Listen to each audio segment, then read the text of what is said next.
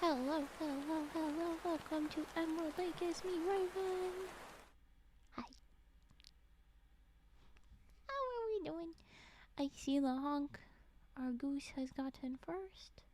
Congrats, Lahonk. Hello. We are going to be reading more of the Australian folktales tonight. We are picking up with yet another very fun word to say. It is Bunbundoolooeys. I'm excited. We'll find out. We'll find out what it is. I hope everyone's having a good day. And I am mildly nervous that my bit rate has already done a weird wibble. So I apologize. And I will have to go investigating whatever the heck I can with fixing that.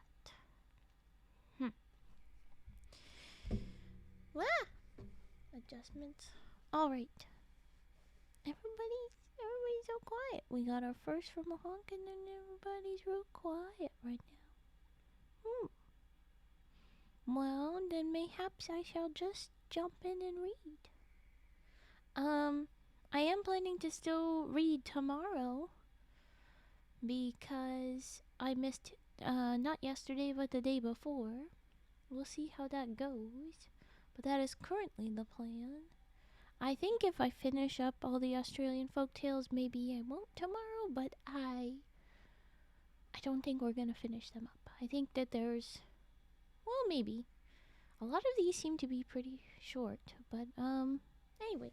Alright, I guess we'll just jump into the first story since everybody's real quiet. Everybody's lurking away. It's good, it's good. Alright. Bunbundoolooeys. Let's get started with the Bunbundoolooeys. The mother Bunbundoolooey put her child, a little boy Bunbundoolooey. I'm gonna skip syllables sometimes. The mother Bunbundoolooey put her child, a little boy Bunbundoolooey, who could only just crawl, into her goolay. Goolay is a sort of small netted hammock slung by the native women on their backs, in which they carry their babies and goods in general. Bunbundoolooey, the pigeon, is a pigeon? The pigeon has a little hammock on her back for her baby? Oh, it's not Buns. It's a pigeon. I better unban the word. It's a pigeon. Anyway, the Bunbundoolooey the pigeon put her goolay with, I guess, her little baby Bunbundoolooey the pigeon, across her back and started out hunting. It's not Mask is not a pigeon. Mask is a phoenix. Get out of here. Don't be mean. I knew my bitrate would do a wibble again. Alarming.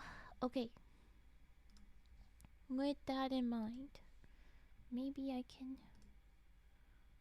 scrub out a few things. Okay. But they're gonna go out hunting, the pigeons. The pigeons is.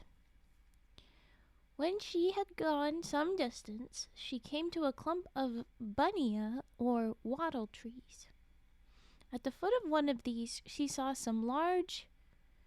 Oh, I'm not sure how to pronounce this one. Yalumara, or grubs, which were good to cat. I think good to eat, not good to cat. She picked some up and dug with her yam stick around the roots of the tree to get more. She went from tree to tree, getting grubs at every one. That she might gather them all, she put down her goolay and hunted for food. Oh no! This sounds like we're gonna lose a baby at some point. The baby pigeon is gonna be lost. I'm calling it. She's hunting around. Soon, in the excitement of her search, she forgot the goolay with a child in it and wandered away. Further and further she went from the Bunnyyarl clump, never once thinking of her poor Beeargah, or baby. On and still on she went, until at length she reached a far country. Geez, how long are you following? It's like the, oh, piece of candy, oh, a piece of candy, oh, a piece of candy, until you're in another country. This is ridiculous. Oh, a little grub, oh, a little grub, oh, a little grub. Pigeon mama, turn around. Oh no. Okay. The Beeargah or Beeargah, it's now spelt differently here. The baby woke up and crawled out of the gully. First he only crawled about, but soon he grew stronger. Oh no, I am Eepy and it has attacked. The baby. Focus, Raven. First he only crawled about, but soon he grew stronger, and raised himself and stood by a tree. Then day by day he grew stronger and walked alone, and stronger still he grew, and could run.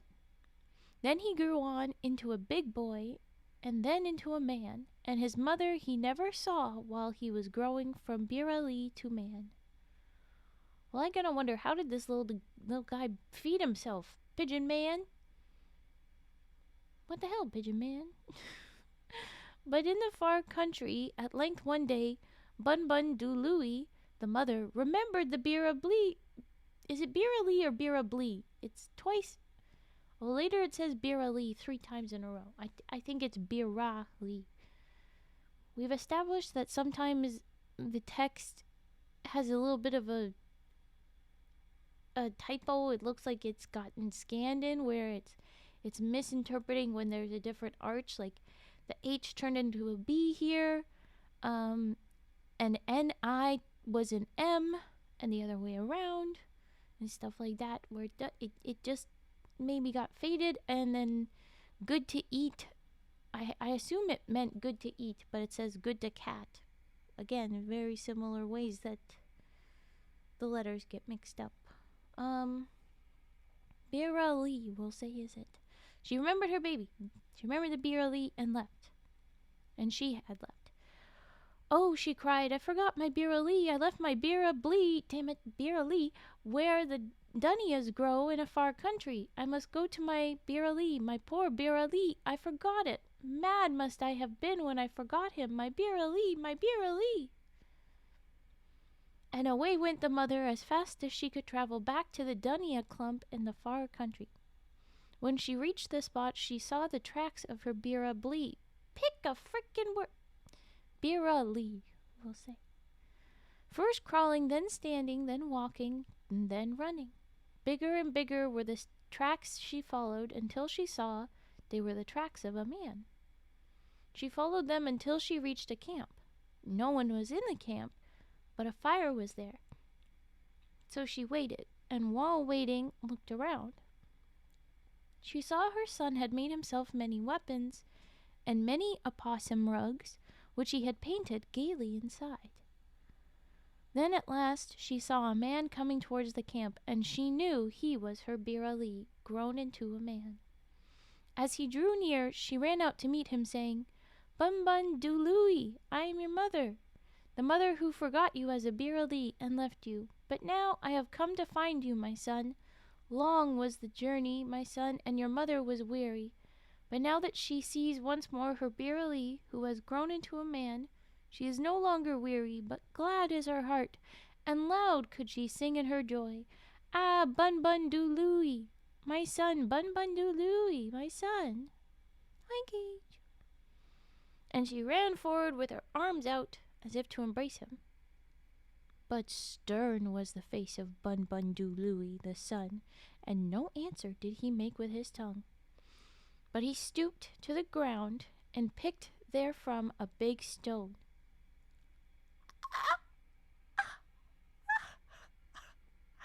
This swiftly he threw at his mother, hitting her with such force that she fell dead to the earth. Then on strode Bunbundoolooey to his camp. The end. I'm noticing a pattern with these stories where it's like, it's an animal, and this is the way this animal is, and this animal left the baby, or this thing happened. There's a fair deal of, and then we forgot the baby. But they get very mean back. in Animal Kingdom, it happens sometime, but there's just such severe judgment on these mamas.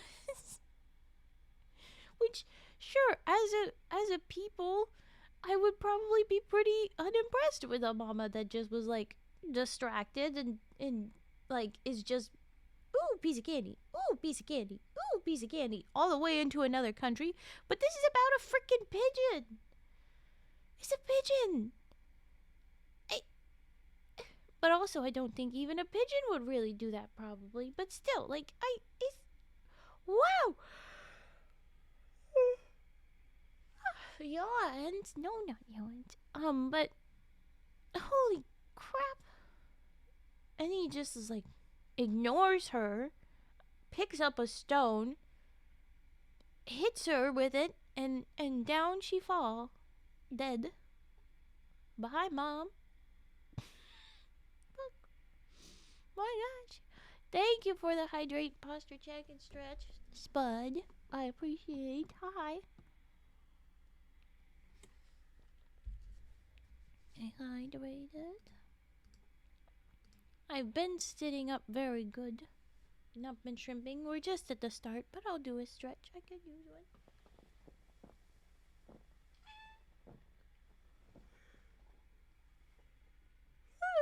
More yawns whenever I stretch, but I did a big side bend the other side.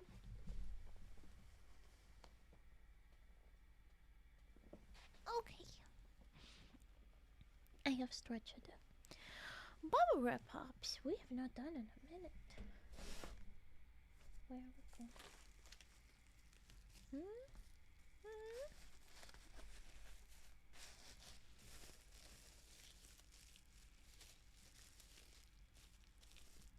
Yeah, that's a good one. Okay, we will do bubble wrap pops. We have read one story, so I'm happy to take a break. But poor Bunbundoolooeys. Oh, the yawns. I'm Evie. I don't know why I'm Evie.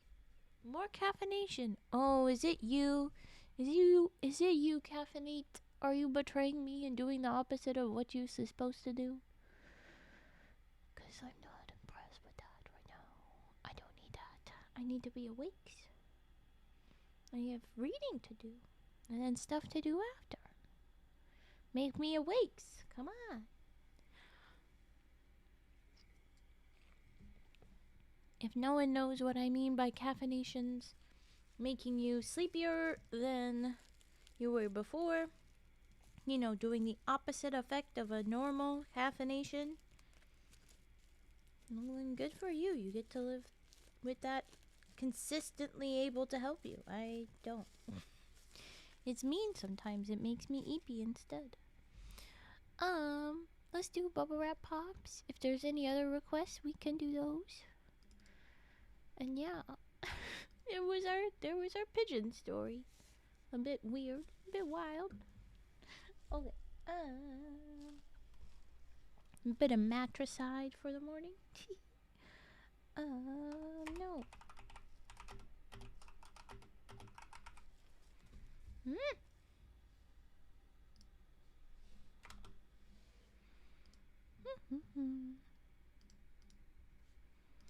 Let's do bubble wrap popping. Here we go.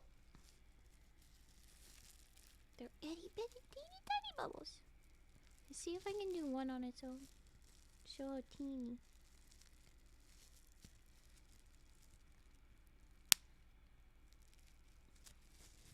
That one sounded very loud, but yeah. Okay, here we go.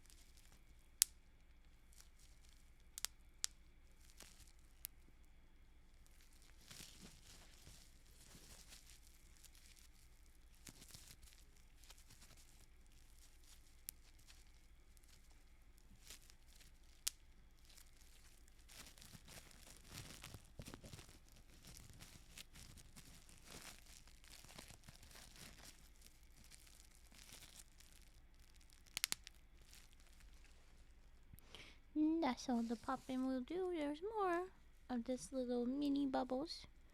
But yeah. Oh, get out of here, you shitty little bot. I am not having any of this. Not any of this. But if you're here, I'm sure you're acting swiftly. Cage got a ban in. Yeah, thank you. Ugh. Ugh. Ickies. Mask, you missed a very silly moment. I defended your honor that you are not a pigeon, but we just read, 'cause it's all frickin' birds. We just read about the pigeon in the Australian folklore, and it's called a Bunbundoolooey. Oh, it's so cute. And full of matricide. The first casualty? Far from the first casualty. Gotta sneak away a few, but hey, I did my work. Yes, go ahead, go, Bun. Yeah, it sounds like it's gonna be about a bunny, but it's about a pigeon. It's the bird bunny, I guess. Yeah, you're cute.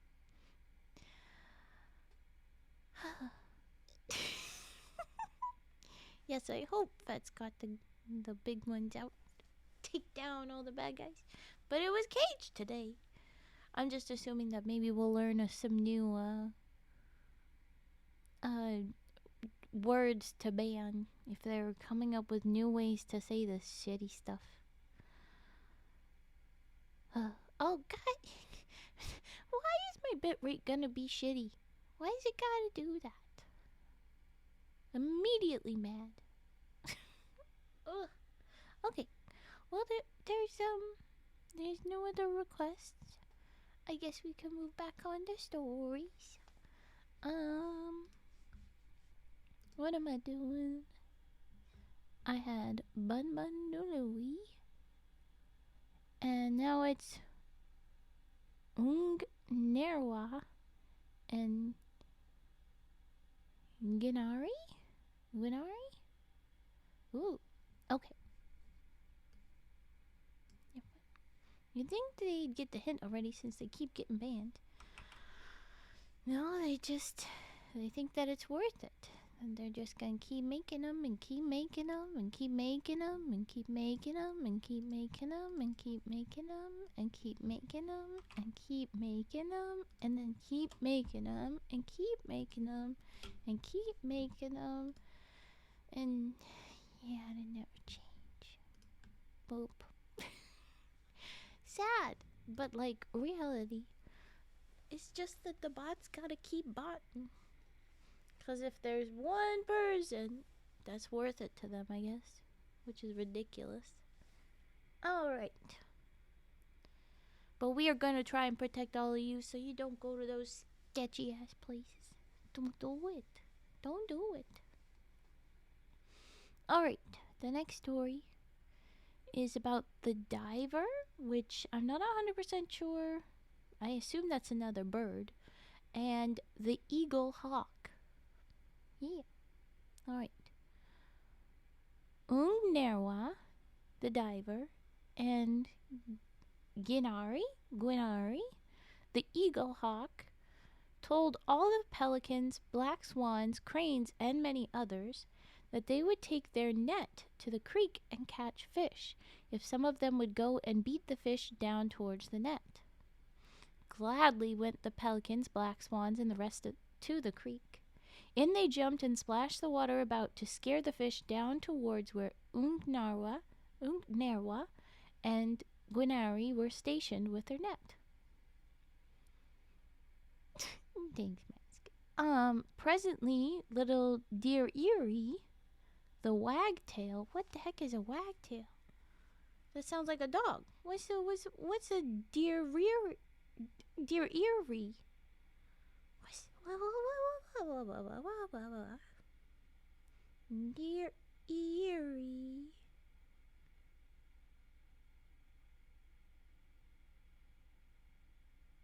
Okay, well, what's a wagtail?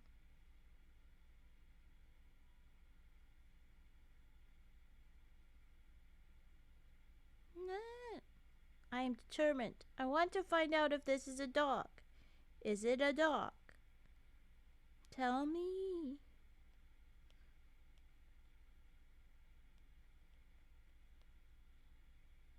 No, it's a bird. It's always a frickin' bird. But he's cute. He's round. Oh, he's got a big old fan for a tail when he wants to. Most of them do. White belly.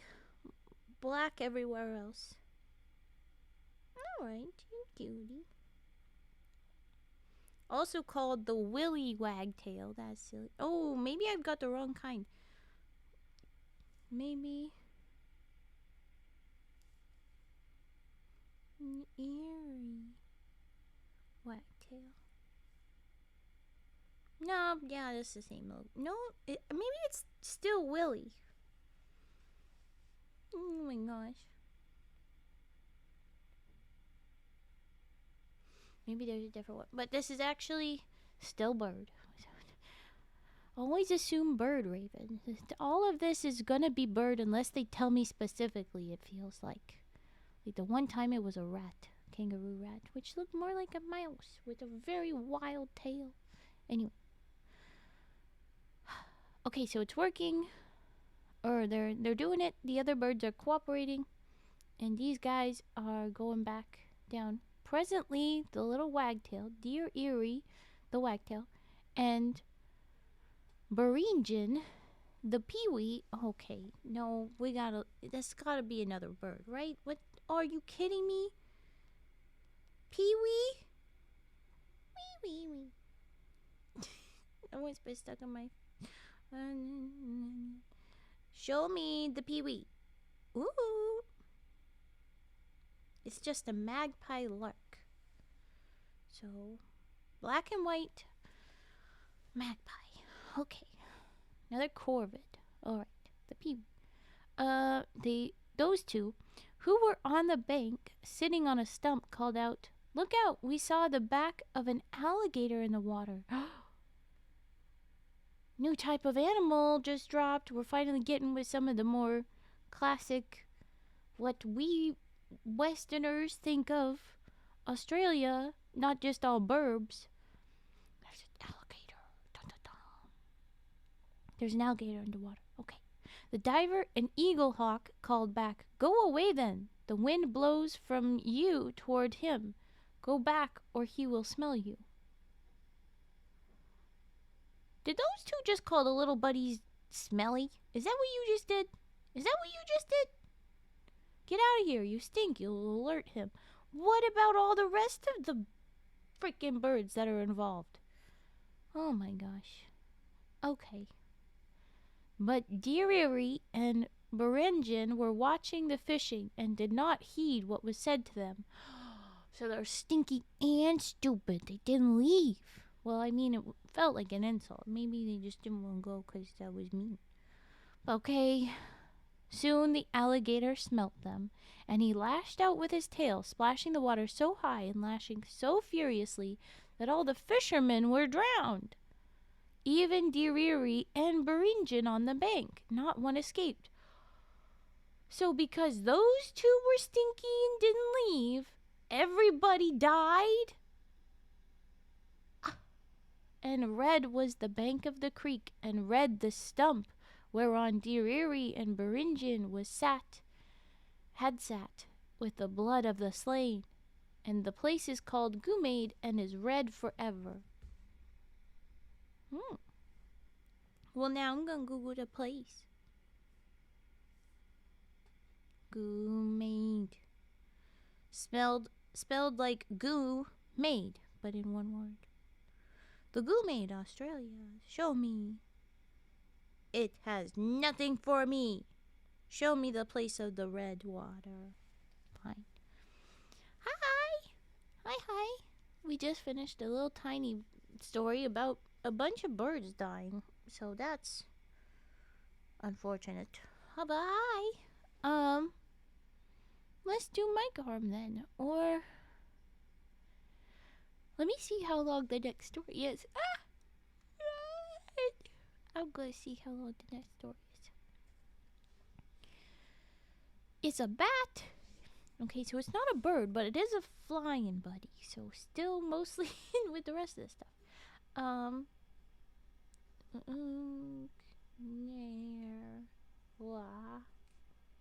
and I have to make sure I keep track. Guinarey.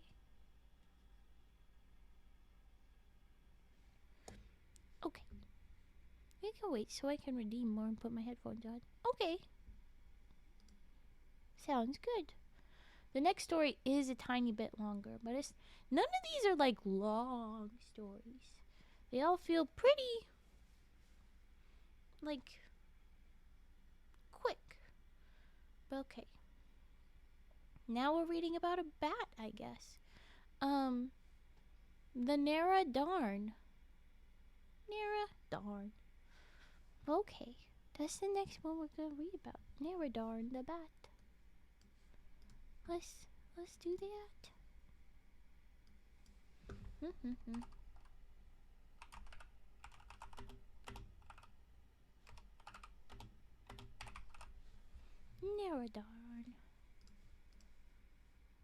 Narahdarn.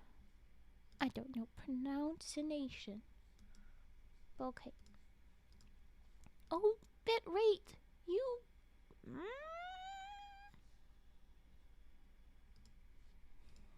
gonna be so mad at my internet/OBS forever. I really do wonder if it's OBS to blame, because that's someone that weirdly froze last time. VTube Studio was happy. Twitch was running, but the screen was freezing because OBS was the one that had issues. If you're the problem and you're making everything else a problem, OBS, I'm gonna be so mad at you. Alright. Narahdarn the Bat. Here we go. Narahdarn the Bat wanted honey. Classic. He watched until he saw a Wurrunnunnah or a bee. Wait. One of our stories we read about Wurrunnunnah. I'm going back. Which one of these stories is about to be totally twisted around? Where was the Wurrunnunnah? Oh, I know we read about them. Ah.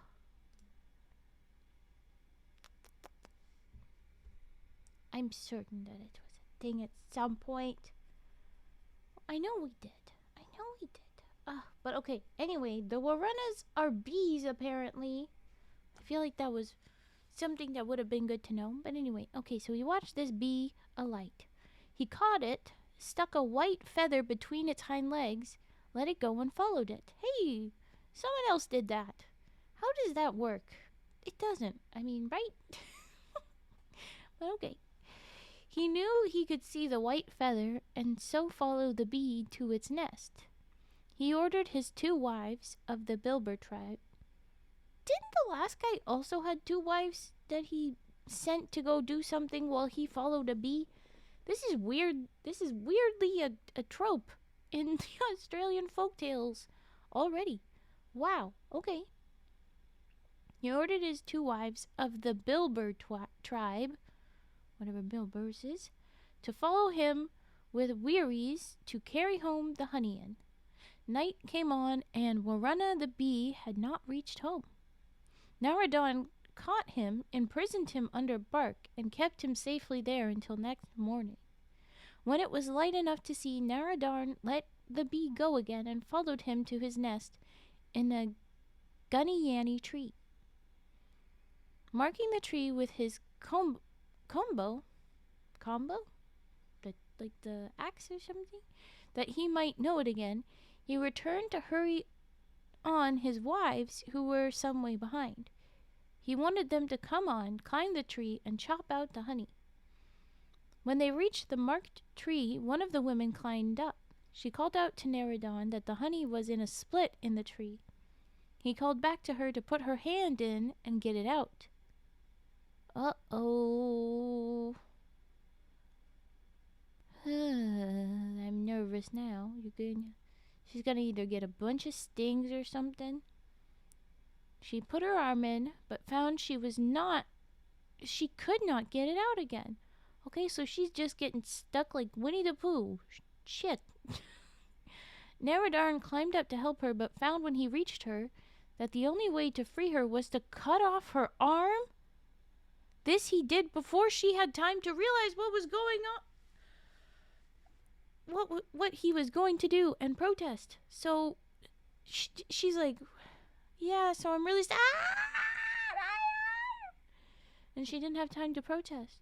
So great was the shock to her that she died instantly.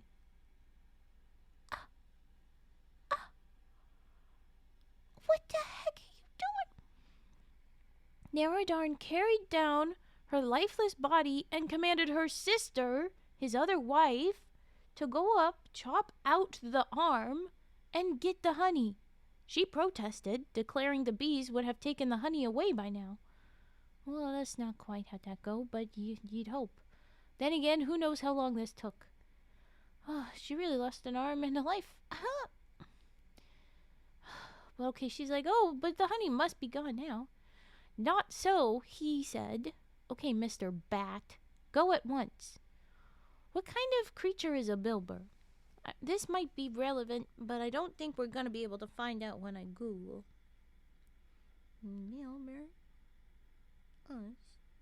Australian. It's not just Bilbo with a weird accent. It's Bilber. Not Bill Burr. Oh, it's a sandhill rat. The soft-furred sandhill rat was once a man. Okay. All right. Oh, look at your little face. Oh, that's a Bill B, not a Bill Burr. You don't count. You're not who we're talking about. A large kind of rat. Okay. It's a rat. We defend them with our lives over here. Did Bro kill her over honey? I think I dislike this person. Yeah. I love Bill Burr. Well, that's not who this is, okay? Yeah, he literally did. And I mean, this seems to be a trend that these animals just be like killing each other. This bat is wild, man. Okay. He said, no, just go. And he's making this girl go see her dead sister's arm stuck in a tree. And she's like, I'm so gonna die too because of this, aren't I? Oh boy. Okay. Every excuse she could think of to save herself, she made. Okay, so yeah, we know she's about to die, probably. But her excuses were in vain, and Narahdarn only became furious with her for making them, and brandishing his boondi, whatever the heck the boondi is, probably something scary, drove her up the tree. She managed to get her arm in beside her sister's. Okay, how? How? She couldn't get her arm out, and you got your arm in? This is a terrible decision, honey. You're about to lose your arm and your life again. Shit. Okay, yep, she got it in beside her sister's, but there it stuck, and she could not move it.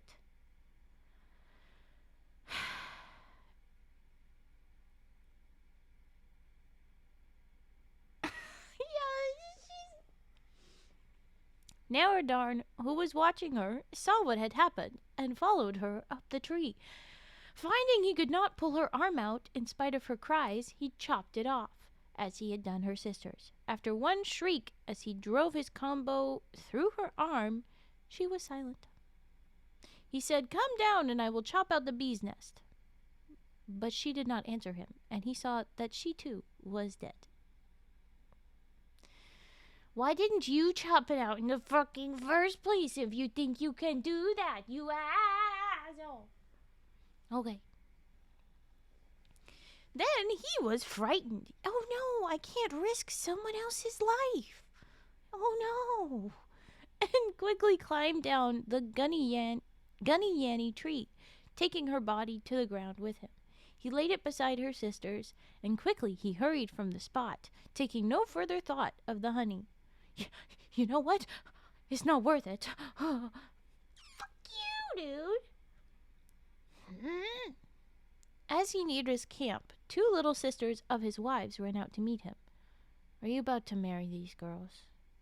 Don't Don't. Don't. Oh, no. Okay. He saw the little sisters ran out to meet him, thinking their sisters would be with him, and that they would give them a taste of the honey they knew they had gone out to get. But to their surprise, Narahdarn came alone, and as he drew nearer to them, they saw his arms were covered with blood, and his face had a fierce look on it, which frightened them from even asking where their sisters were. Yeah, I think that was a smart move, girlies. They ran and told their mother that Narahdarn had returned alone, that he looked fierce and angry. Also, his arms were covered with blood. Out went the mother of the Bilbers, and she said, "Where are my daughters, Narahdarn? Forth they went this morning to bring home the honey you found. You come back alone. You bring no honey. Your look is fierce as of one who fights, and your arms are covered with blood. Tell me, I say, where are my daughters?" "Ask me not, Bilber. Ask Wurrunnunnah the bee. He may know. Narahdarn the Bat knows nothing." "You liar." And he wrapped himself in a silence which no questioning could pierce. I know that they mean like he just had an air of silence, but because he is a bat, I'm also imagining he's wrapping his wing around him like a cape, like, "I know nothing." Whoosh! Very dramatic. You know what I mean? Anyway, okay.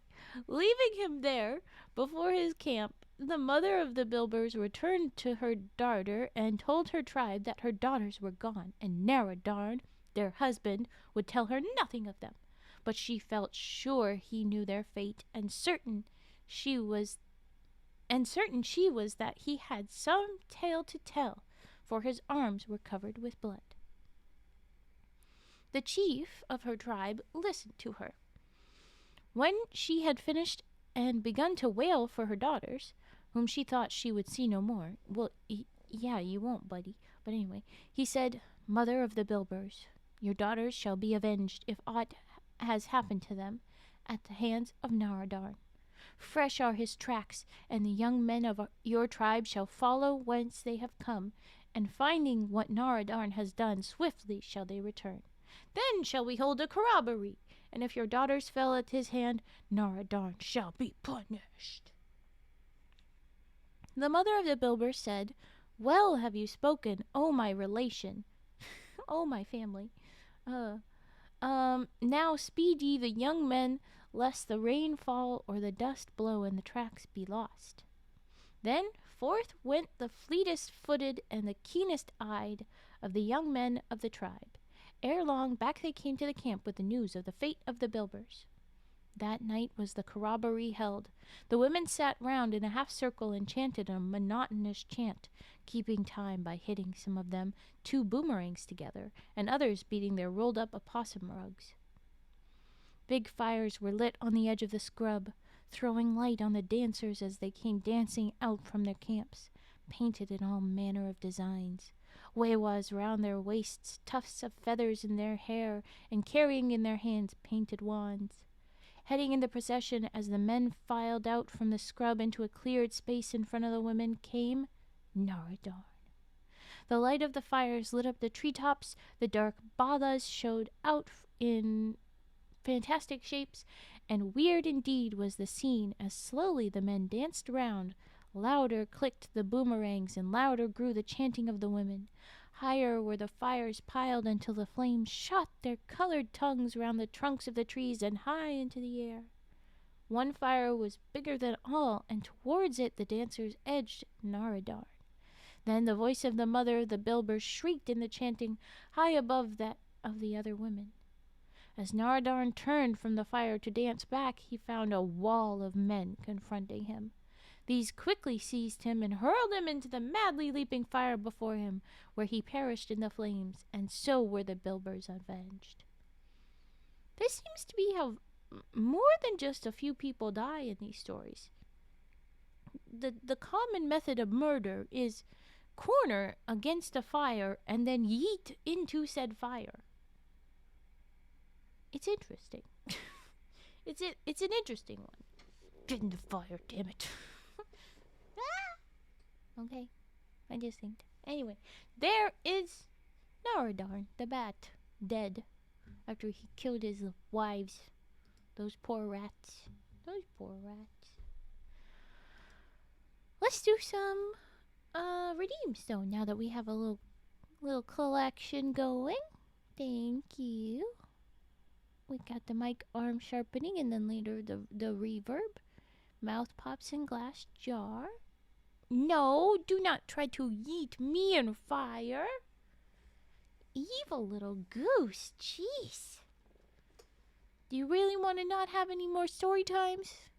You can get no more story times. I don't have to go in the fire for that to not happen. But do you want no more story times?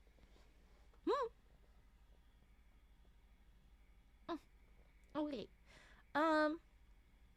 I think. Oh, and now Kalimba. I think I will start with mouth pops and glass jar, and then we will move to the mic arm, and then I guess after that will be Kalimba. Yeah. Oh wait. Oh my gosh. Caffeine, you are not doing your job very well. How dare you? Alright. Mouth pops. Let's go with the mouth pops and then the glass jar tappy taps.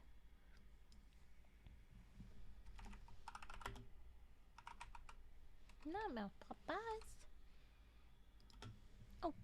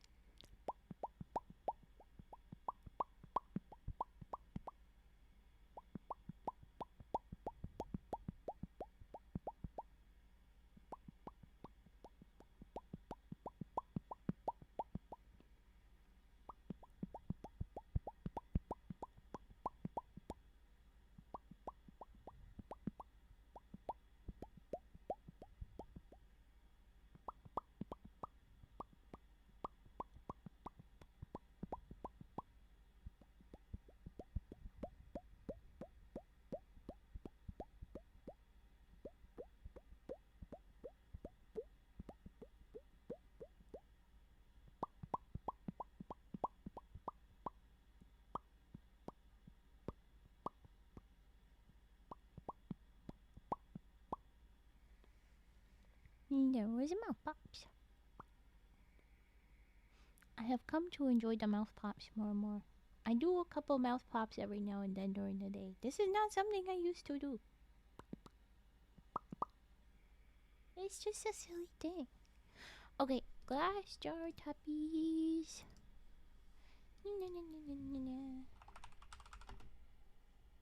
Well, that's just a mess. Let's do this.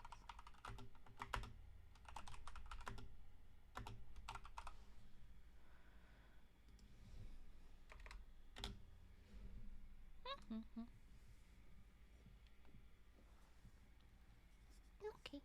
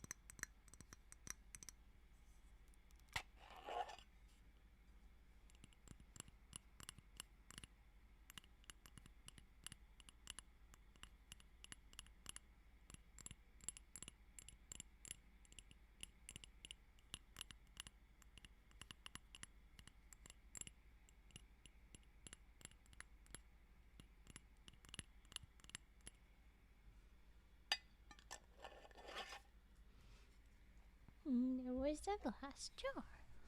Alright.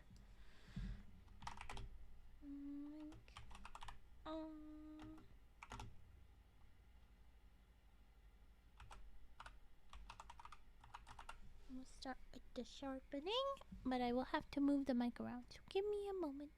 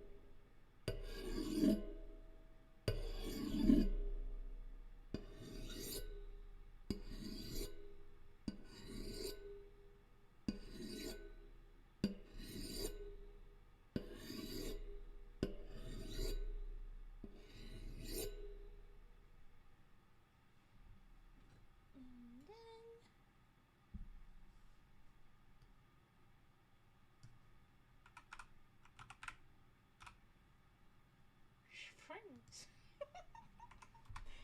Springs. Not springs. Springs. Okay.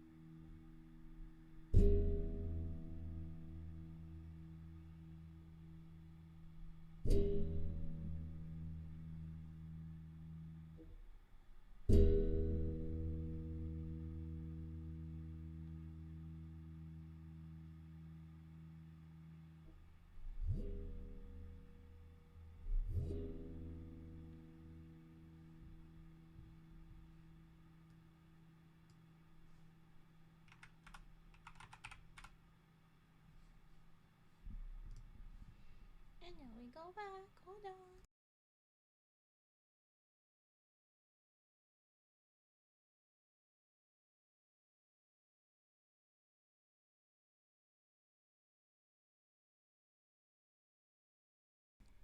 Okay. There was our sharpening and our springs. Oh, what'd you think? What'd you think? And I'll grab the kalimba now. Wait a minute, I roll. I roll. I roll. I roll. Okay. What do we go by today?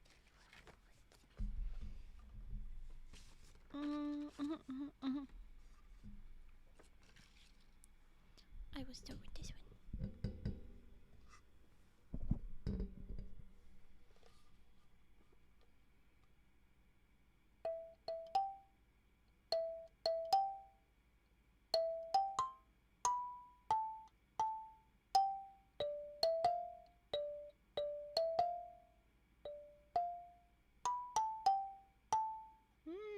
No. So close.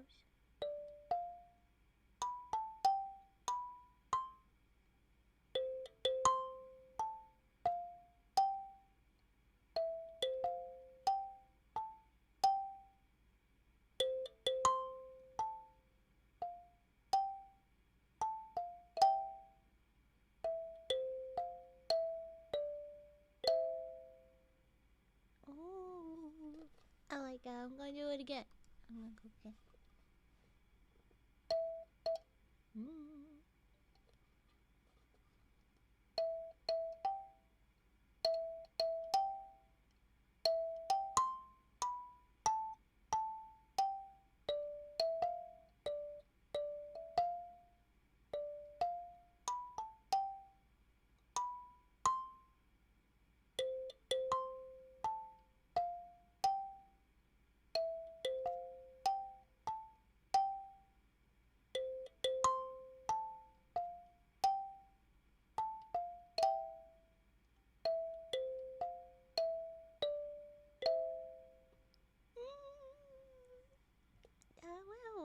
Wow. Okay.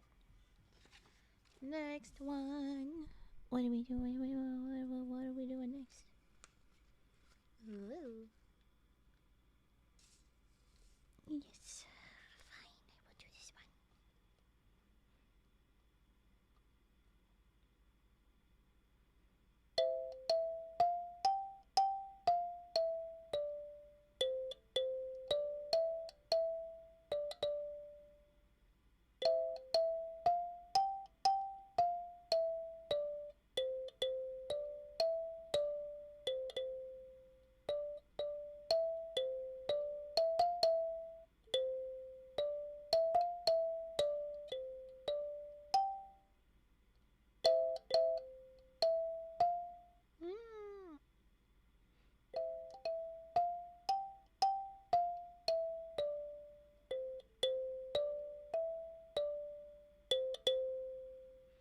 I almost did that perfectly, but then I had a hiccup.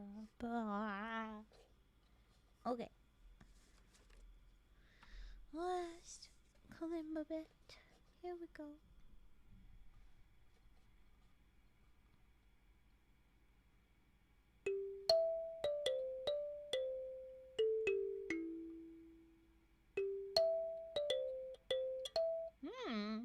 I'm gonna start again.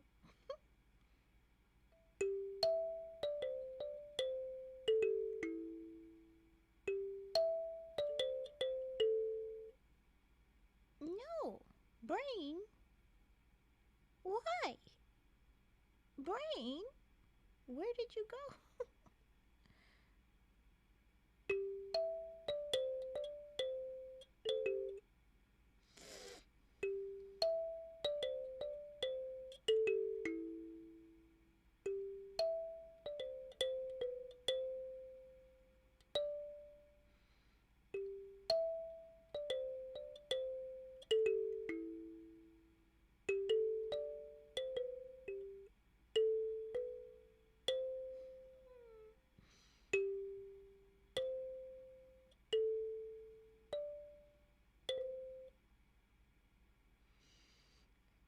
To know this song better than any of the other ones. Why is this happening?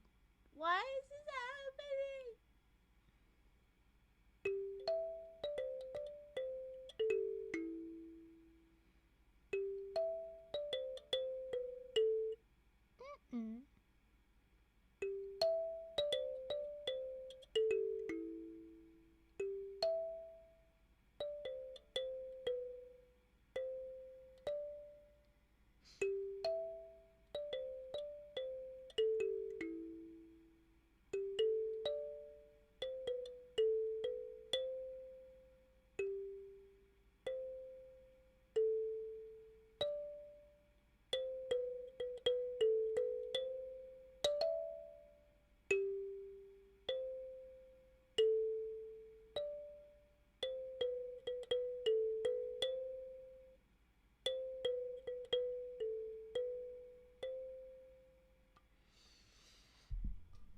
Howdy. No, Mask.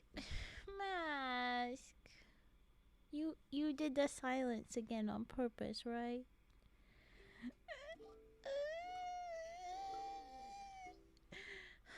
But howdy, Captain. I was stumbling at my kalimba, despite this being a song I know well, and I just fudged a key. I hope it sounds good still.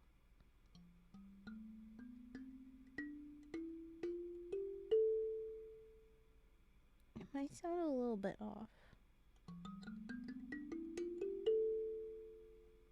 I think it's okay.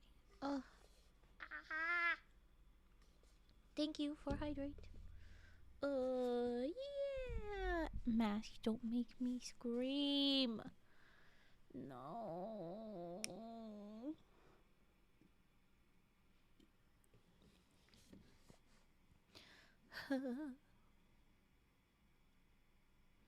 I would just do a bunch of kalimba again, but I also want to read.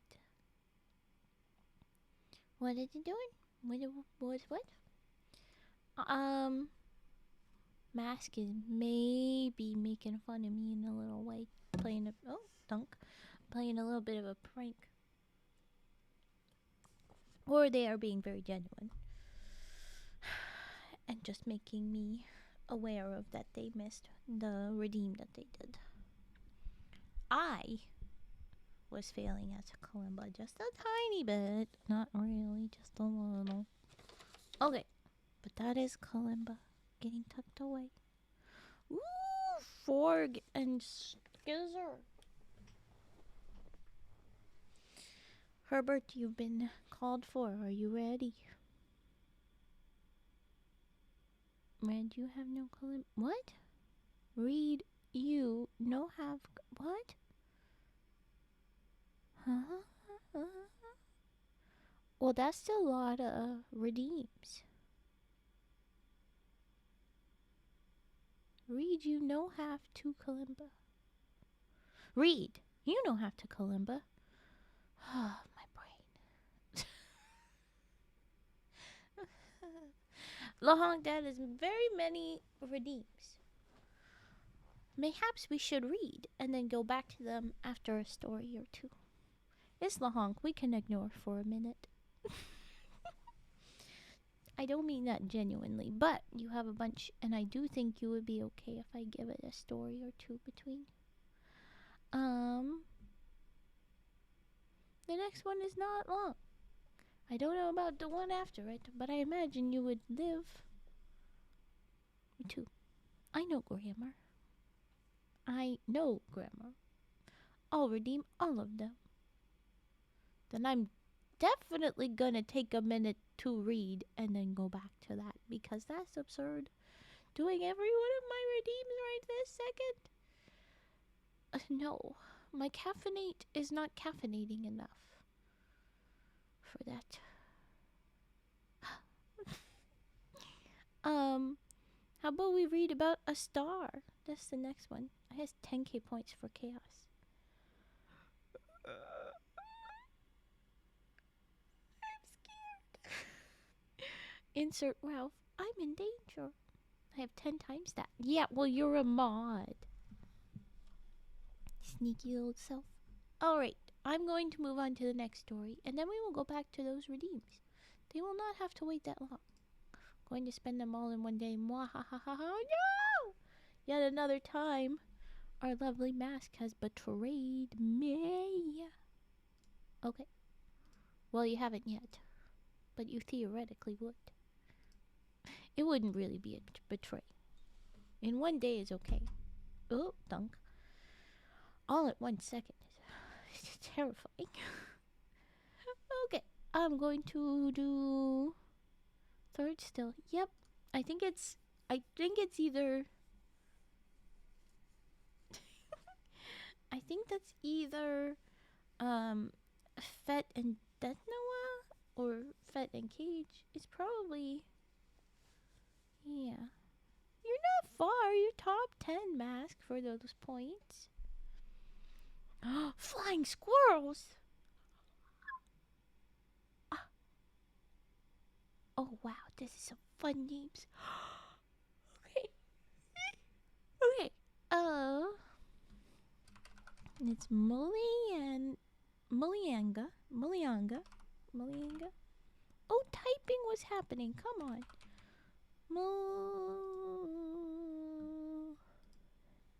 Mullyangah.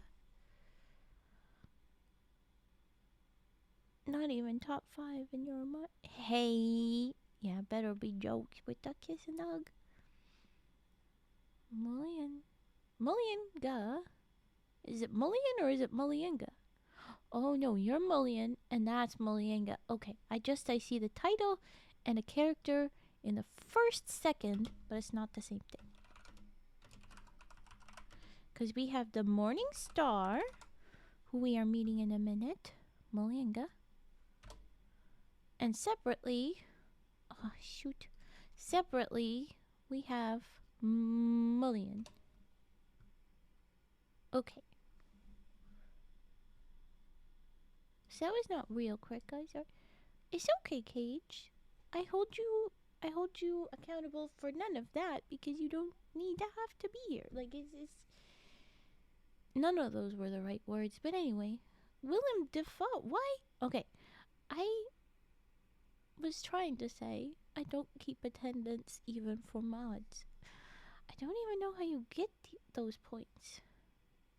On Stream Elements, those ones is watching stream and donates, and I think you might get some with the bets, but I don't know. Maybe not. Yeah, there's various. It is Cage. It is Cage. That is at 2. Also, if we had Gambas, I think so. I think it includes Gambas times. Okay. Anyway. Mullyangah, the Morning Star. This is not a trigger. This is a read. There you go, bro. There we go. Okay, so we have Mullyangah, the Morning Star, but then immediately the first word here is Mullion, the eagle cock. So different. Mullyangah and Mullion. Mullyangah, yeah. Morning Star. Yeah, I don't have a duel. I'm sorry.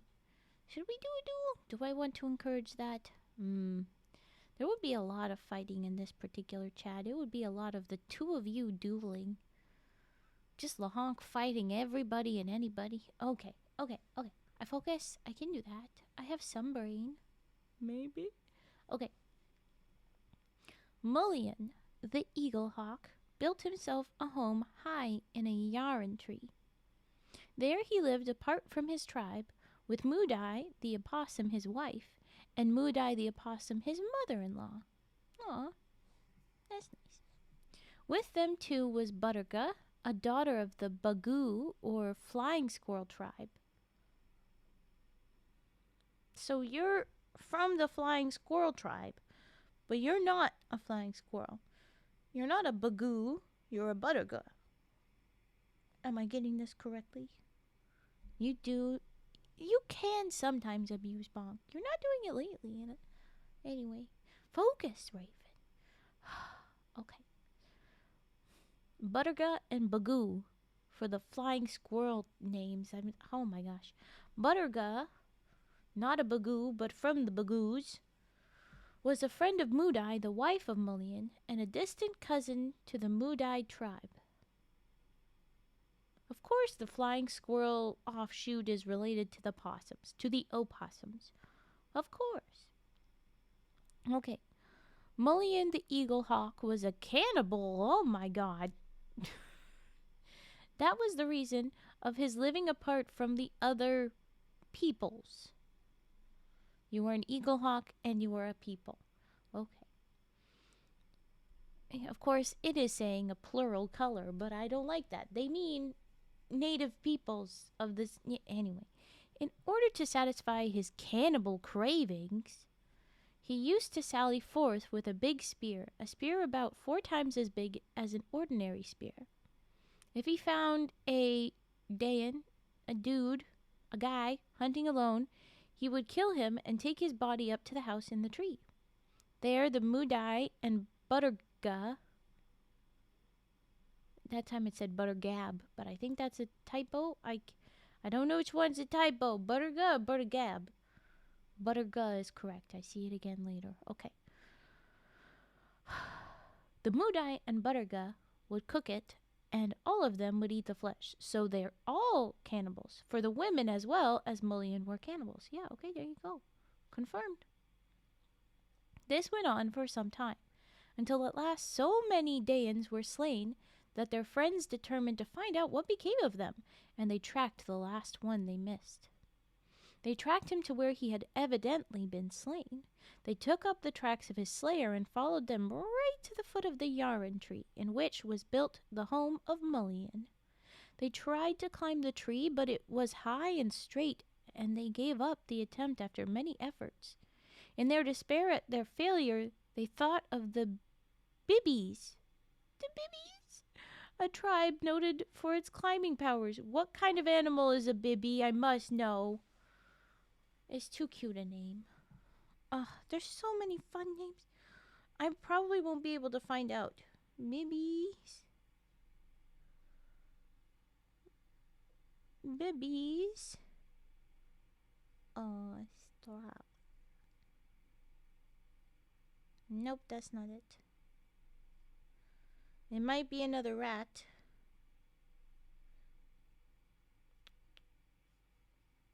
But I do not believe it. Okay, unfortunate. But okay, the Bibbies, a tribe noted for its climbing powers. They summoned 2 young Bibbies to their aid.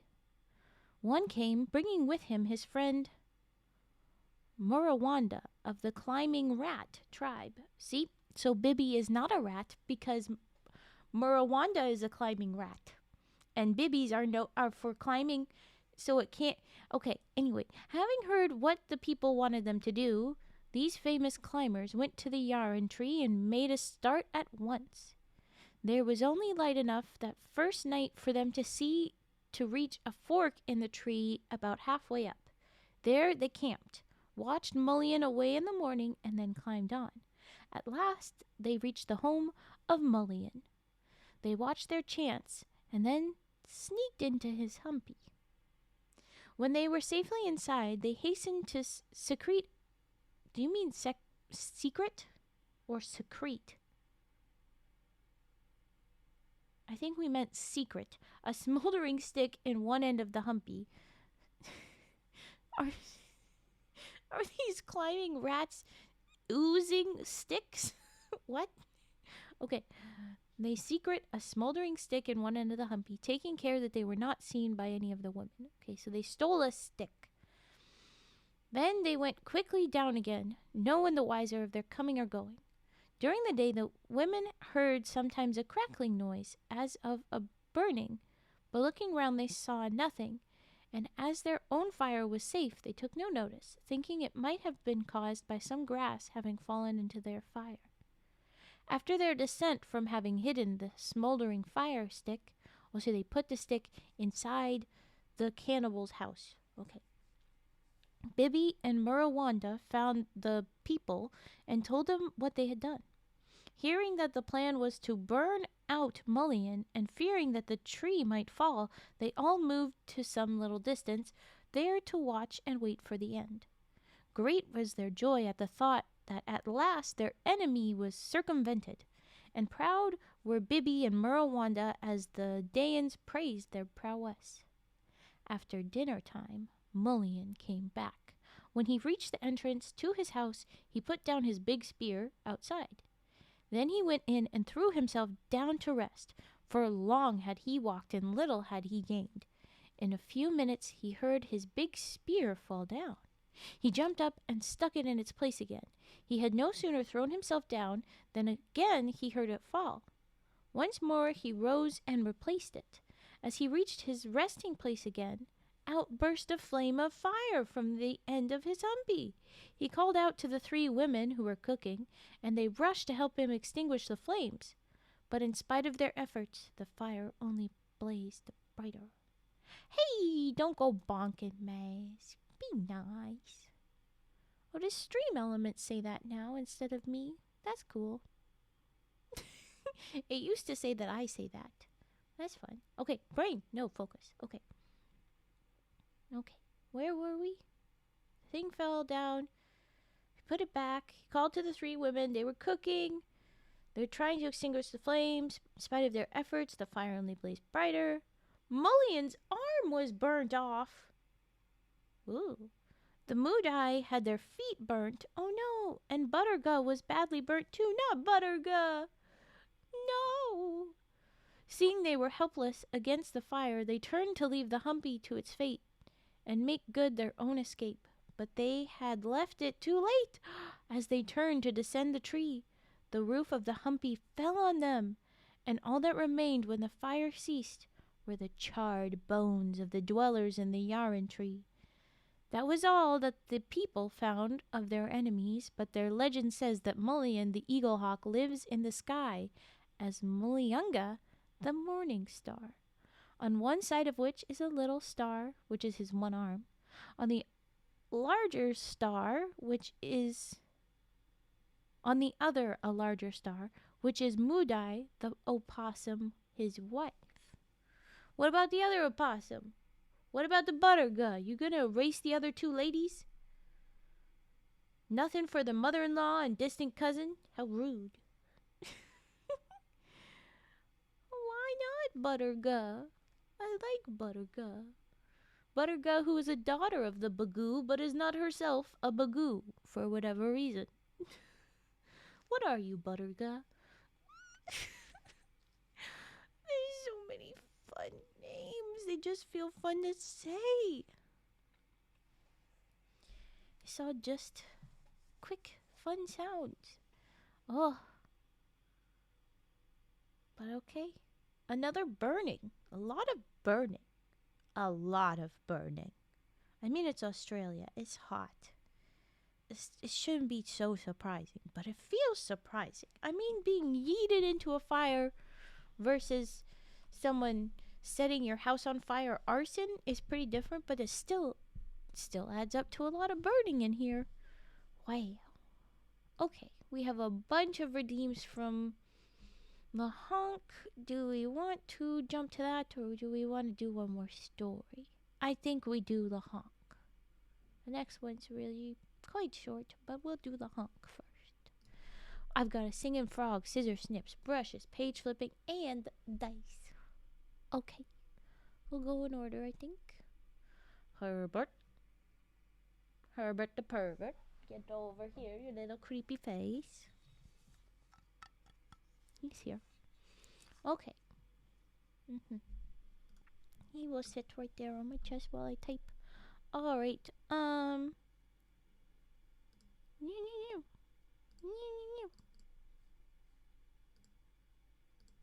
there we go.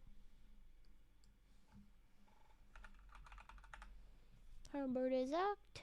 He is back. Be afraid. Okay, here we go. I'm gonna have a run of triggers, beginning with the Herbert.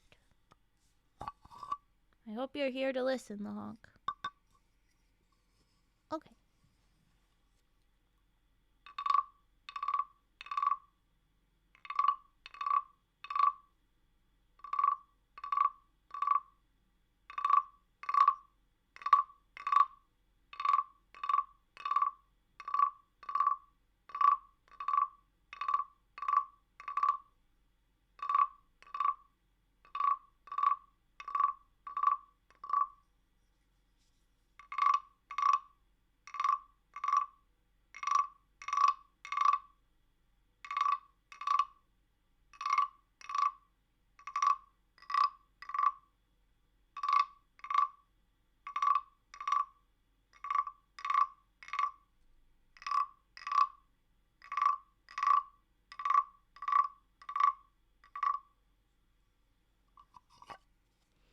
Thank you, Herbert. Go back to your corner.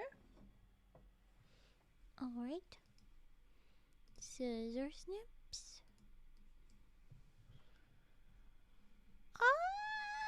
I feel honored. So Herbert woke you up? Herbert! You were a pest, but the honk requested you. But you woke up. So awful. Okay. Scissor snips, though. Where did there? I found.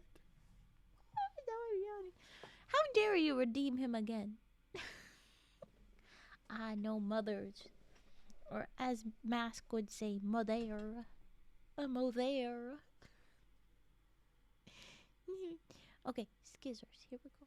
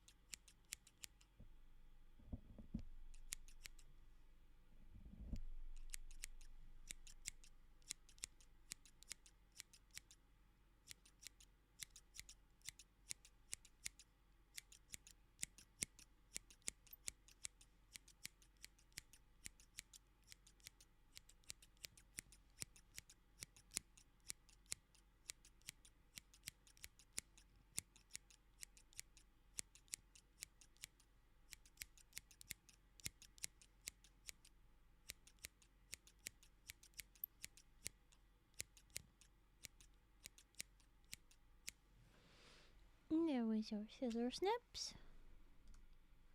Whoop.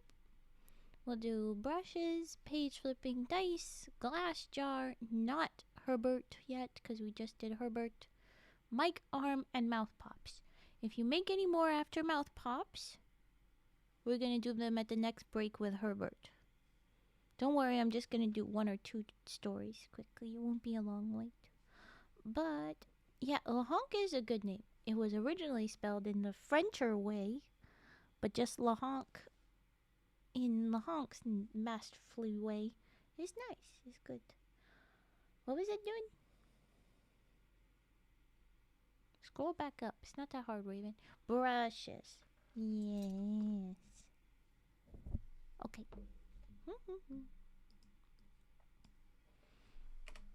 Snips. No.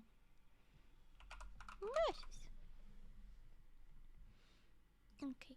We know what's gonna happen. Funky, funky, funky. You're naked. You're stuff on the foamy. Why? What happened, foamy? Oh, I have guess. Oop. Okay. You're naked. Yes, right. The mask. What? The mics without a little cover. Okay.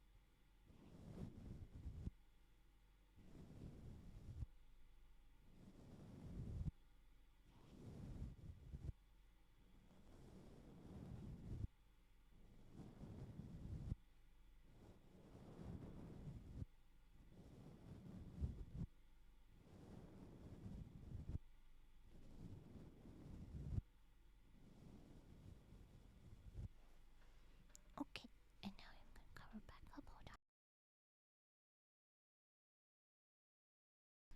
Putting the little cover back on is always extra loud, so I have to mute. But there was brushes. I'm not totally distracted and petting the brush right now. You are. Okay. Brushes, and then it was page flipping. Yes.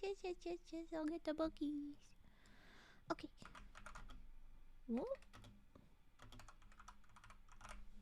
Okay. Bookies. Alright. We begin with the little book. Here we go.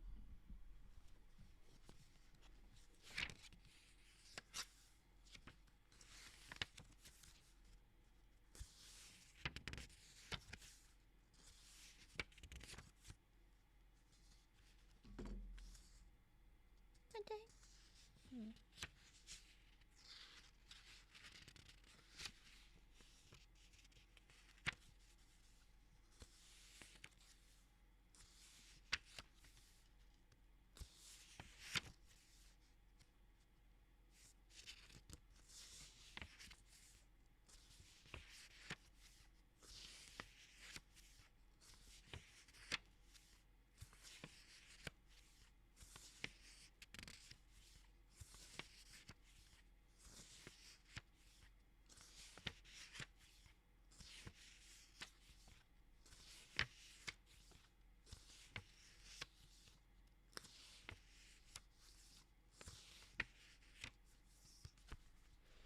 That was the little book, and now the bigger book. Fluffy pages. Here we go.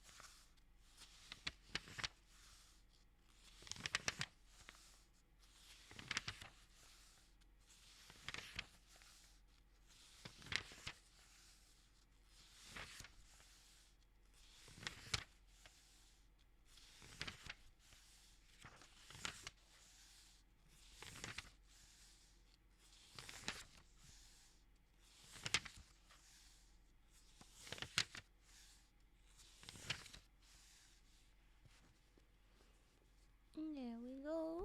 There was the page flipping.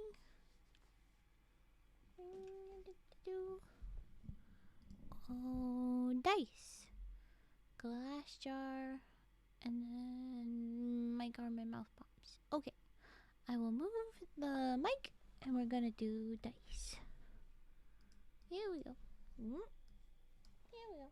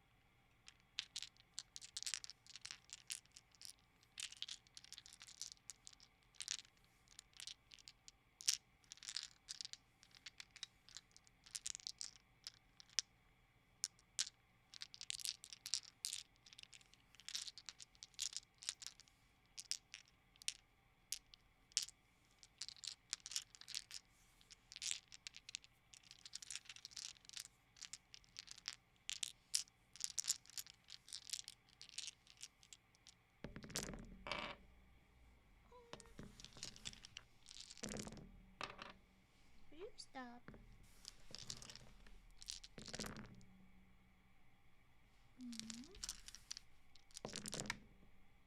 Nat 20! I rolled a nat 20.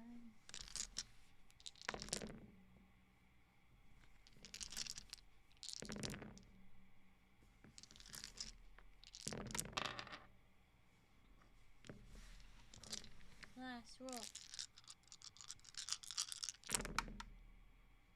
10. Alright. Stop.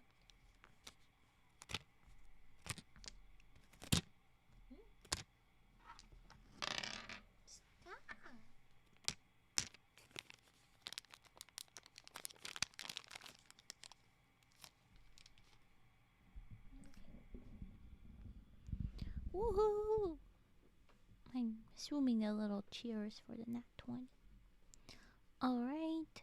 I'm rolling. Why did my chair roll out of the way? So rude. Glass jar. And then sharpening and mouth pops, I'm pretty sure.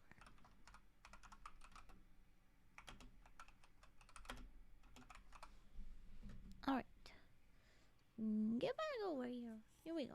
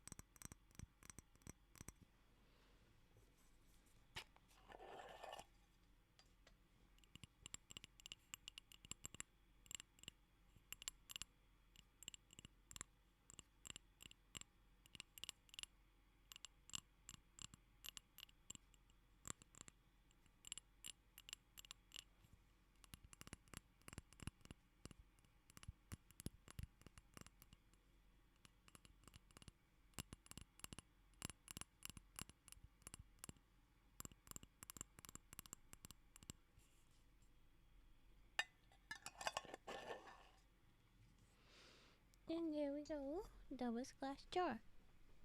Thank you for the posture check. You're right. It's not exactly that I was shrimping, it's that I was slowly melting into chair. But now we'll do the mic arm sharpening. Yes, tippy tappy tippy tappy. And we'll do mouth pops before we get back to the story. Alright. I can be tall. And I totally have the rest of my body, and the model always does the little floaty. I have a body, the model does not. But okay. Mic arm. Yes. I'm going to mute and move it around, and we're going to do that again. Hold on.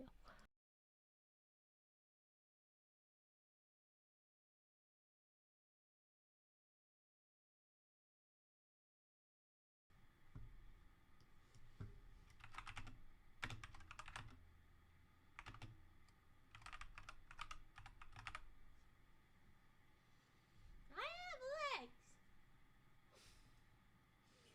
Out of context, that sounds so silly. Okay.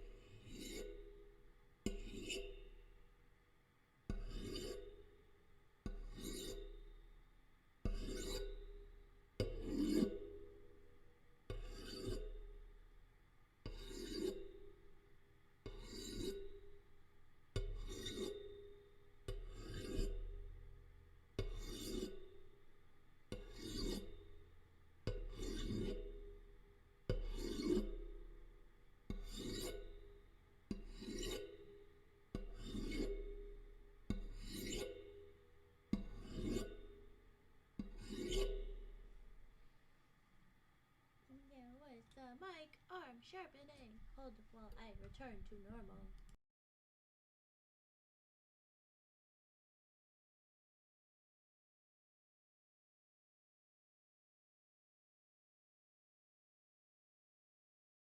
Okay, I'm back. Okay, mouth pops.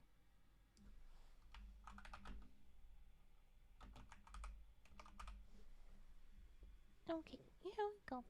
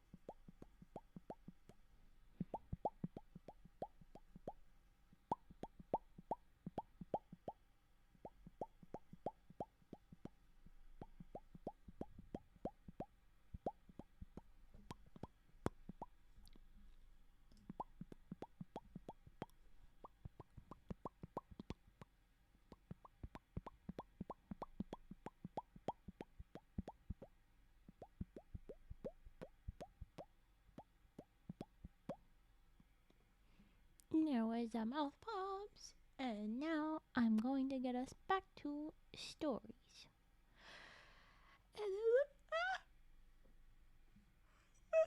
Oh my god, yawns. And it looks, as I was trying to say, like we're back to somebody's we already knows. Does anybody remember Goomblegubbon? The bustard is back. Yes, bustard. He just a burb. What the heck is a curlew? That's the third guy. Who's this? Oh no, this is third lady. Or third person that is a lady. Curlew. Show me a curlew. Oh, that's a heck of a beak, ma'am. That's kind of terrifying. It's extremely long beak. And a little bit curved. It goes... I don't know how else to describe it. It goes...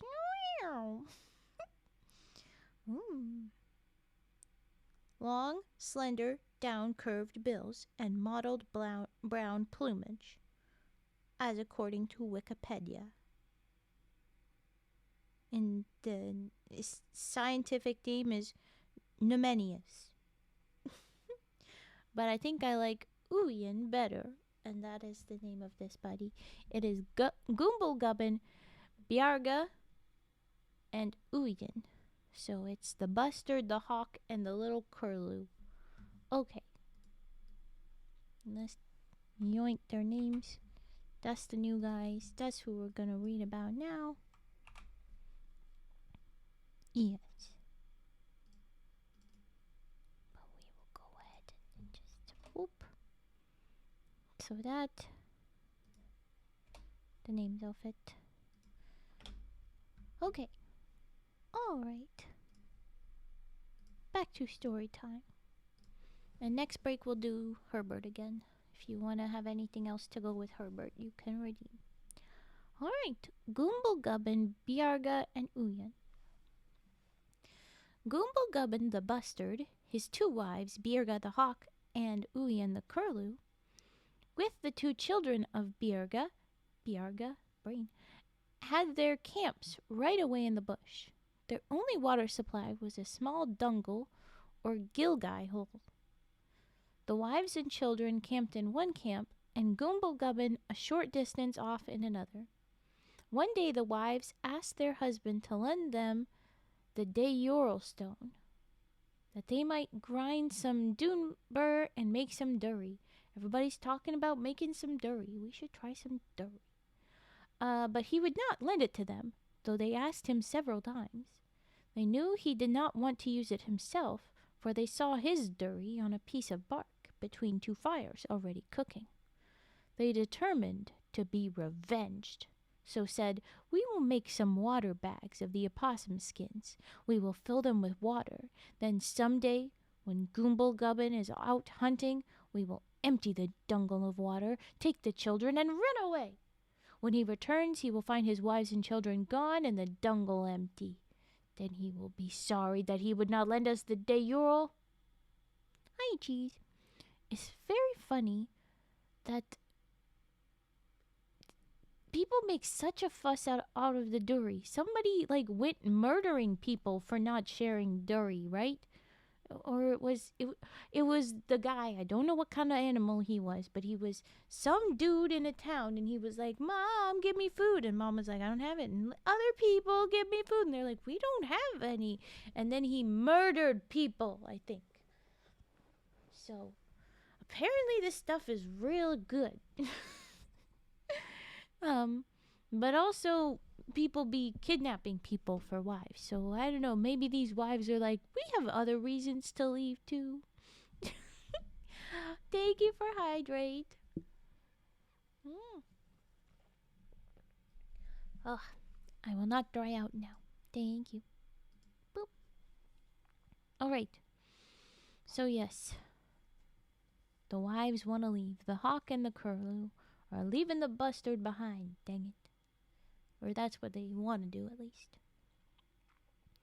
Okay, the wives soon caught some opossums, killed and skinned them, plucked all the hair from the skins, saving it to roll into string to make goomalahs, cleaned the skins of all flesh, sewed them up with the sinews, leaving only the neck opening. When finished, they blew into them, filled them with air, tied them up, and left them to dry for a few days. That feels so much like the Shrek. You know the bit where Shrek and Fiona are blowing up still alive animals into balloons? I think it's like a frog and a snake. How absurd and fun that was. That's what they do with these guys are doing. I mean, with the dead opossums. is real. Well, maybe it's real. It's in another story, at least. Wow. Okay.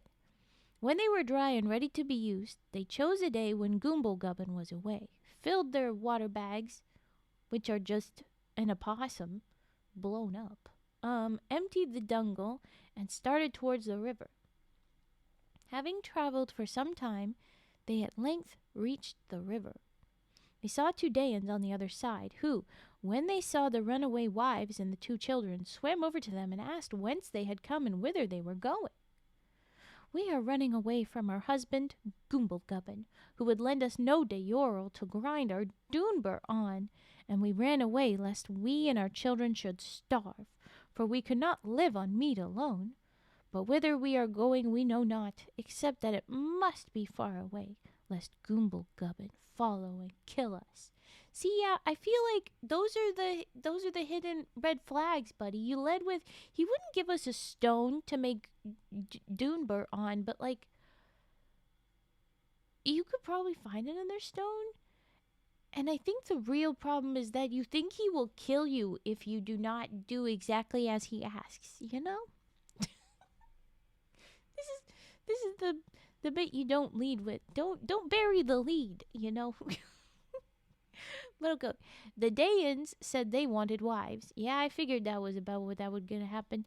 And would each take one and both care for the children. The women agreed. Hey, this time the women had a say though, and that's nice. The Dayans swam back across the river, each taking a child first, and then a woman, for as they came back from the back country where no creeks were, the women could not swim. They are a hawk and a curlew. The curlew looked like, but he had long legs, but I don't know. Okay, Goomblegubbon came back from hunting, and seeing no wives, called aloud for them, but heard no answer. Then he went to their camp and found them not. Then, turning towards the dungle, he saw that it was empty. Then he saw the tracks of his wives and children going towards the river. Great was his anger, and vowing he would kill them when he found them, he picked up his spears and followed their tracks until he too reached the river. Well, the ladies had the right idea. That's exactly what he wants to do. Damn it.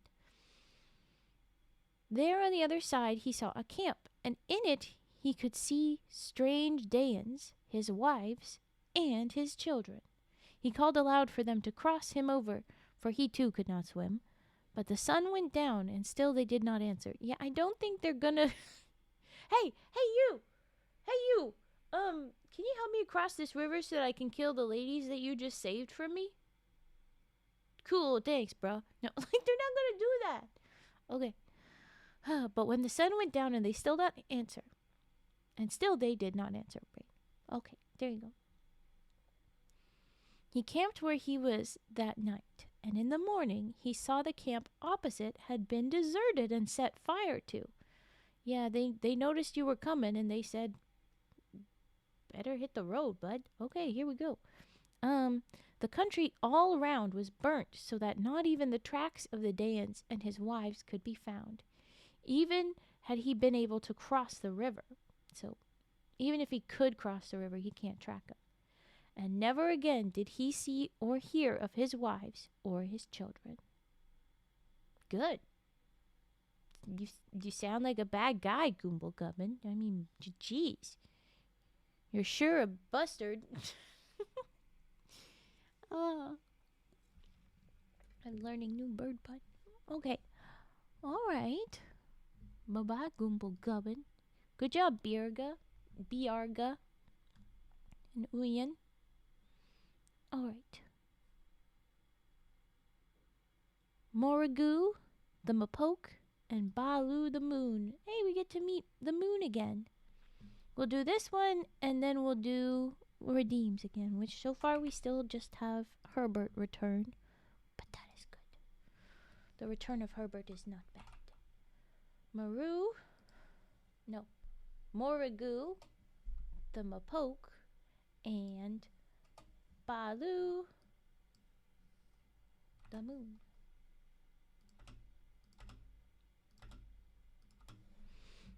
This font, it always has the spaces too small. The words look like they're all just pushed in together. Okay.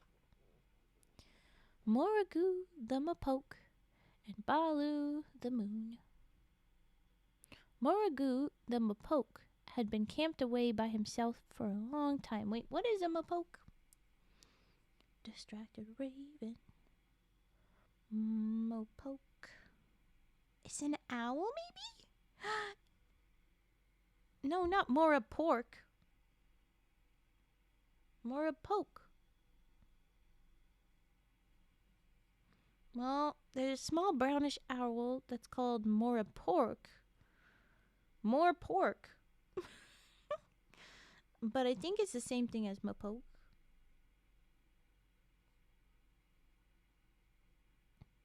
Are you a more pork, Fetster? Are you more pork? Mopoke. I like Mopoke.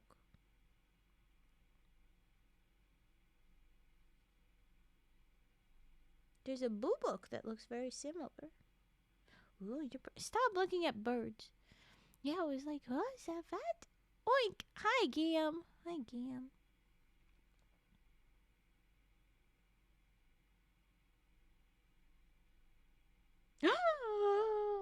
It is not a Fetster reference. I just scrolled down and apparently, according to Cambridge Dictionary, Mopoke means someone who is stupid or looks very unhappy.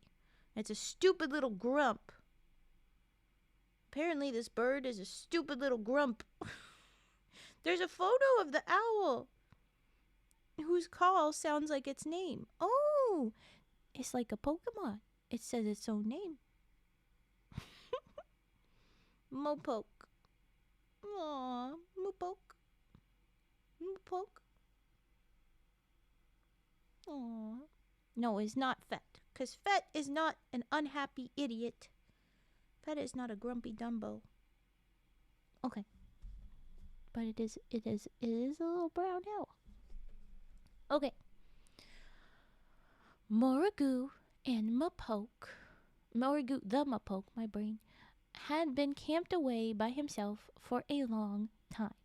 While alone, he had made a great number of boomerangs, nullas, spears, nailamans. That sounds like it. Anyway, nailamans and opossum rugs. Well, had he carved the weapons with the teeth of opossums. He used opossum teeth to carve things. Wow. And brightly had he painted the inside of the rugs with colored designs, and strongly had he sewn them with the sinews of opossums, threaded in the needle made of the little bone taken from the leg of an emu. Ooh, so you've also taken down an emu. Doing some good hunting. Okay. As Mooregoo looked at his work, he was proud of all he had done. One night, Bahloo the moon came to his camp and said, "Lend me one of your opossum rugs." Do what he says. Bahloo makes problems if you don't listen, apparently. And if he suggests you take his dogs, which are actually snakes, it's a danger. But otherwise, somehow the moon makes you die forever as opposed to your apparent previous ability to come back to life. Just do what the moon asks, buddy. No, I lend not my rugs. Don't do it! Mooregoo, no! Then give me one, says Bahloo the moon. No, I give not my rugs. Don't say that, Mooregoo. Looking around, Bahloo saw the beautifully carved weapons, so he said, "Then give me, Mooregoo, some of your weapons." No, I give never what I have made to another. Ooh. Again Bahloo said, "The night is cold. Lend me a rug." "I have spoken," said Mooregoo. "I never lend my rugs." Bahloo, I think this is supposed to be Bahloo, said no more, but went away, cut some bark, and made a darder for himself. When it was finished, and he safely housed in it, down came the rain in torrents, and it rained without ceasing until the whole country was flooded. Mooregoo was drowned. His weapons floated about and drifted apart, and his rugs rotted in the water. I told you, just do what the moon says. I mean, this moon guy is pretty intense. Just go with it.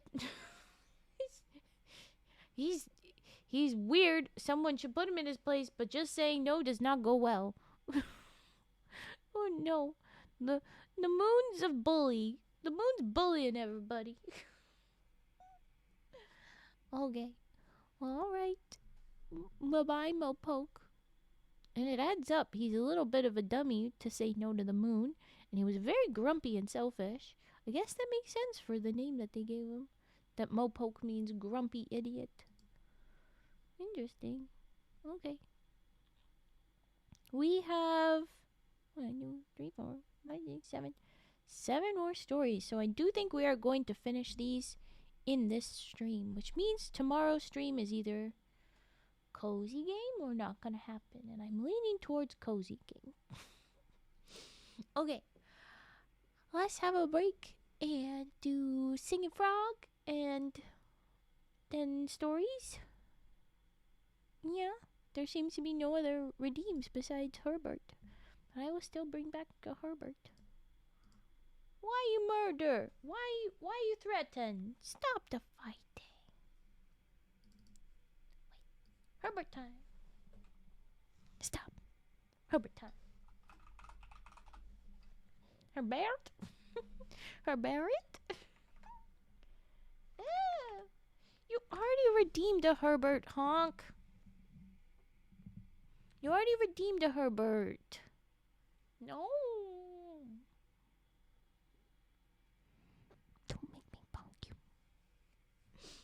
Sniffs. Okay, thank you, Cam. I'll do a sniffs. I'll do a Herbert and a sniffs. Honk. Yeah, I called him just honk. No la. No the to his goosely name.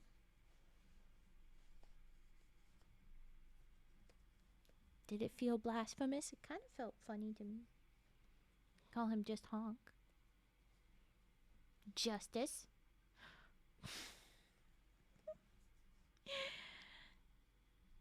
That's kind of a honk. Okay. Herbert. Yeah, what am I doing? I'm reading Herbert. Now reading. No, it's trigger. I so often just say Herbert instead of Singing Frog that people might have been confused if this is their first time. But yeah. People have called me Justice and Mocha. How absurd. I mean, really. Your name is Mask. The is always there too, but the rest is I don't know. Oh. That's a burn. That's a burn right there. What about Stinky? Ooh. Okay, well, stop. Herbert time. Here we go.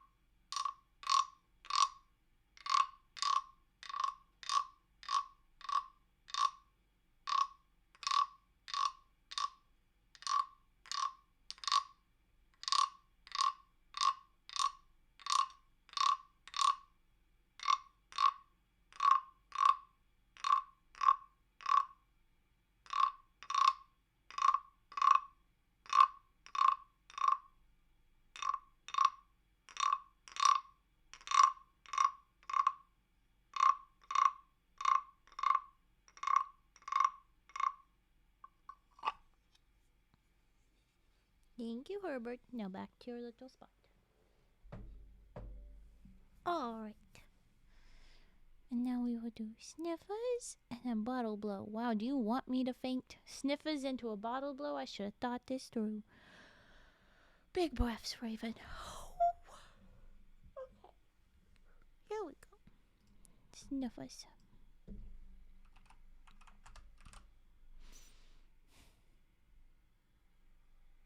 Sneefus. That's better. Alright, here we go.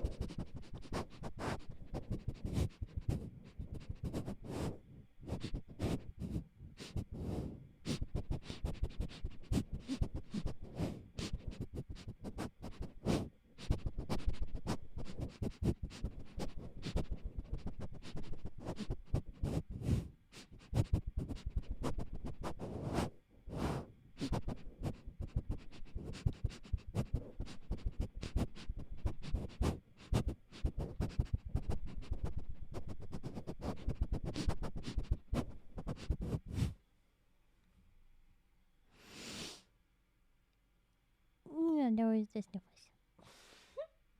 I'll go grab the bottles for bottle blow now. I roll.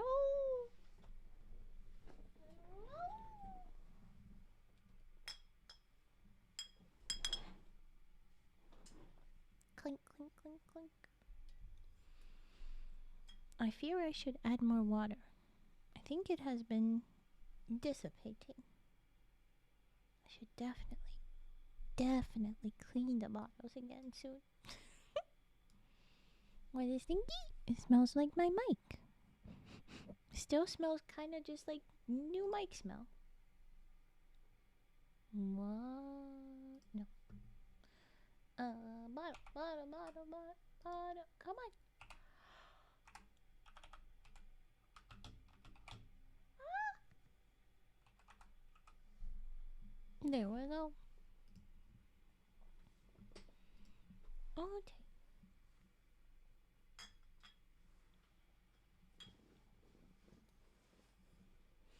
Here we go.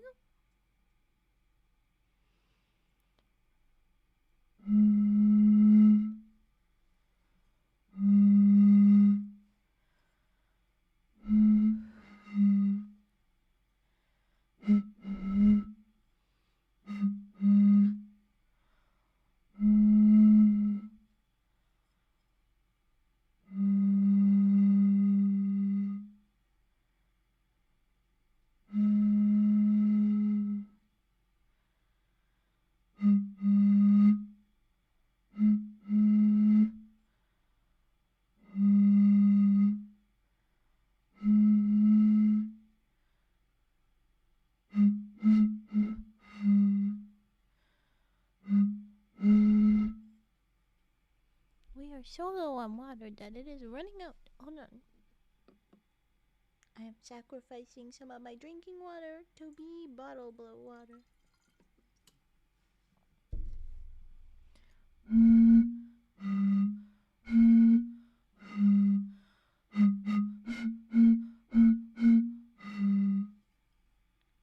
Decidedly different notes now.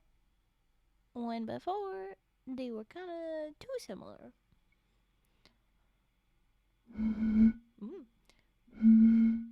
Still bad.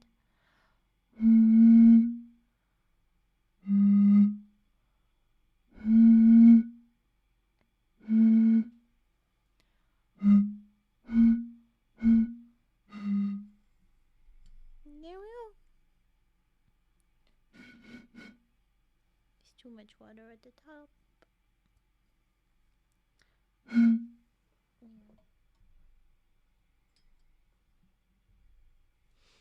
Okay. There was the bottle blows, and of course my bitrate decided to be a stinker. So rude.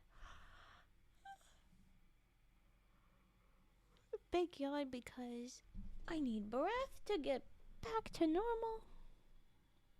Missed all but the last blow. Really? Are you joining the... I didn't see... I totally missed my trigger crew. Are you one of them trying to steal extra triggers? Wow. Why do you all think that I'm so manipulable? Because I'm a little bit. But no! That's so mean. I will not be emotionally manipulated. Nah, it's fine. Oh no, were you really? Cam really did miss it. Uh-oh. No, I already said I did it. I'm sad. I'm sorry. Uh,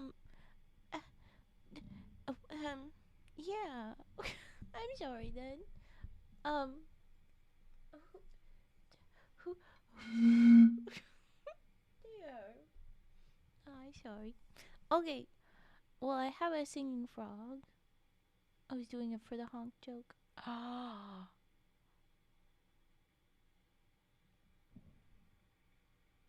Now you see what you do to me when you play this game.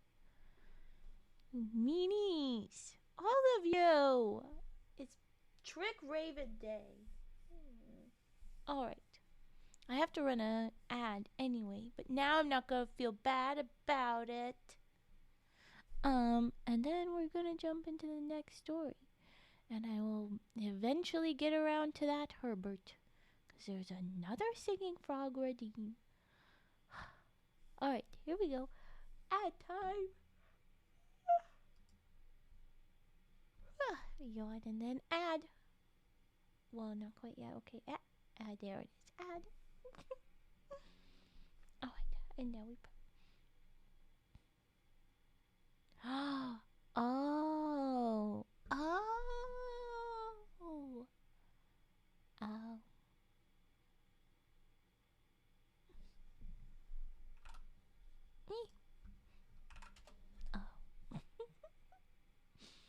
Okay. Oh, but the next story.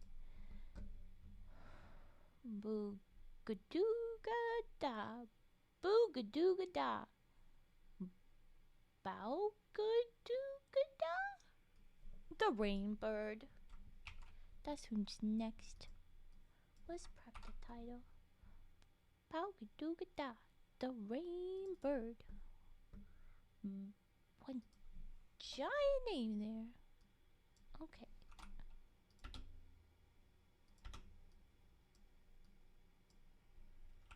The Rainbird.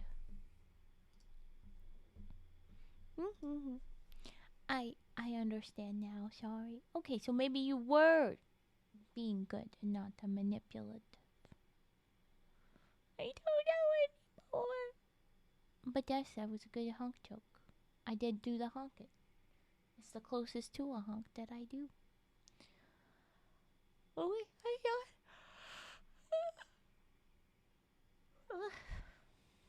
it is oh my gosh.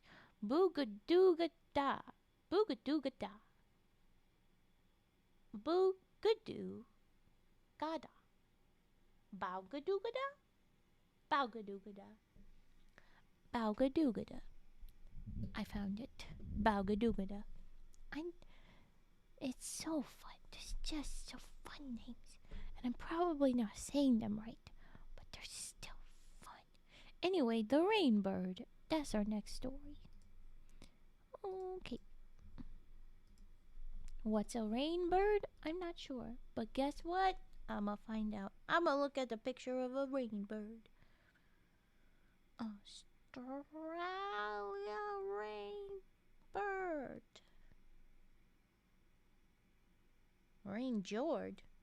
Okay, well that's a terrible typo, Raven. That's wrong. Rainbird.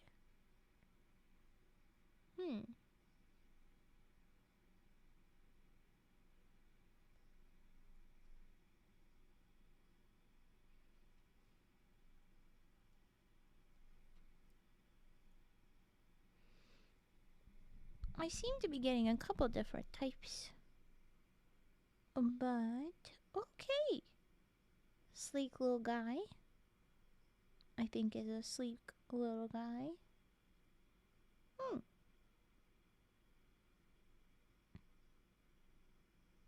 All right. Bougoodoogahdah, the rainbird.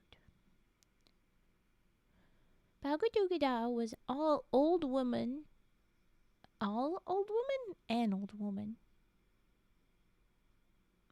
All old women? I can't tell. Old woman who lived alone with her 400 dingoes. Okay, so singular old woman, I think, and 400 dingoes. My gosh, that's a lot of dogs. From living so long with these dogs, she had grown not to care for her fellow creatures except as food. She and the dogs lived on human flesh, and it was her cunning which gained such food for them all. Oh, she's a tricky one then. Okay. Are you throwing them into the fire just like the other bird that would trick people in for food? Is that what's gonna happen? She would sally forth from her camp with her 2 little dogs. She would be sure to meet some Dayans, probably 20 or 30, going down to the creek. She would say, "I can tell you where there are lots of paddy melons." 1 too many dingoes. 399 is okay, but 400's too far. Is that it? Okay. I'll show you where there are paddy melons. Brain. They would ask, "Where?" And she would answer, "Over there, on the point of that morilla or ridge. If you will go there and have your nullahs ready, I will go with my 2 dogs and round them up towards you." And then I bet there's going to be just way too many dogs instead. But okay, fine. The Dayans invariably stationed themselves where she had told them, and off went Bougoodoogahdah and her 2 dogs. But not to round up the paddy melons, which what the heck is a paddy melon? I thought it was a melon. To round them up means they're not a melon. What the hell is a paddy melon? Yes, show me paddy melon animal. It looks like a little smaller kangaroo. It is another small marsupial. Poor little baby paddy melon. It's like a littler kangaroo. Aww.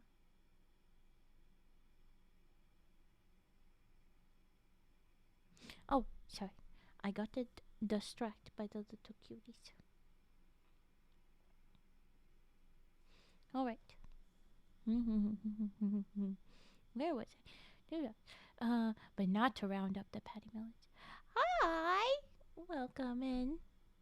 Look at your little dance. Ooh! Go you little rabbit self. Okay. Bougoodoogahdah is not rounding up the mini kangaroos, the paddy melons. Instead, she went quickly towards her camp, calling softly, "Beeargah," which meant "Sulam, Sulam," and was the signal for the dogs to come out. I knew that was what it's gonna be.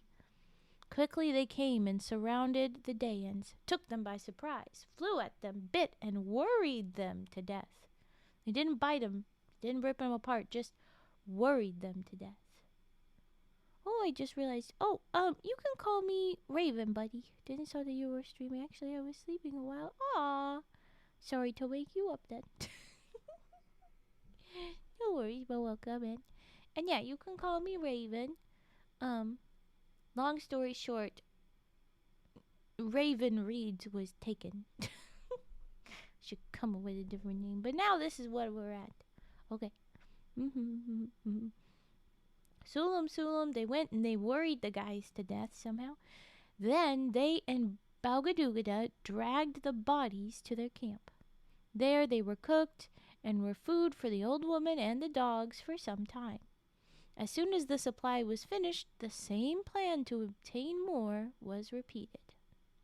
The Dayans missed so many of their friends that they determined to find out what had become of them. They began to suspect the old woman who lived alone and hunted over the morillas with her 2 little dogs. They proposed that the next party that went to the creek should divide, and some stay behind in hiding and watch what went on. Those watching saw the old woman advance towards their friends, talk to them for a while, and then go off with her 2 dogs. They saw their friends station themselves at the point of the marilla or ridge, holding their nullahs in readiness, as if waiting for something to come. Presently they heard a low cry from the old woman, "Beree-goo-goo," which cry was quickly followed by dingoes coming out of the bush in every direction, in hundreds, surrounding the Dans at the point. The dingoes closed in, quickly hemming the Dans in all round. Then they made a simultaneous rush at them, tore them with their teeth, and killed them. Oh, that time they didn't worry them to death, they just ripped them apart.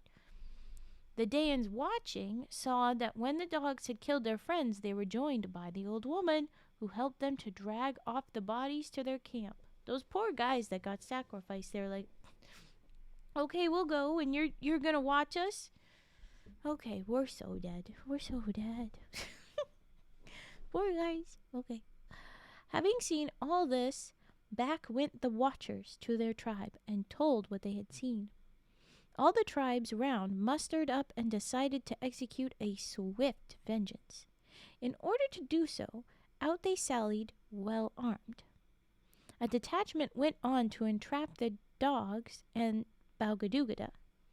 Then, just when the usual massacre of the people was to begin, and the dogs were closing in round them for the purpose, out rushed over 200 Dans, and so effectual was their attack that every dog was killed, as well as Bougoodoogahdah and her 2 little dogs. The old woman lay where she had been slain, but as the people went away, they heard her cry, "Bougoodoogahdah." So back they went and broke her bones. First they broke her legs, and then left her. But again as they went, they heard her cry, "Bougoodoogahdah." Then back again they came, and again, until every last bone in her body was broken. But still she cried, "Bougoodoogahdah." So one man waited beside her to see whence came the sound, for surely they thought she must be dead. He saw her heart move and cry again, "Bougoodoogahdah." And as it cried, out came a little bird from it. This little bird runs on the marillas and calls at night, "Bougoodoogahdah," all day, as it stays in one place, and only at night comes out. It is a little grayish bird, something like a weedah. Oh, is the weedah again? I think weedah was mockingbird. But yeah. The people call it a rainmaker, for if anyone steals its eggs, it cries out incessantly, "Bougoodoogahdah," until in answer to its call the rain falls. And when the country is stricken with a drought, the people look for one of these little birds, and finding it, chase it until it cries aloud, "Bougoodoogahdah, Bougoodoogahdah." And when they hear its cry in the daytime, they know the rain will soon fall. As the little bird flew from the heart of the woman, all the dead dingoes were changed into snakes. Well, this makes sense with the moon thinking dogs and snakes are the same, but anyway, dogs were changed into snakes, many different kinds, all poisonous. Yay! Poison. The 2 little dogs were changed into Dial and Minya, a very small kind of carpet snake, non-poisonous, for these 2 little dogs had never bitten the people as the other dogs had done. At the points of the marillas, where Bougoodoogahdah and her dingoes used to slay the people, are heaps of white stones, which are supposed to be the fossilized bones of the massacred men.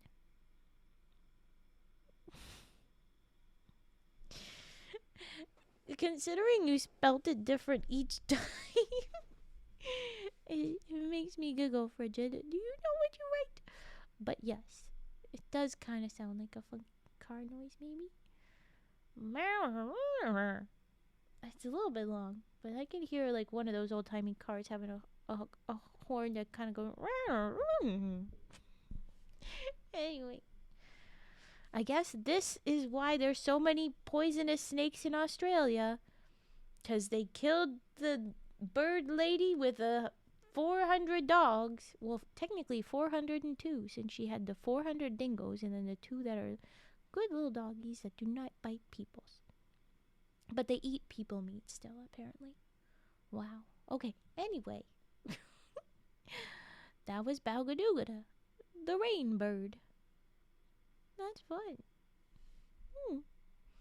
Alright. I like the little insert of when they want rain, they chase this bird. I like that. The Borah of Byamee. Well, what's that gonna be? That's the next story. I have a Herbert that I need to do though first. Oh, I missed this. Oh, I gotta go back. Hold on. So I'll do. Oof, thunk. I'll do that, but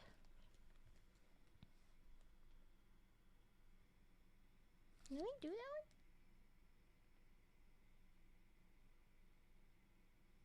Did we skip that?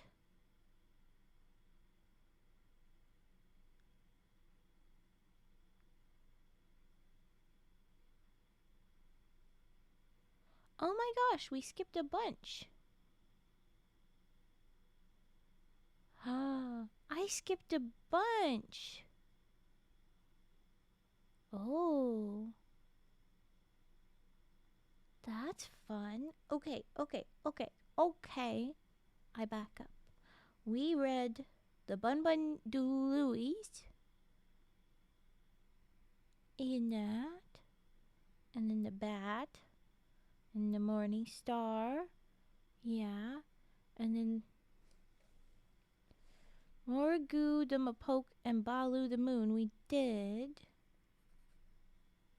Mooregoo the Mopoke, but I didn't write it down.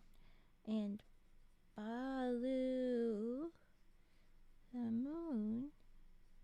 But then, switchity switch, I thought we jumped ahead to 24 because it's, again, Mooregoo the Mopoke, but this time with a different buddy, not Bahloo the moon. So I got mixed up. So then I went to the way ahead, Bougoodoogahdah.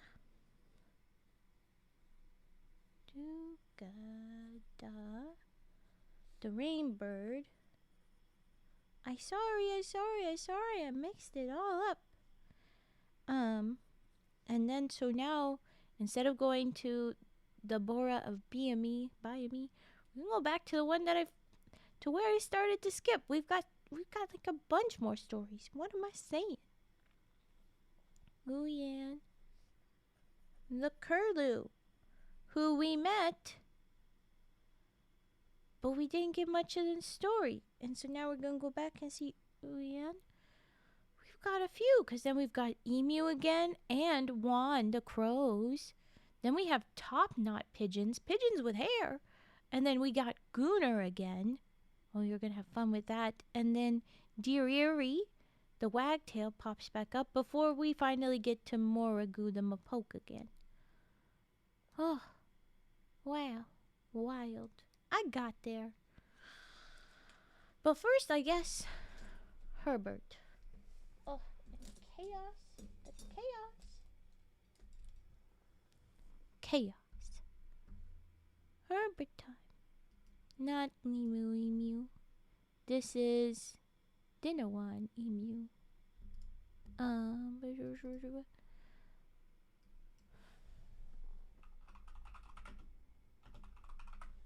Singing frog. We are doing the trigger. Herbert, get over here. Alright, here we go. We do some Herbert singing. Here we are.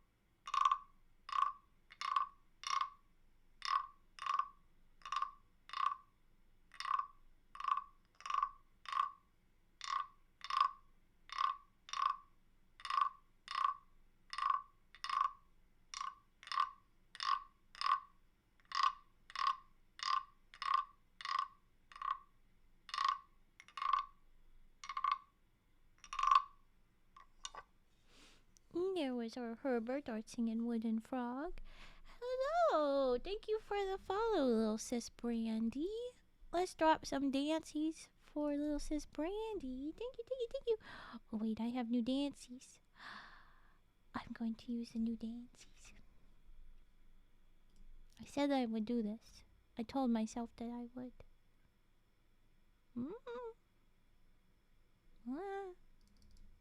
There we go. Dances. Thank you for joining us. Also, yes, okay, I will do that humming. Thank you, Hope. Let's get to humming. I did that. Okay. Whoa. Whoa. Okay.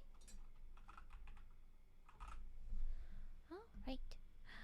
So nasty! Look at those frogs. Look at those frogs boogieing. Boogieing frogs. Okay. I hum. What do I hum?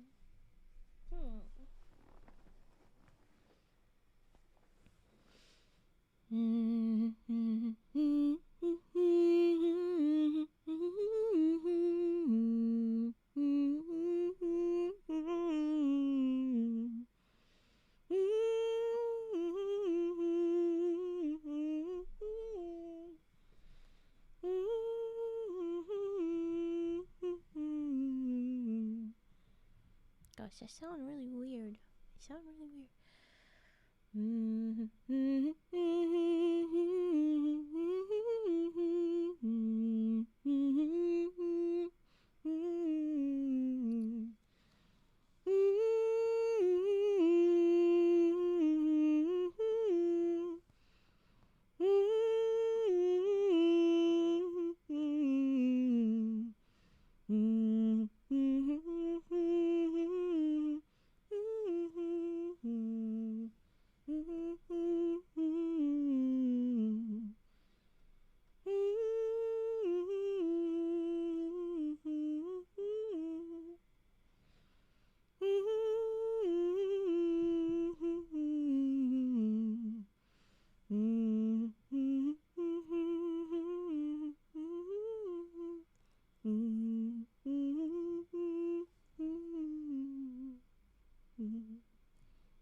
swap songs. Hold on, no.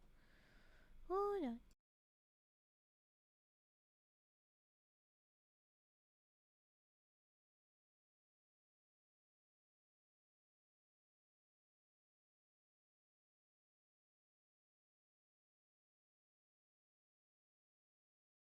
Okay. New one.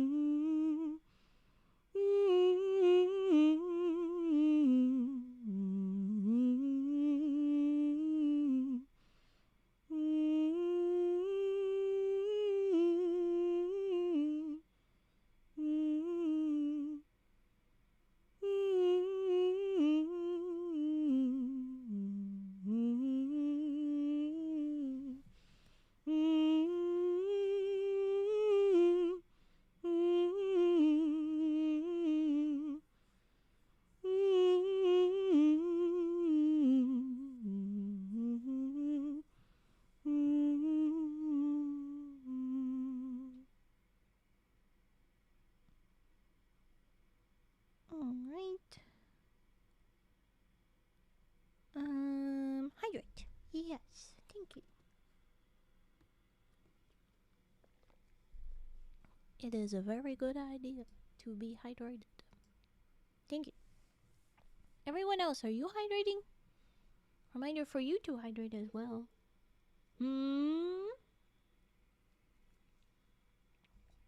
Okay.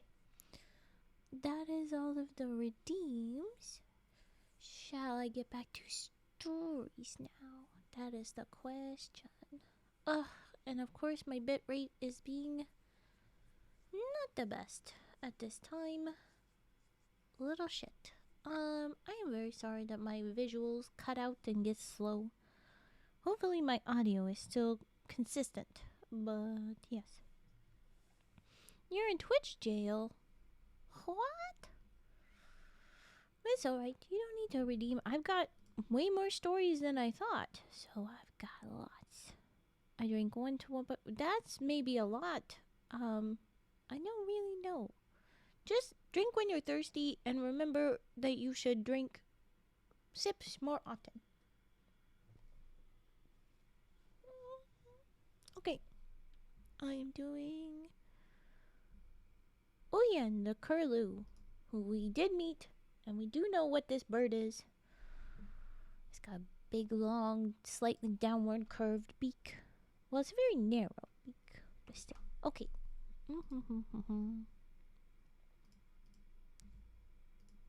We go back to reading. Here we go. Da-boop-boop-ba-doo. Ouyan the Curlew. Alright.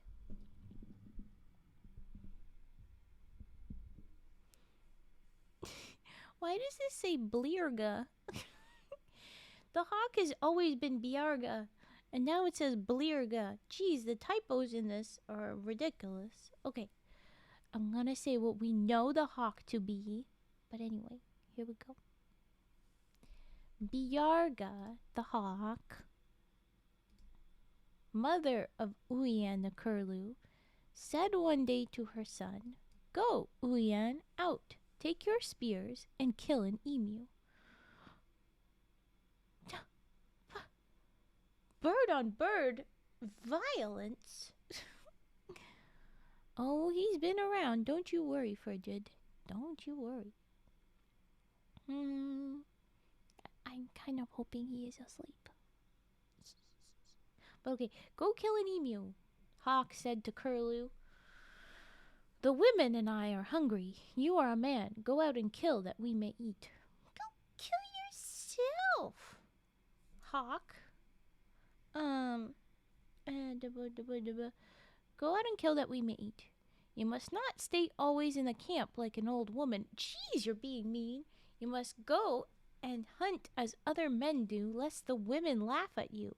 Everybody's so mean. Okay. Ouyan took his spears and went out hunting, but though he went far, he could not get an emu. Yet he dare not return to the camp and face the jeers of the women. It's just your grandma that says this, or is it your mother? Anyway. Okay.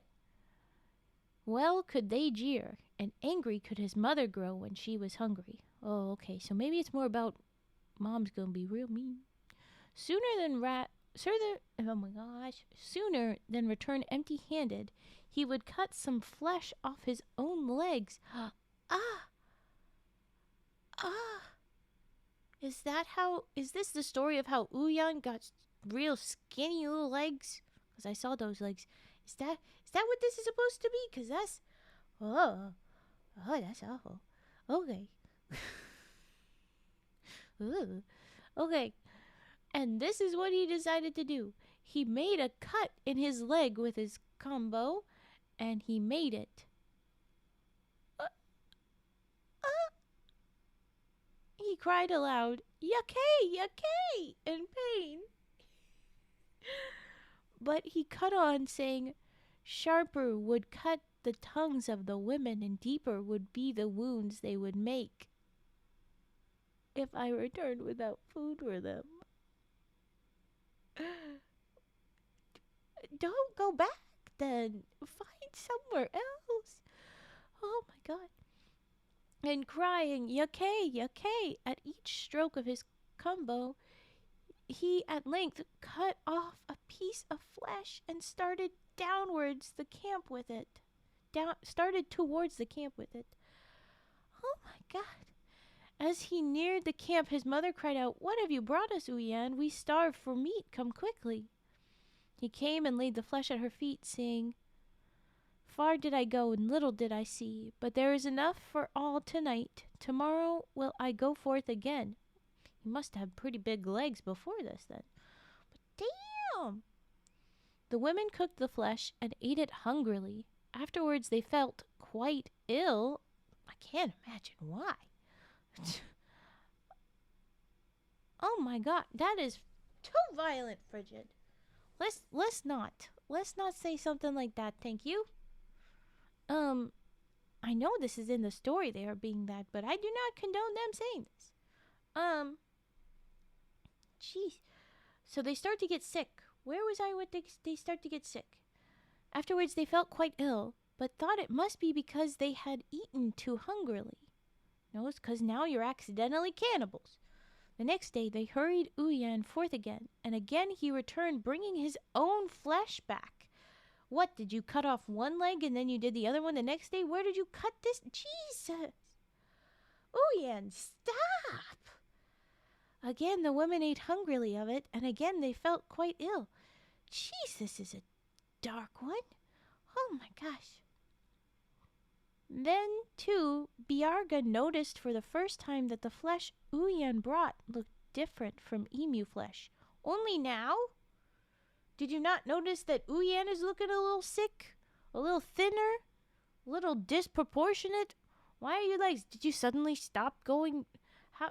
Skipped leg day in one day? How did you do that? You're a bad mom. We've got a few of these, but I'm officially saying it to her. She asked him what flesh it was. He replied, what should it be but the flesh of emu? Oh, stop lying. Ooh. But Beeargah was not satisfied, and she said to the two women who lived with her, go you tomorrow, follow Ouyan, and see whence he gets his flesh. Where are you going to do this for a third day? Ouyan, how are you? What is going on? The next day the two women followed Ouyan when he went forth to hunt. They followed at a good distance, that he might not notice that they were following. Soon they heard him crying as if in pain. Yakay, yakay, yakay, Nuru, gay, gay. Gay, gay? This story is getting ridiculous.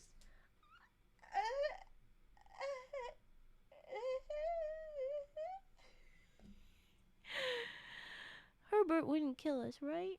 Right? Oh, Herbert won't. He just runs a cult and is a little bit perverted.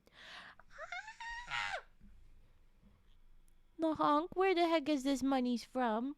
What is this? What is this? Of course we do the raining money frogs. Thank you very much. But what the heck? I mean to... Oh, no. Herbert would never... This is only this one bird, and never will I support... What the hell is going on with this? Herbert is just a wooden frog. Ouyan is something else. Oh my gosh. Okay. Money laundering long? That's not even a joke. There was a whole thing in Twitch for a little while. I used a frog and saved money on the electricity. No, you didn't. You did not. You did not.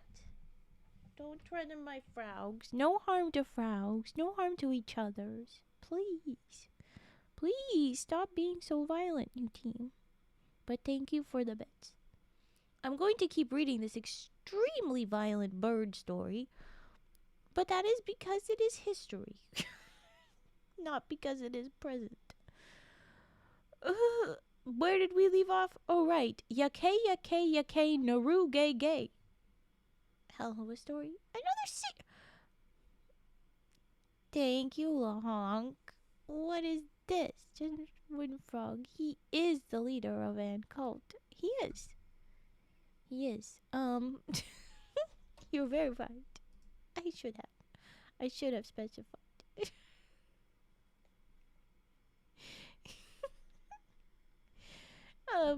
Yeah. Herbert. Yeah.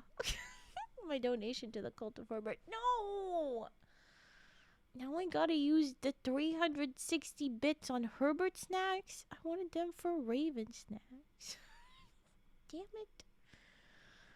Shakes my fist at Herbert, who looks at me from the corner of his eye on the little shelf. Spin your little butt. Look at the wall. He's perpetually in timeout because it's creepy when he watches me, the little wood frog.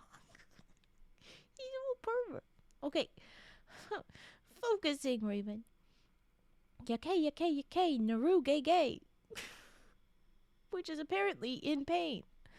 When they came near, they saw he was cutting the flesh off his own limbs.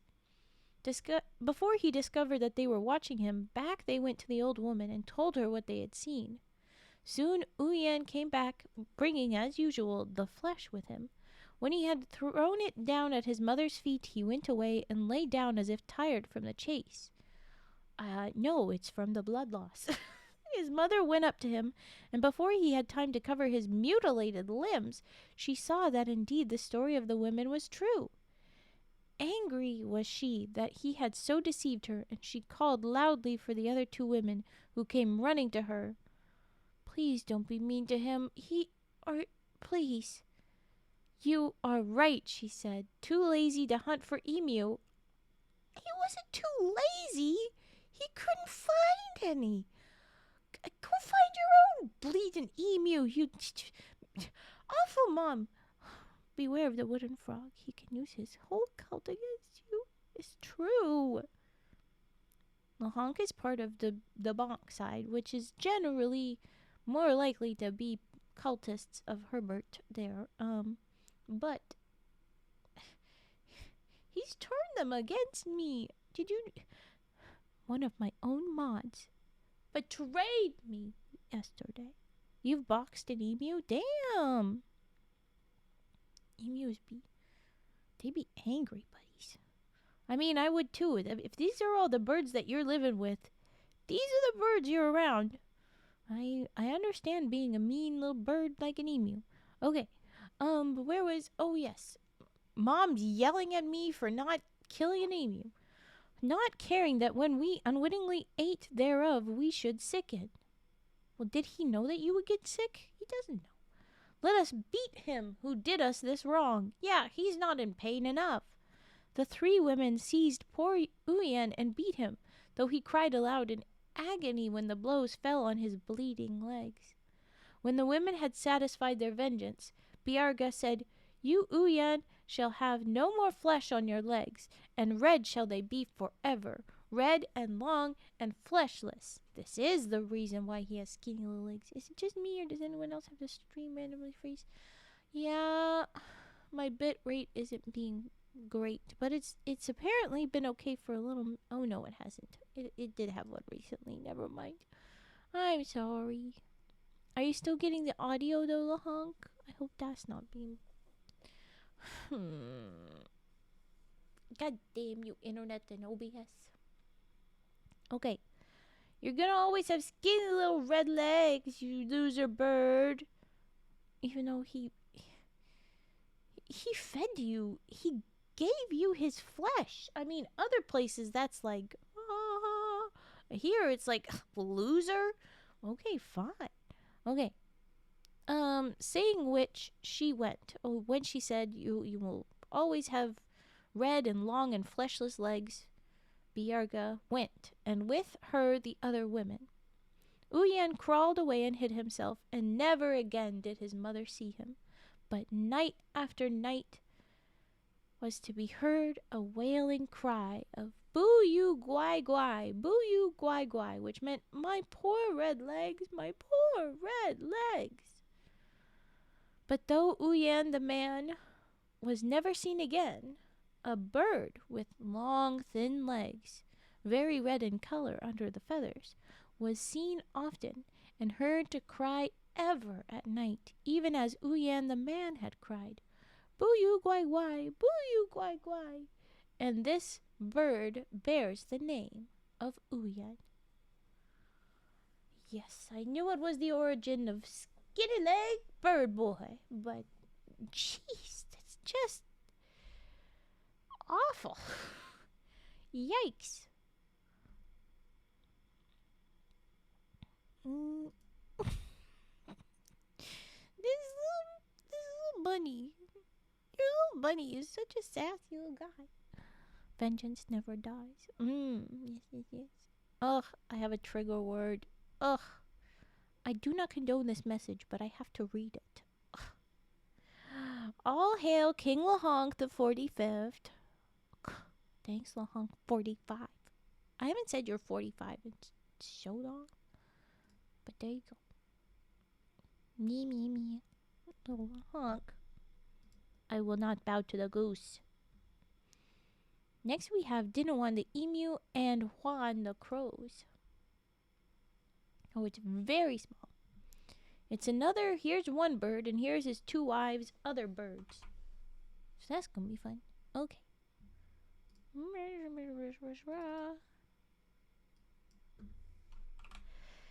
Dinewan.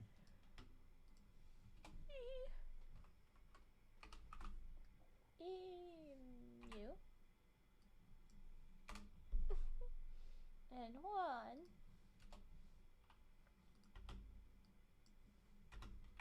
The crows. We have not met the crows yet. This should be fun.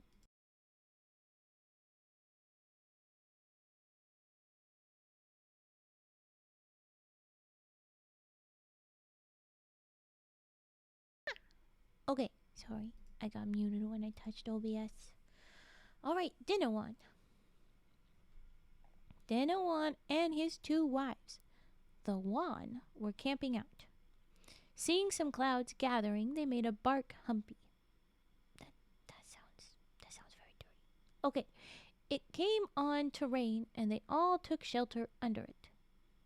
Dinewan, when his wives were not looking, gave a kick against a piece of bark at one side of the humpy, knocked it down, then told his wives to go and put it up again. What an asshole! Shitty little emu man. Why are you being mean? When they were outside putting it up, he gave a kick and knocked down a piece on the other side. So no sooner were they in again than out they had to go. This he did time after time until at last they suspected him and decided that one of them would watch. The one who was watching saw Dinewan laugh to himself and go and knock down the bark they had just put up, chuckling at the thought of his wives having to go out in the wet and cold to put it up, while he had his supper dry and comfortably inside. The one who saw him told the other, and they decided to teach him a lesson. Good! Mean guy. So in they came, each with a piece of bark filled with hot coals. They went straight up to Dinewan, who was lying down laughing. Now, they said, you shall feel as hot as we did cold. And they threw the coals over him. That's totally an appropriate response to this. Prank us and make us a little wet, cold, burn you, possibly to death. That's great. Oh my god. Dinewan jumped up, crying aloud with the pain, for he was badly burnt. He rolled himself over and ran into the rain, and his wives stayed inside and laughed aloud at him. The end. Well, okay. Good night, Hope. Bye-bye, bye-bye. I'm assuming you're going to go eat with the good night. Take care. Have a good night. Eat well. Or whatever time zone. Happy time zone. Alright, well that was Dinewan and the crows. The crows said, fuck you, husband. Don't be a shithead. And then we're gonna go see the pigeons that have Topknot, apparently. Topknot pigeons. I'm guessing it's just a type of pigeon that has a bunch of, like, tall plumage at the top of the head. I've seen a couple of those. Like, kind of like a little peacock, little feather kind of things. Okay. Goolahwilleel. Goolahwilleel. I forget what the pigeon name was, but Goolahwilleel are the new guys. Or the Topknot pigeons.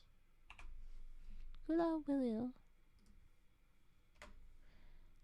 The Topknot pigeons.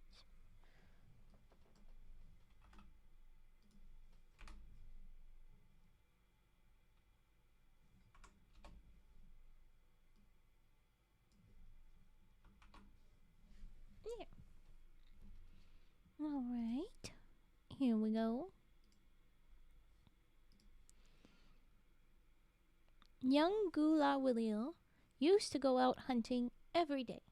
His mother and sisters always expected that he would bring home kangaroo and emu for them, but each day he came home without any meat at all. How mean is the mom gonna be about this time? Oh.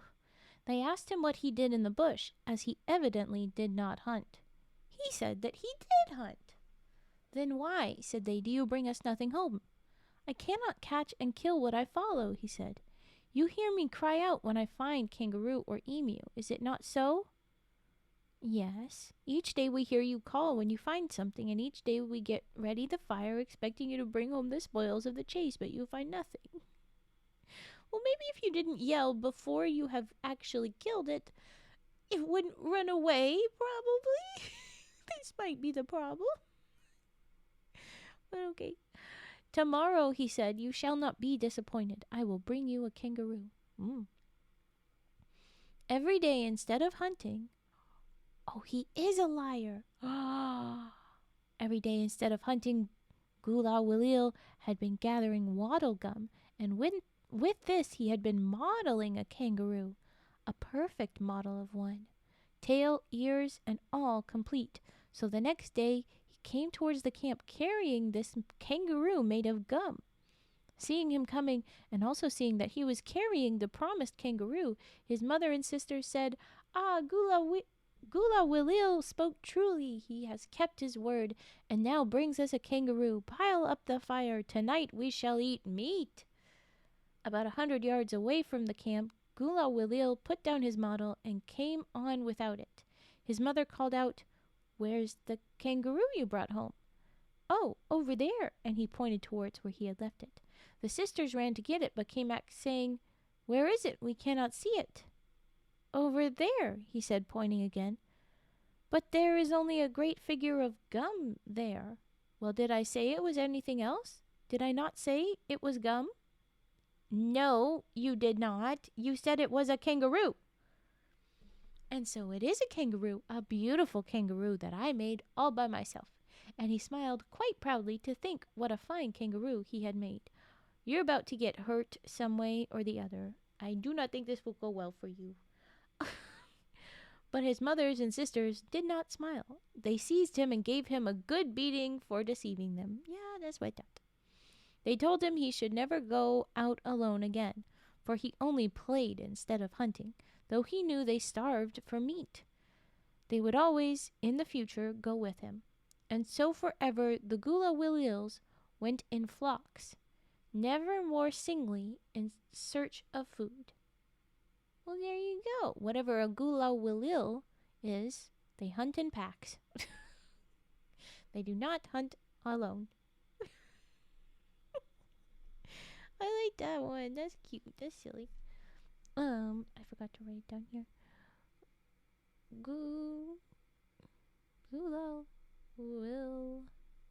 Goolahwilleel. There's 3 E's. I just realized that. There's 3 E's in the one below. Silly little typo. Goolahwilleel. Not pigeons. Oh, they're the pigeons. Right. I mixed that up. I forgot about that. It's right there. How did I forget? They didn't say it except for in the title. Alright. Next up. After the pigeons, we're back to Goonur. Oh, I'm putting up Goonur. Goonur. The fun part, though, is that it's Goonur the woman doctor. Do you remember what Goonur is? What kind of animal Goonur is? I forget. I will have to go back and figure out. Goonur. Let me see.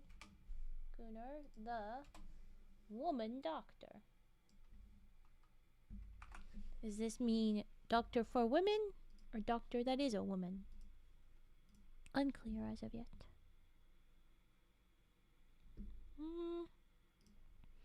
Could be a lizard. I feel like that makes sense. Where else was Goonur? No, Goonur's the kangaroo rat. Aha. Okay. Goonur, the woman doctor. Goonur was a clever old woman doctor who lived with her son, Goonur, and his 2 wives. The wives were Gooddah, the red lizard, and Wirreenun, the small prickly lizard. One day the 2 wives had done something to anger Goonur, I'm assuming the husband, their husband, and he gave them both a great beating. Dang it, stop beating each other. After their beating, they went away by themselves. They said to each other that they could stand their present life no longer. Yeah, leave his mean ass. Get out of there. And yet there was no escape unless they killed their husband. Ooh. They decided they would do that.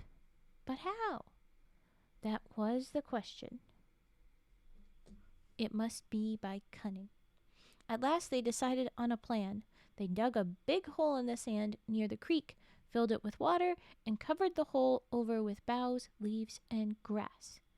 Now we will go, they said, and tell our husband that we have found a big bandicoot's nest.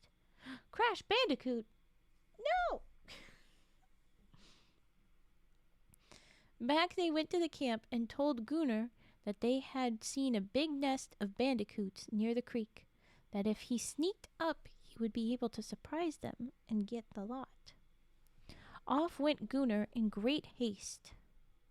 Oh, where was I? I said that and then I looked away and I lost. Off went Goonur in great haste. I'm guessing this is Goonur, the husband.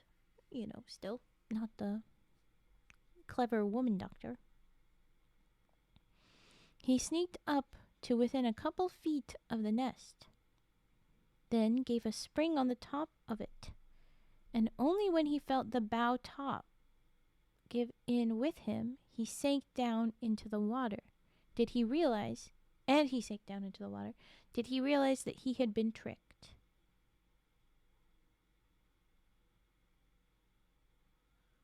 How is this the trick? He gave a spring on the top of it.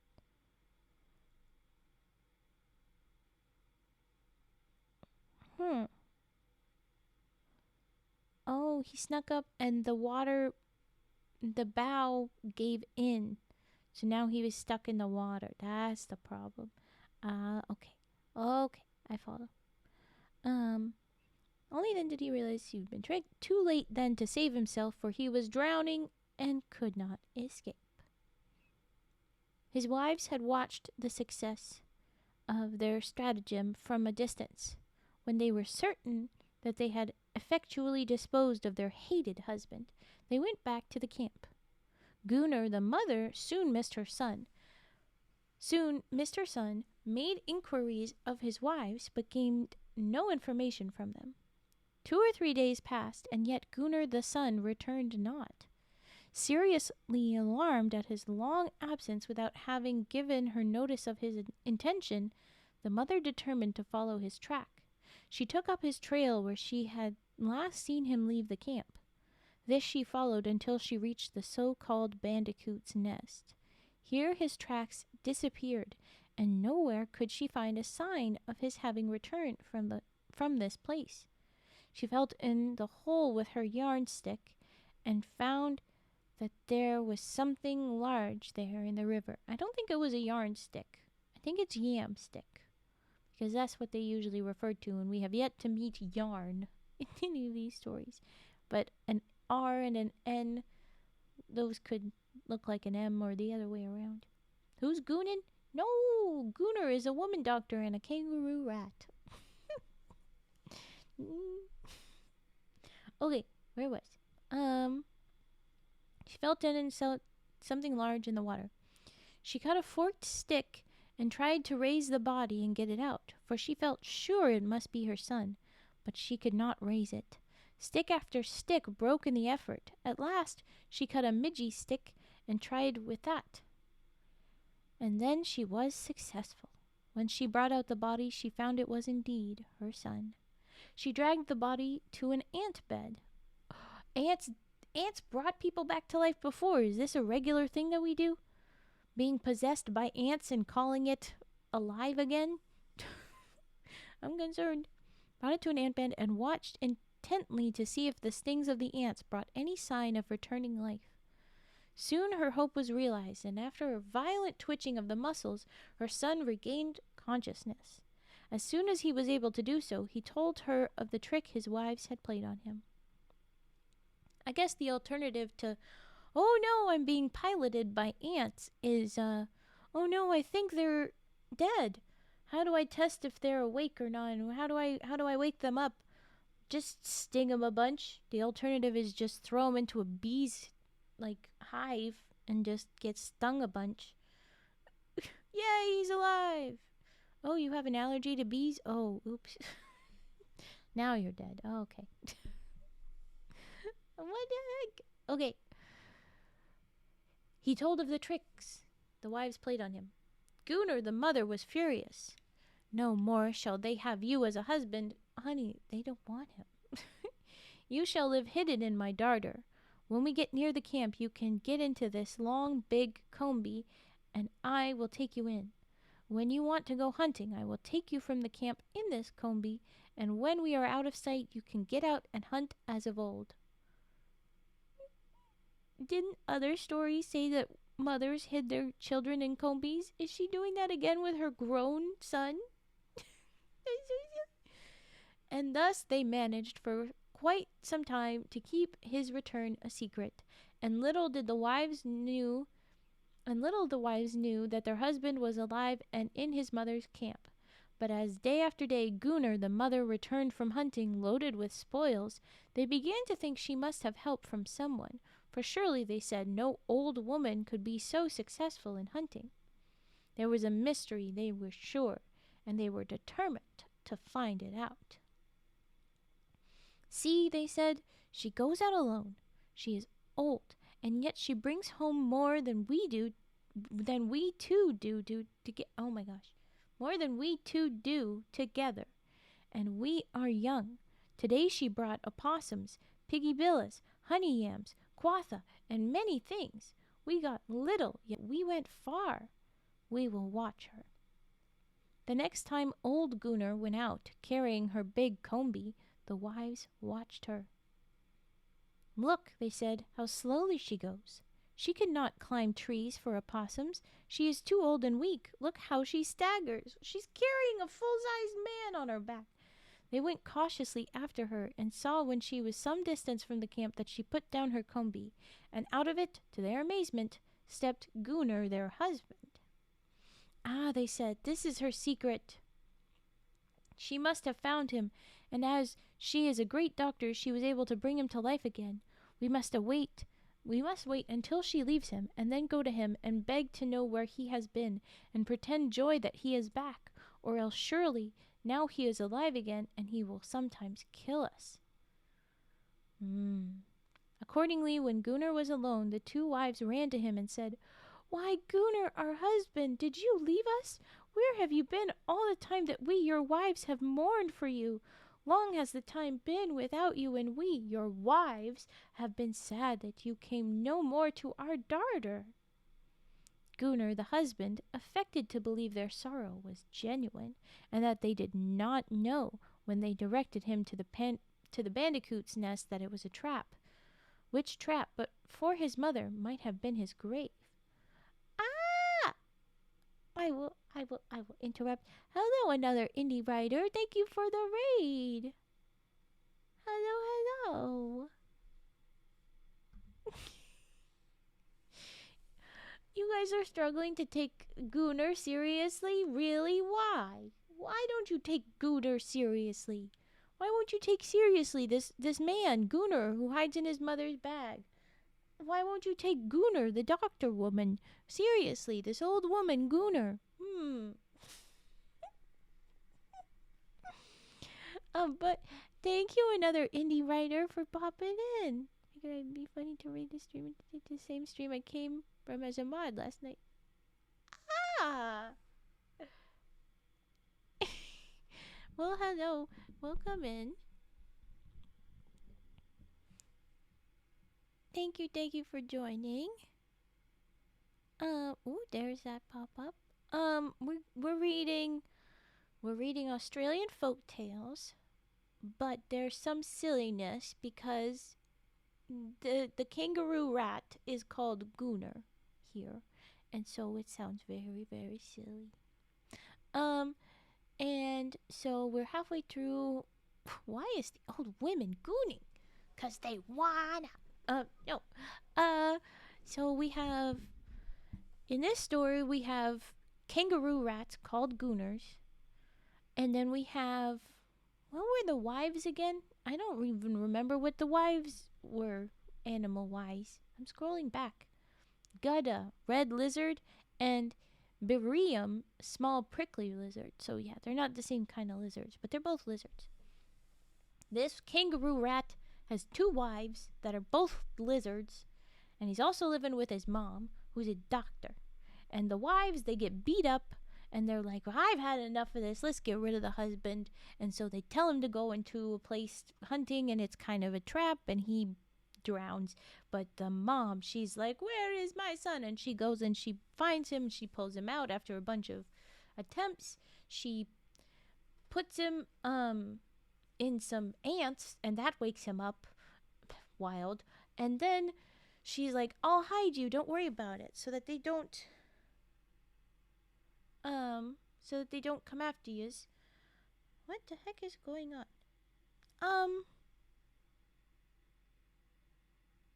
I will be right back with you in a moment. Hold on.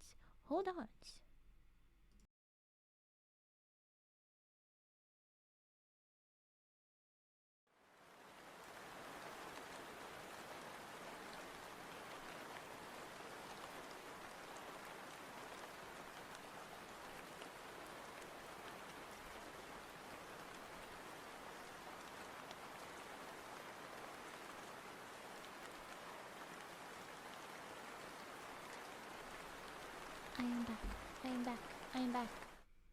Okay. Chaos. Sorted. Fixed. Oh yeah, I was still saying things, but I meant to also say that go look after yourself. Of course, another indie writer. Thank you for joining us. Thank you for joining. Oh, you followed. Oh my gosh. You get dances. Whenever we have someone follow, I drop dances. How dare I forget the dances? Thank you. Go eat. Go take care of yourself. Good night. Take care. Thank you. Now get out of here and go look after yourself. But I was doing the story summary, and then I got interrupted by the chaos, the breaking stuff, and it is fixed. And then, well, now I'm back. What am I doing? My brain is not cooperating. But yes. Okay. I very much appreciate the raid. Thank you. Alright. We're going to trick our husband. We tricked our husband. I'm going to save my son. I'm going to save my son. And then they're like, oh my gosh, how is she hunting so much? She's an old lady. Look how she crawls along. She can barely carry her empty combie. And then, oh, the combie's actually full of our husband. Oh no. Grandma's fit and he's alive.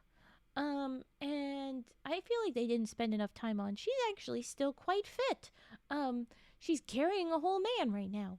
And then, how are we gonna do this? How are we gonna not get attacked? He's totally gonna kill us if we don't play like we missed him a whole heckin' bunch. So we gotta wait for her to leave, and then we go, oh my gosh, where have you been? And that works. He thinks that's true. And then, okay, they all went hunting together is where we pick back up. They all went hunting together, and when they had killed enough for food, they returned to the camp. As they came near to the camp, Goonur the mother saw them coming and cried out, would you again be tricked by your wives? Did I save you from death only that you might again be killed?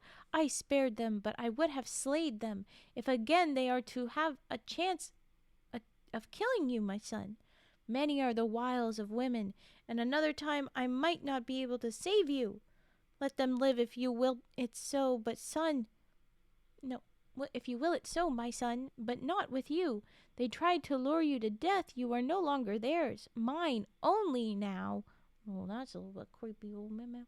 Okay, for I for did I not bring you back from the dead? I was gonna say, when Buddy hopped in Mom's bag like babies do,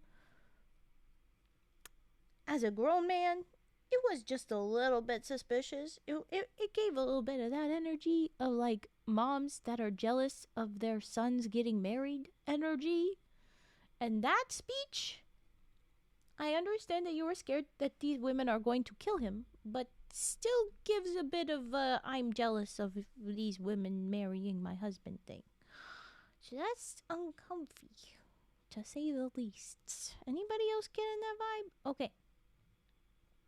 But Goonur the husband said, in truth did you save me, my mother, and these wives rejoice that you did. They too, as I was, were deceived by the bandicoot's nest, the work of an enemy yet to be found. See, my mother, do not the looks of love in their eyes and words of love on their lips vouch for their truth? We will be as we have been, my mother, and live again in peace. And thus craftily did Goonur the husband deceive his wives and make them believe he trusted them wholly, while in reality his mind was even then plotting vengeance. Twist on twist on twist. In a few days he had his plans ready. Having cut and joined sharply 2 stakes, he stuck them firmly in the creek. Then he placed 2 logs on the bank in front of the sticks, which were underneath the water and invisible. Having made his preparations, he invited his wives to come for a bathe. He said, when they reached the creek, see those 2 logs on the bank? You jump in each from one and see which can dive the furthest. I will go first to see you as you come up. And in he jumped, carefully avoiding the pointed stakes. It would be unfortunate if the stakes shifted because water and fish and whatever. Then it would have been you dead, maybe. Okay, right, he called, all is clear here, jump in. And then the 2 wives ran down the bank, each to a log, and jumped from it. Well had Goonur calculated the distance, for both jumped right on to the stakes placed in the water to catch them, and which stuck firmly into them, holding them under the water. How did you calculate? How did you calculate how far both of them would go? How did you calculate which one might have gone to which log to jump from? How did you do that with only 2 stakes? Like, it makes sense if you've got a bunch of stakes at the ready, but only 2? How did you do that, Goonur? How did you predict that? Goonur predicted this is not a sentence I would have expected to pop up. Wow. Okay. All right. Stuck firmly to them, holding them under the water. They have been impaled. Marvelous. Well, I am avenged, said Goonur. No more will my wives lay traps to catch me. And he walked off to the camp. I was kind of hoping this was going to be one story where the women did well, but their success was way too early for that to be long-lasting. I'm disappointed. Okay, anyway. He walked off to the camp.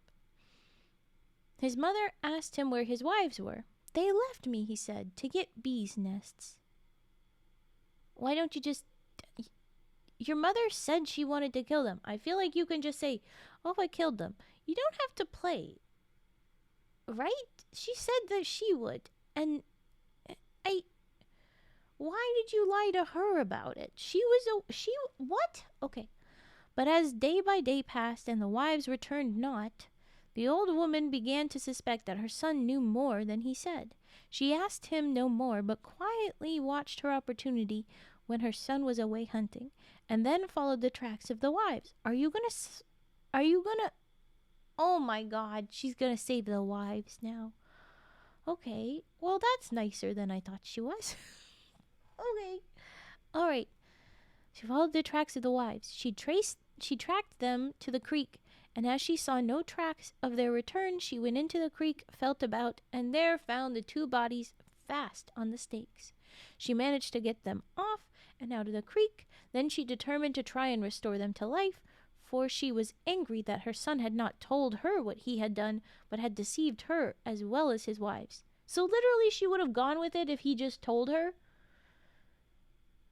Why is everybody so just willing to just go, wow, okay. Anyway, don't leave your mom out of it. I stand by that she's obsessed with her son. She rubbed the women with some of her medicines, dressed the wounds made by the stakes, and then dragged them both onto ants' nests and watched their bodies as the ants crawled over them, biting them. She had not long to wait. Soon they began to move and come to life again.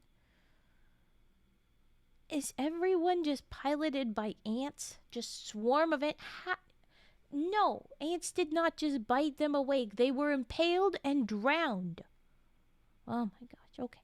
As soon as they were restored, Goonur took them back to the camp and said to Goonur, her son, "Now once did I use my knowledge to restore life to you, and again I used it to restore life to your wives. You are all mine now, and I desire that you live in peace and never more deceive me." A little uncomfortable. I'm hitting you with some side-eye. I don't know if you could tell. Obsessed with your son. You are mine now, Mom? That's creepy. Never more deceive me, or never again shall I use my skill for you. And they lived for a long while together, and when the mother doctor died, there was a beautiful, dazzlingly bright falling star, followed by a sound as a sharp clap of thunder, and all the tribes round, when they saw and heard this, said, "A great doctor must have died, for that is the sign." And when the wives died, they were taken up to the sky, where they are now known as Gwaybala, the red star, so called from its bright red color, owing, the legend said, to the red marks left by the stakes on the bodies of the two women, and which nothing could efface. The end. Now that I'm remembering all the other, that's such a bad mom stories, is this just a collection of stories that one mom obsessed with her son told? This is the kind of bad moms you could have had. They're bad moms, so we killed them. And, oh, this is what happens when you get married, and then you don't tell me things. I save your wives that killed you. And then you live with me forever until I make a beautiful display, because I'm amazing and everyone sees it and knows that I'm perfect. And then sure, the wives can also get a star, fine, whatever. It feels oh, yes, I know you cannot take the name Goonur seriously, you giggly little babies. I understand. But is no one else assessing the rest of the story? Nah, you're too distracted by Goonur. I got used to it because I can see it, and it's a U-R every time, but you guys hear it, and I guess you're not looking at the title every time you hear it. Why you rage? Why you rage? Or are you just eepy little kitten? Because that's all he is, just an eepy little kitten. Well, okay, there was Goonur the woman doctor. Huzzah. Dinewan, the Wagtail, and the Rainbow is the next one. I may have gotten preoccupied with something. Oh, what does that mean? And then you got mad at me for it? What? That's so mean. That's so mean. Okay. Dinewan the Wagtail. Dinewan the Wagtail. And, well, not Tate, little tail. Tail. And the Rainbow.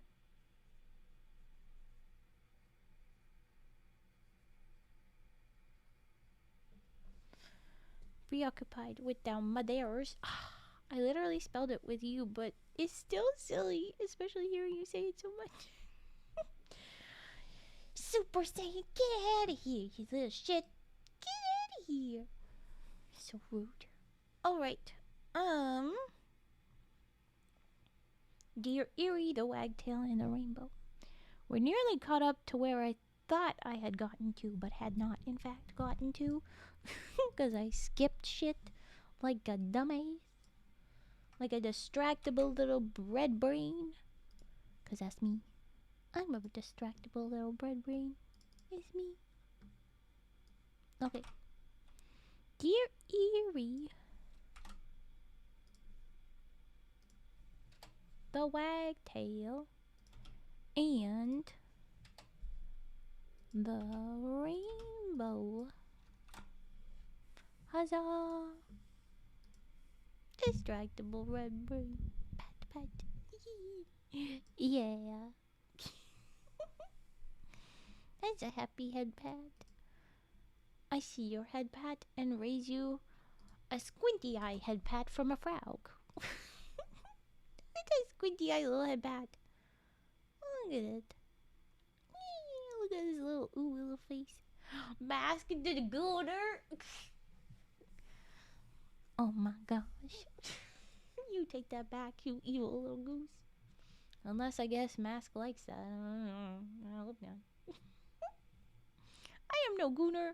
I am only a goon.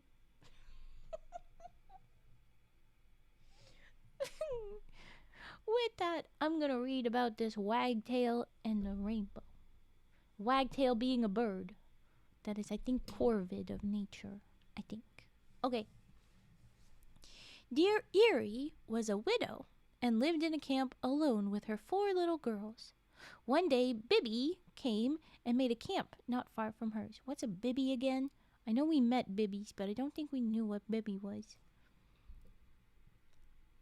Oh, we're going to find out at the end. I looked ahead. We'll be fine. Okay, Bibby came out and made a camp not far from hers. Deereeree was frightened of him, too frightened to go to sleep. The scary Bibby. Not Bibby. I can't take that name seriously, ma'am. How are you scared of him? All night she used to watch his camp, and if she heard a sound, she would cry aloud, Deereeree, waya, waya, Deereeree. Sometimes she would be calling out nearly all night. That's fucking annoying. I'm sure Bibby started to get mad, not being able to sleep. And that's when your fear got real, because it's just escalated tensions. Oh, but anyway. In the morning, Bibby would come over to her camp and ask her what was the matter that she had called out so in the night. She told him that she thought she heard someone walking about and was afraid, for she was alone with her 4 little girls. He told her she ought not to be afraid with all her children round her, but night after night she sat up crying, Waya, waya, Deereeree, Deereeree. I knew this is the direction it was gonna go, but still. At last Bibby said, If you are so frightened, marry me and live in my camp. I will take care of you. But Deereeree said she did not want to marry. She didn't say, You're the one I'm afraid of. So night after night was to be heard her plaintive cry of, Waya, waya, Deereeree, Deereeree. And again Bibby pressed her to share his camp and marry him. But she always refused. The more she refused, the more he wished to marry her. And he used to wonder how he could induce her to change her mind. At last he thought of a plan of surprising her into giving her consent. That's not proper consent, you shitface. He set to work and made a beautiful and many-colored arch. Oh, that just sounds like something nice. Which, when it was made, he called Deereeree, and he placed it right across the sky. Deereeree is a rainbow. That's so cute. Lurk, speaking of sleep, I do have to be up in the morning, so I must go eat now, or at least try to. Have a lovely night, everyone, except for Lahonk. And now speaking is taking a rest around the lake. You know what you're doing. You know what you're doing. Eep well, Mask. Take care. Take care. Eep. Eep, eep, eep. I hope you can get up in the morning easily. No, that was good. Don't rage. I thought you were intentional. You could have said that was intentional. Deereeree, a rainbow, has been placed across the sky. Thank you for tucking in, Vet. And showing out in all its brilliancy of many colors, as a roadway from the earth to the stars, Bibby went into his camp to wait. He says, I made something beautiful and then I waited for her to come to me. That's still nice. Okay, when Deereeree looked up at the sky and saw the wonderful rainbow, she thought something dreadful must be going to happen. Oh no. Deereeree, you have anxiety. She was terribly frightened and called aloud, Waya, waya. In her fear, she gathered her children together and fled with them to Bibi's camp for protection. Oh, so it did work. Oh, you trickery. How did a rainbow scare you? But okay. Bibi proudly told her that he had made the rainbow, just to show how strong he was and how safe she would be if she married him. But if she would not, she would see what terrible things. Why'd you have to go and end with a threat? Why couldn't you just be like, see, I'm so cool. Why do you gotta end with a threat? If she would not, she would see what terrible things he would make to come on earth. Not just a harmless and beautiful roadway across the heavens, but things that would burst from the earth and destroy it.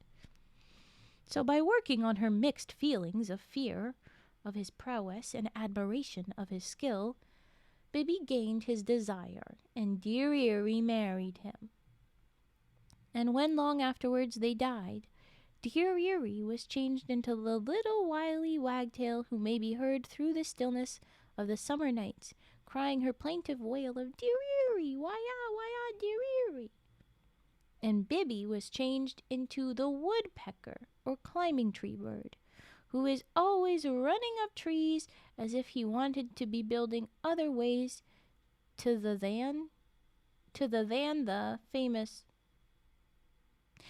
famous roadway of his Goolahwilleel, the building of which had won him his wife. The end. No rages, Eepy. Okay. Oh, it is Eepy. Oh, good. Okay. It was an Eepy. And then I love that little snuggled in, the little wiggle with the pillow. That's cute. That's so cute. Oh, okay. The end with the Dinewan and the rainbow. Yay. Well, that one was still a little bit of a threat, but a little bit better than some of the other marriages that we have read. From the way they are described in these stories, at least. One more and then we're caught up to where I was. And this one is interesting. We're back to the Mopoke, the grumpy little owl guy. But then also something called the mosquito bird. But it has another name, of course. Let's see. Mooregoo the Mopoke, of course. And, no, this is a very long name. Mooregoo the Mopoke and Mooninguggahgul. Mooninguggahgul.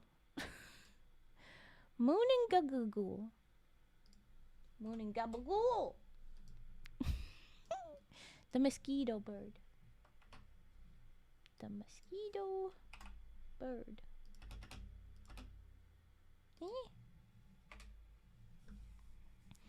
Giant frickin' title. Look at this. It's so long. Okay. Mooregoo the Mopoke and Mooninguggahgul, the mosquito bird. Give me a minute while I write this down.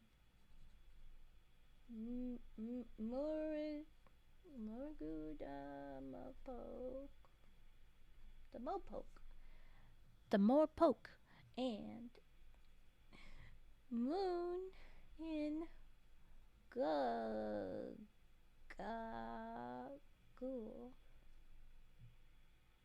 No, mosquito bird. Mosquito bird. Oh, it's all jammed into my little notebook. Okay. An old man, it begins. An old man lives with his 2 wives, the Mooninguggahgul sisters, and his 2 sons. The old man... I abandoned that. The old man spent all his time making boomerangs until at last he had 4 nets full of these weapons. The 2 boys used to go out hunting opossums and iguanas, which they would cook in the bush and eat, without thinking of bringing any home to their parents. The old man asked them one day to bring home some fat to rub his boomerangs with. This the boys did, but they brought only the fat, having eaten the rest of the iguanas from which they had taken the fat. The old man was very angry that his sons were so greedy, but he said nothing, though he determined to punish them. Everyone's doing this lack of communication and just get mad at each other's stuff. Talk it through, you little birdies. Okay. Determined to punish them. For he thought, when they were young and could not hunt, I hunted for them and fed them well. Now that they can hunt and I am old and cannot so well, they give me nothing. Thinking of his treatment at the hands of his sons, he greased all his boomerangs. And when he had finished them, he said to the boys, "You take these boomerangs down to the plain and try them. See if I have made them well. Then come back and tell me. I will stay here." Uh-oh.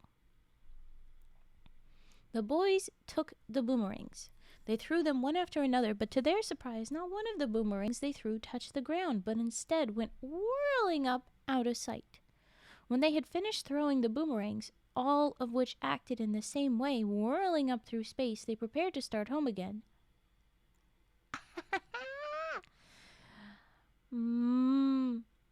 They were... Oh, wait. I skipped. Boomerangs. But as they looked round, they saw a huge whirlwind coming towards them. They were frightened and called out, "Wurrunnunnah!" for they knew there was a devil in the whirlwind. They laid hold of trees near at hand that might not catch them. But the whirlwind spread out first one arm and rooted up the tree, then another arm and rooted up another. So the boomerangs formed like a person shape and didn't just... What? Okay. Got one arm and rooted up the other. The boys ran in fear from tree to tree, but each tree that they went to was torn up by the whirlwind. At last they ran to 2 mubbo or beefwood trees and clung tightly to them. After them rushed the whirlwind, sweeping all before it, and when it reached the mubbo trees to which the boys were clinging, it tore them from their roots and bore them upwards swiftly, giving the boys no time to leave go, so they were borne upward, clinging to the mubbo trees. On the whirlwind bore them until they reached the sky, where it placed the 2 trees with the boys still clinging to them. And there they still are, near the Milky Way, and known as Wurrunnunnah. The boomerangs are scattered all across the Milky Way, for the whirlwind had gathered them all together in its rush through space. Having placed them all in the sky, down came the whirlwind, retaking its natural shape, which was that of the old man. Oh, I thought it was the boomerangs. No, Okay, the wind pulled the boomerangs together. The boomerangs went to the sky, but the wind was the man. Okay, so, which was the old man? For so had he wreaked his vengeance on his sons for neglecting their parents. Always so mean. Late tucking in mask. That's so silly. Dang you, Cage. As time went on, the mothers wondered why their sons did not return. It struck them as strange that the old man expressed no surprise at the absence of the boys, and they suspected that he knew more than he cared to say. "Oh, there's a lot of story left. Are the women gonna beat up the old man? Get 'em. Get 'em." Okay. It struck them as strange that the old man expressed no surprise and had nothing to say. They suspected he knew more than he cared to say, for he only sat in the camp smiling while his wives discussed what could have happened to them, and he let the women go out and search alone. The mothers tracked their sons to the plain, where they saw that a big whirlwind had lately been, for trees were uprooted and strewn in every direction. They tracked their sons from tree to tree until at last they came to the place where the maboos had stood. They saw the tracks of their sons beside the places whence the trees had been uprooted, but of the trees and their sons they saw no further trace. Then they knew that they had all been borne up together by the whirlwind and taken whither they knew not. Sadly they returned to their camp. When one night came, they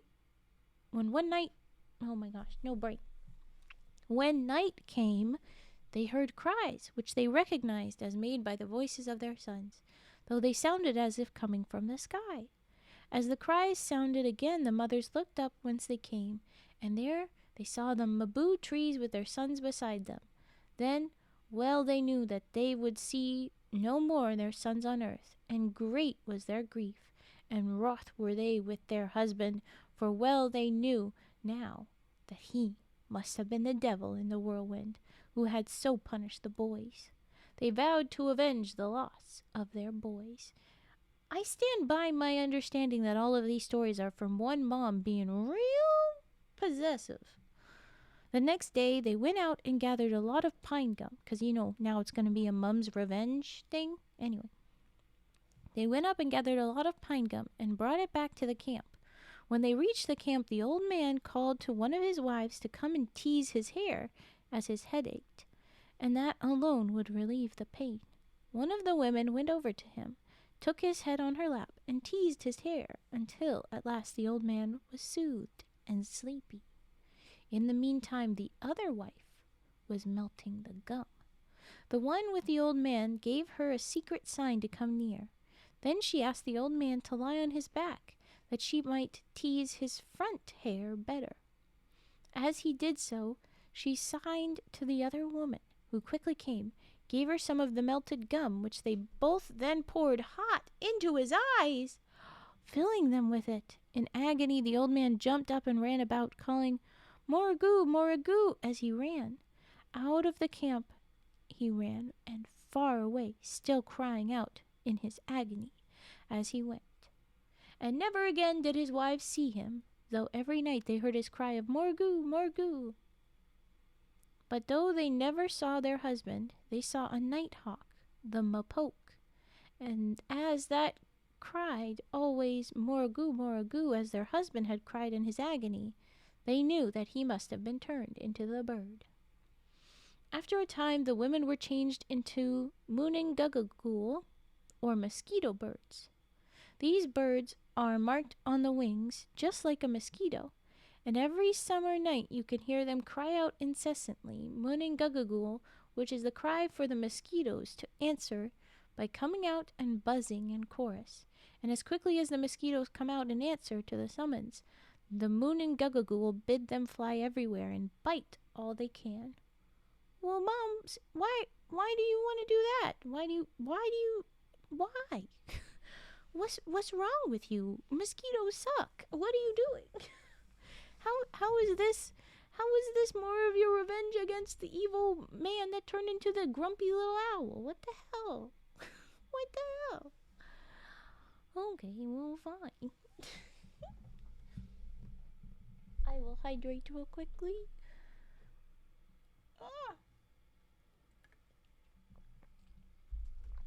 And now we only have 6 stories, right? Yep. We have the Borah of Byamee, Bunnyyarl, the flies, and Wurrunnunnah the bees. Wurrunnunnah. Hello, Gary. Then we've got Deegeenboyah the Soldier-Bird, then Mayrah, the wind that blows the winter away. Ooh. Wayambeh the Turtle, turtles. And finally, Wirreenun the Rainmaker. Wirreenun the Rainmaker. Okay. Big breaths. Oh, that's nice. Are we ready for more stories? I need another yawn. Last of caffeinate.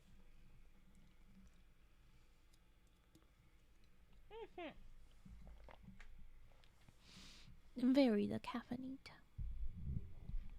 We'll see if it actually makes me awake, though. The Borah of Byamee. Whew. This one's kind of long. Oh no, are the rest not short like they have been? Maybe we won't finish tonight. I would like to finish tonight so that I can do a game tomorrow. I would like to. That would be nice. Now that I want that to happen. I want that to happen very much.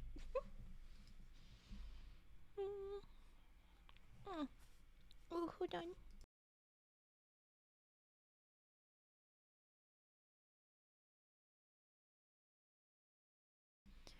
Alright, oh, okay.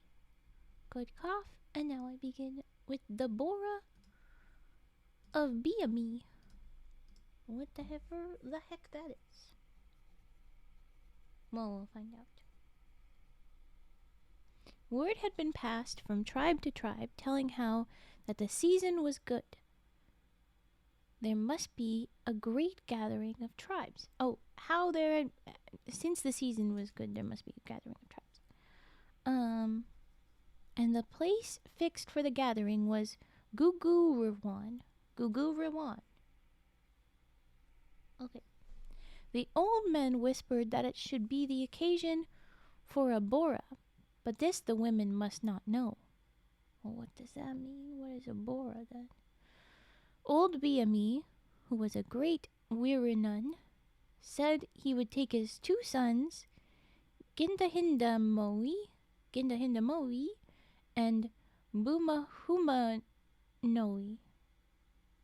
Gindahindamoe, Boomahumanoe, to the gathering of the tribes. For the time had come when they should be made young men, that they may be free to marry wives, eat emu flesh, and learn to be warriors. Are you not allowed to eat emu before you're a grown man? That's interesting. Babies, you're not allowed to eat emu. Illegal. Okay.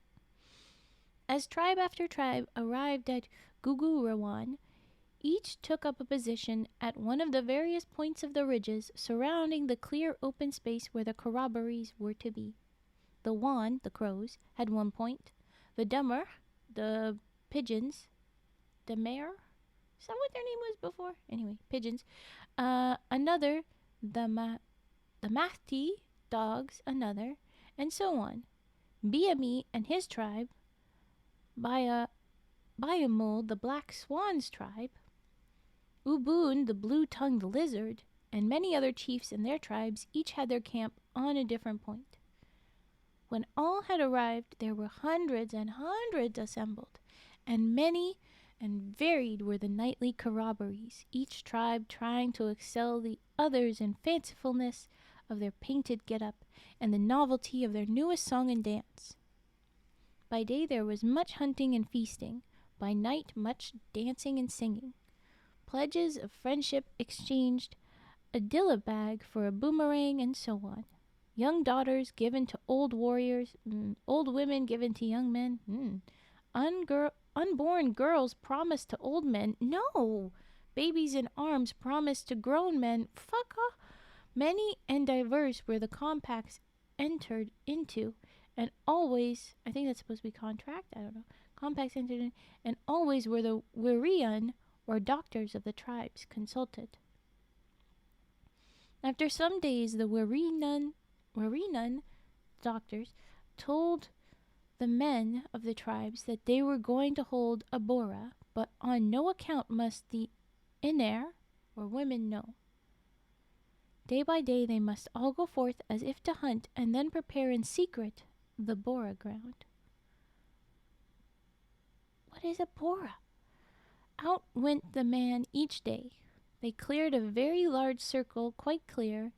Then they built an earthen dam around this circle, and cleared a pathway leading into the thick bush from the circle, and built a dam on either side of this pathway. When all these preparations were finished, they had, as usual, a corroboree at night. After this had been going on for some time, one of the old Wirreenun walked right away from the crowd as if he were sulky. What does that mean? He went to his camp, to where he was followed by another Wirreenun, and presently the 2 old fellows began fighting.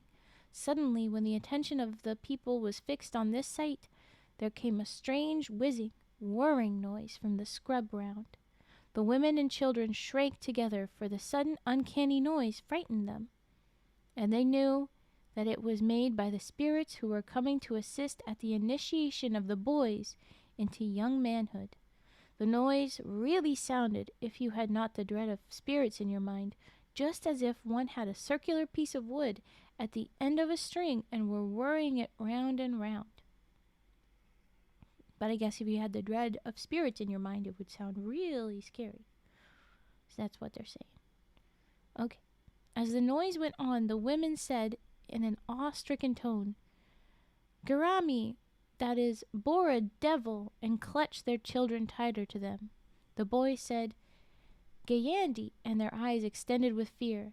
Gayandi meant Borah devil too, but the women must not even use the same word as the boys and men to express the Borah spirit, for all concerning the mysteries of Borah are sacred from the ears, eyes, or tongues of women.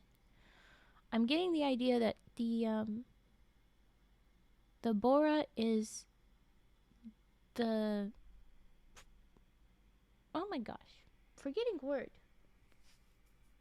ceremony to initiate manhood, boys into men, and therefore the women don't talk about it, but okay.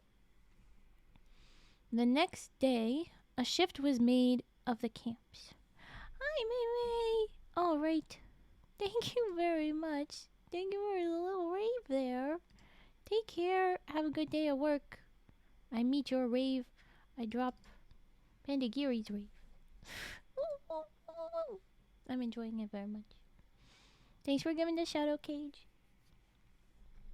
Okay. Where was I? The shift was made of the camps. They were moved to inside the big ring that the Dayans had made. This move was attended with a certain amount of ceremony. In the afternoon, before the move had taken place, all the Dayans left their camps and went away into the scrub. Then, just about sundown, they were all to be seen walking in single file out of the scrub, along the path which they had previously banked on each side. Every man had a fire stick in one hand and a green switch in the other. When these men reached the middle of the enclosed ring was the time for the young people and women to leave the old camps and move into the Borah ring.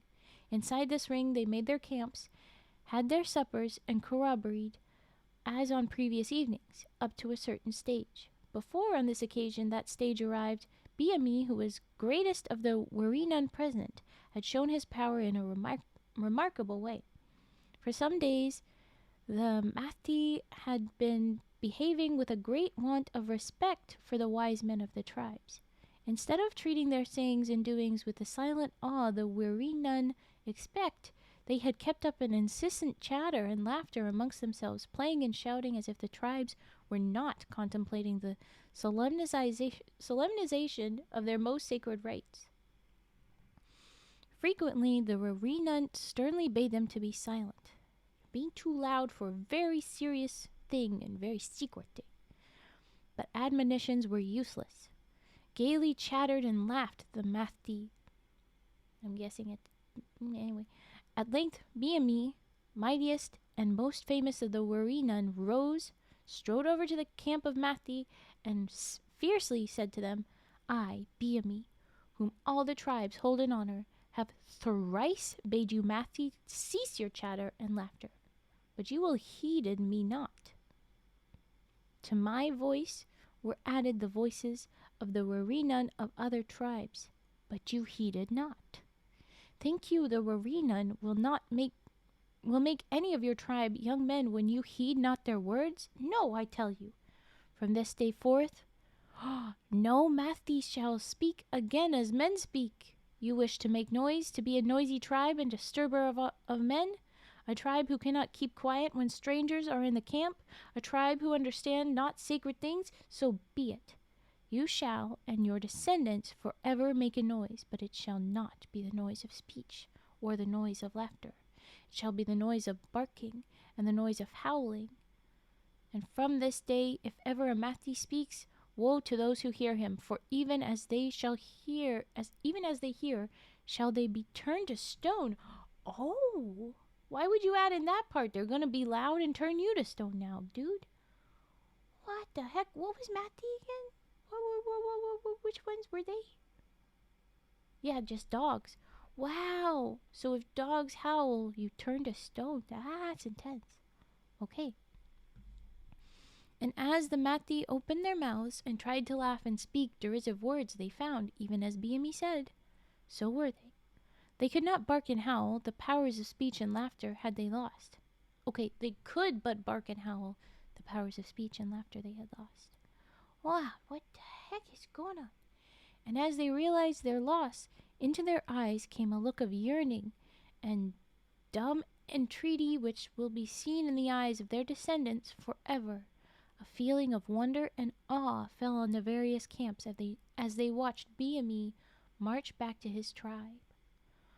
When Byamee was seated again in his camp, he asked the women why they were not grinding Doonbur, and the women said, "Gone are our Deereeres, we know not where." "You lie," said Byamee. "You have lent them to the Dummer, who came so often to borrow, though I bade you not lend." "No, Byamee, we lent them not." "Go to that camp of the Dummer, ask for your Deereere." The women, with the fear of the fate of Matthie did they disobey, went, though well they knew they had not lent the Deereere. And we all know, don't mess with the frickin' Doonbur. We want our food. As they went, they asked at each camp if the tribe there would lend them a Deereere, but at each camp they were given the same answer, namely, that the Deereeres were gone and none knew where. The Dummer had asked to borrow them, and in each instance been refused, yet had the stones gone. Okay, so nobody has any of the stones. And as the women went on, they heard a strange noise, as the cry of the spirits, a sound like a smothered oom, oom, oom, oom. The cry sounded high in the air, through the tops of the trees, then low on the ground, through the grasses, until it seemed as if the spirits were everywhere. Is it the dogs? Is everybody going to turn into stone? Oh no. Why did you add on that can turn people into stone bit? You shouldn't have done that part, dude. Okay. The women clutched tighter their fire sticks and said, "Let us go back. The Wanda are about." And swiftly they sped towards their camp, hearing ever in the air, oom, oom, oom of the spirits. Okay, we're getting into spooky territory. What the heck? They told Byamee that all the tribes had lost their Deereeres, and that the spirits were about, and even as they spoke came the sound of oom, oom, oom, oom, at the back of their own camp. The women crouched together, but Byamee flashed a fire stick whence came the sound, and as the light flashed on the place, he saw no one. But stranger than all, he saw 2 Deereeres moving along, and yet could see no one moving them. And as the Deereeres moved swiftly away, louder and louder rose the sound of oom, oom, oom, oom, until the air seemed full of invisible spirits. Why didn't you track those down? We know that's what we want. Why didn't you track those down? Just watched them walk away? What the hell? Then Byamee knew that indeed the Wanda were about, and he too clutched his fire stick and went back into his camp. Well, what are the Wanda? In the morning, it was seen that not only were all the Deereeres gone, but the camp of the Dummer was empty, and they too had gone. The pigeons are gone! When no one would lend the Dummer Deereeres, they had said, "Then we can grind no Doonbur unless the Wanda bring us stones." And scarcely were the words said before they saw a Deereere moving towards them. At first they thought it was their own skill which enabled them only to express a wish to have it released.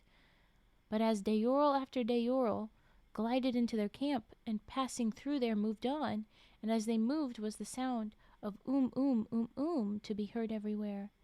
They knew that it was the Wanda at work, and it was borne in upon them that where the Deereere went they must go, or they would anger the spirits who had brought them through their camp.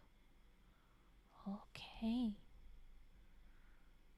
They gathered up their belongings and followed in the track of the Deereeres, which had cut a pathway from Goolahwilleel to Goolahwilleel, down which in high floods is now a watercourse. From Goolahwilleel on the Deereeres went to Deegeenboyah, and after them the Dummer. The pigeons kept going. Deegeenboyah is between Wirreenun, Wirrunnunnah and Wayambeh, and there the Deereeres piled themselves up into a mountain. Okay. Deegeenboyah, that's where it is, in a mountain. And there for the future had the people to go when they wanted good Deereeres. But you could get bad ones, you could get crappy ones elsewhere. and the demare would changed into pigeons with a cry like the spirits of ooh, ooh, ooh. That's why pigeons coo? Oh my gosh. Okay. That's when they turned into pigeons officially. Another strange thing happened at this big Borah. A tribe called Uboon, who's that, were camped at some distance from the other tribes. It's still illegal. Stop saying pigeon. That will forever be the trap of the honk. I'm gonna make you get stumbled at pigeons every time. At some point I'll fix that. I thought I had already fixed that, but I guess I didn't. Anyway, the Uboon are hiding, yes. When any stranger went to their camp, it was noticed that the chief of the Uboon would come out and flash a light on him, which killed him instantly. What? And no one knew what this light was that carried death in its gleam. Ah! Well, now I'm just not going to allow that one. That one's illegal. You don't get to say that. You mean honk. I'm going to read and ignore you. Well, you know I can't properly ignore. I'm not good at that, but I'm going to try. Okay. Evil light that kills people instantly. At last, Wahn the crow said, I will take my biggest bourreen and go and see what this means. The light thing, I think. You others, do not follow me too closely, for though I have planned how to save myself from the deadly gleam, I might not be able to save you. Okay. Wahn walked into the camp of the Uboon, and as their chief turned to flash the light on him, he put up his bourreen and completely shaded himself from it, and called aloud in a deep voice, Wah, wah, wah, wah, which so startled Uboon that he dropped his light, and said, What is the matter? You startled me. I did not know who you were, and might have hurt you, though I had no wish to, for the Wahn are my friends. I cannot stop now, said the Wahn. I must go back to my camp. I have forgotten something I wanted to show you. I'll be back soon. And so saying, swiftly ran Wahn back to where he had left his boondi. Then back he came almost before Uboon realized that he had gone. Back he came, and stealing up behind Uboon, dealt him a blow with his boondi that avenged amply the victims of the deadly light by stretching the chief of the Uboon a corpse on the ground at his feet. Then crying triumphantly, Wah, wah, wah! Back to his camp went Wahn and told what he had done. So this is a side story. We have the chaos of boys becoming men, stolen stones. Oops, bye pigeons, I guess, forever. Dogs, you don't get to talk. You turn things into stone. And then suddenly, also this guy. Okay, fucking hell. Very, very busy event, this Borah. God damn. This night, when the Borah corroboree began, all the women relations of the boys to be made young men corroboreed all night. Towards the end of the night, all the young women were ordered into bough humpies, which had been previously made all round the edge of the embankment surrounding the ring. The old women stayed on. The men who were to have charge of the boys, to be made young men, were told now to be ready to seize hold each of his special charge, to carry him off down the beaten track to the scrub. When every man had, at a signal, taken his charge on his shoulder, they all started dancing round the ring. Then the old women were told to come and say goodbye to the boys, after which they were ordered to join the young women in the humpies. About 5 men watched them into the humpies, then pulled the boughs down on top of them, that they might see nothing further.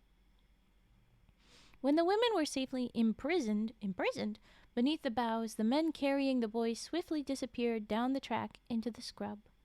When they were out of sight, the 5 Danes came and pulled the boughs away and released the women, who went now to their camps. But however curious these women were as to what rites attended the boys' initiation into manhood, they knew no questions would elicit any information. In some months' time they might see their boys return minus perhaps a front tooth and with some extra scarifications on their bodies, but beyond that and a knowledge of the fact that they had not been allowed to look on the face of woman since their disappearance into the scrub, they were never enlightened. Okay, so somebody fights, probably, and then, all right, they all get some beated up. Okay. The next day, the tribes were ready to travel to the place of the Little Borah, which would be held in about 4 days' time, at about 10 or 12 miles distance from the scene of the Big Borah. At the place of the Little Borah, a ring of grass is made instead of one of earth. The tribes all travel together there, camp, and have a corroboree. The young women are sent to bed early, and the old women stay until the time when the boys bade farewell to them at the Big Borah, at which hour the boys are brought into the Little Borah and allowed to say a last goodbye to the old women. Then they are taken away by the men who have charge of them together. They stay together for a short time, then probably separate, each man with his one boy going in a different direction. The man keeps strict charge of the boy for at least 6 months, during which time he may not even look at his own mother. At the end of about 6 months, he may come back to his tribe, but the effect of his isolation is that he is too wild and frightened to speak even to his mother, from whom he runs away if she approaches him, until by degrees the strangeness wears off. Do they tell them women have cooties? Why are you running away? But at this Borah of Byamee, the tribes were not destined to meet the boys at the Little Borah. Oh, just as they were gathering up their goods for a start, into the camp staggered Mullyangah, the widow, crying, "You all left me, widow that I was, with my large family of children, to travel alone. How could the little feet of my children keep up to you? Can my back bear more than one goolay? Have I more than 2 arms and 1 back? Then how could I come swiftly with so many children, yet none of you stayed to help me? Oof. And as you went, from each water-hole you drank all the water. Then tired and thirsty I reached a water-hole, and my children cried for a drink. What did I find to give them? Mud, only mud. Then thirsty and worn, my children crying, their mother helpless to comfort them, on we came to the next hole. What did we see as we strained our eyes to find water? Mud, only mud. As we reached hole after hole and found only mud, one by one my children lay down and died for want of drink, which Mullyangah, their mother, could not give them." Gosh, this event is just the most dramatic event ever. My gosh. As she spoke, swiftly went a woman to her with a weary of water. Too late, she said. "Why should a mother live when her children are dead?" And she lay back with a groan. But as she felt the water cool her parched lips and soften her swollen tongue, she made a final effort, rose to her feet, and waving her hands round the camps of the tribes, cried aloud, "You were in such haste to get here. You shall stay here. Googoodoogahdah, turn into trees, turn into trees." Then she fell back dead, and as she fell, the tribes that were standing round the edge of the ring, preparatory to gathering their goods and going, and that her hand pointed to as it waved around, turning into trees, they now stand. The tribes in the background were changed, each according to the name they were known by. Okay, so the ones closest turned into trees, but the ones further and not pointed at directly got to be animals instead. Okay. Into a bird or beast of the same name, the barking Mathi into dogs, Baya Mule into black swans, the Wahns into crows, and so on. And there at the place of the Big Borah, you can see the trees standing tall and gaunt, sad looking in their somber hues, waving with a sad wailing their branches towards the lake which covers now the place where the Borah was held. And it bears the name of Wurrunnunnah, the place of trees, and round the edge it is still to be seen the remains of the Borah ring of earth, and it is known as a great place of meeting for the birds that bear the names of the tribes of old. The Byamules sail proudly about, the pelicans, their water rivals in point of size and beauty, the ducks, and many others too numerous to mention. The uboon, or blue-tongued lizards, glide in and out through the grass. Now and then is heard the oom of the dumb air, and occasionally a cry from the bird Mullyangah of Googoodoogahdah, no, Googoodoogahdah, and in answer comes the wailing of the gloomy-looking bala trees, and then a rustling sure through the bibble branches, until at last every tree gives forth its voice and makes sad the margin of the lake with echoes of the past. Ooh. But the men and boys who were at the place of the little Borah escaped the metamorphosis. They waited long for the arrival of the tribes, who never came. At last Byamee said, "Surely mighty enemies have slain our friends, and not one escapes to tell us of their fate. Even now these enemies may be upon our track. Let us go into a far country." And swiftly they went to Noondoo, hurrying along with them a dog of Byamee's, which would fain have lain by the roadside rather than have travelled so swiftly. But Byamee would not leave her, and hurried her on. When they reached the springs of Noondoo, the dog sneaked away into the thick scrub, and there were born her litter of pups, but such pups as surely man never looked at before. The bodies of dogs and heads of pigs. Why is there a left turn at every one of these things? Here I think we're rounding out the story, and then just, and now this monstrosity, dog pig, fierceness and strength of devils, and gone is the life of man who meets in a scrub of Noondoo and Wirreenun, for surely it will slay him. That's what they're called, Wirreenun, I guess. Jeez. Hi, Millennial Echo. Okay, well, thank you for lurking. Eat well, take care. Hope you have good sleep. Alright. Jeez. Not even did Byamee ever dare to go near the breed of his old dog, and Byamee, the mighty Wirreenun, lives forever, but no man must look upon his face, lest surely he will die. So, alone in a thick scrub, on one of the Noondoo ridges, lives this old man, Byamee, the mightiest of Wirreenun. The end. The wildest party ever! What the heck? Insanity. Wow. Okay. Well, we have 5 stories. I'm going to see if any of them are... Well, that one's tiny. That one has some length to it. That one's tiny. That one's a bit longer. And the last one, a bit longer. I'd be running a little bit late, but I think I could read them all. It would be better I read them all now than do them later. So I'm going to read the rest of the stories. We are not doing any more redeems. I have said so now. I'm not going to go through the effort of turning everything off, but Cage, if you can turn those off, I would appreciate it. But not dead for long, so it's okay. Whoa, what? Whoa, I just see, congrats, you killed me, Honk. And then Honk cries and cries. But good news, Millennial Echo is not dead for long. Good. You live, Echo. I'm glad you're still here. Okay, but go eat now. You're supposed to go sleep.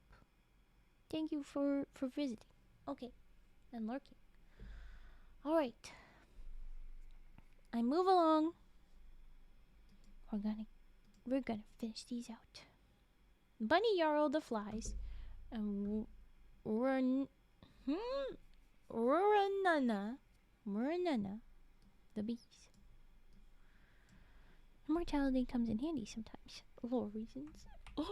Oh. Alright. Bunnyyarl. Sorry, nope. The flies. And Wurrunnunnah the bees. Here we go. Only you can stop raids. Maybe fet. I have not the power. Not raids. Redeems. Can you do those? I thought you could do those. But I can stop raids. I think we've got a little bit of time before I stop raids. I'm gonna read 2 more stories because this one is teeny tiny. And then, yeah. Okay, thank you, Cage. Alright. Bunnyyarl. Bunnyyarl. Flies and bees. The Bunnyyarl and Wurrunnunnah were relations and lived in one camp. The bees and the flies lived together, of course. The Wurrunnunnah were very hardworking, always trying to gather food in a time of plenty to lay in a store for a time of famine. The bees work hard. The Bunnyyarl used to give no heed to the future, but used to waste their time playing around any rubbish and never thinking even of laying up any provisions. The flies do not plan ahead. Okay. One day the Wurrunnunnah said, "Come out with us and gather honey from flowers. Soon will the winter winds blow the flowers away, and there will be no more honey to gather." "No," said the Bunnyyarl, "we have something to look to here." And off they went, turning over some rubbish and wasting their time, knowing whatever the Wurrunnunnah brought they would share with them. The Wurrunnunnah went alone and left to the Bunnyyarl to their rubbish. The Wurrunnunnah gathered the flowers and stored the honey and never more went back to live with the Bunnyyarls, for they were tired of doing all the work. As time went on, the Wurrunnunnah were changed into little wild bees, and the lazy Bunnyyarls were changed into flies. The end. And now I actually have to run a quick 30-second ad. I'm very sorry. I'm gonna hit you with that while I prep the next story, though, so you won't miss too much. Boop. And now you can hear. I'm just clicking the next story. I'm prepping it. Oh no, is this a song? Oh, I'm gonna garble this for sure. Uh-oh. The Deegeenboyah the Soldier-Bird. Deegeenboyah! I think it's more like Deegeenboyah, but Deegeenboyah! It's just fun. The Soldier-Bird. Soldier-Bird, I tell you what. Sorry, what? I'm getting sillier now. Okay. Deegeenboyah, the Soldier-Boy. Okay.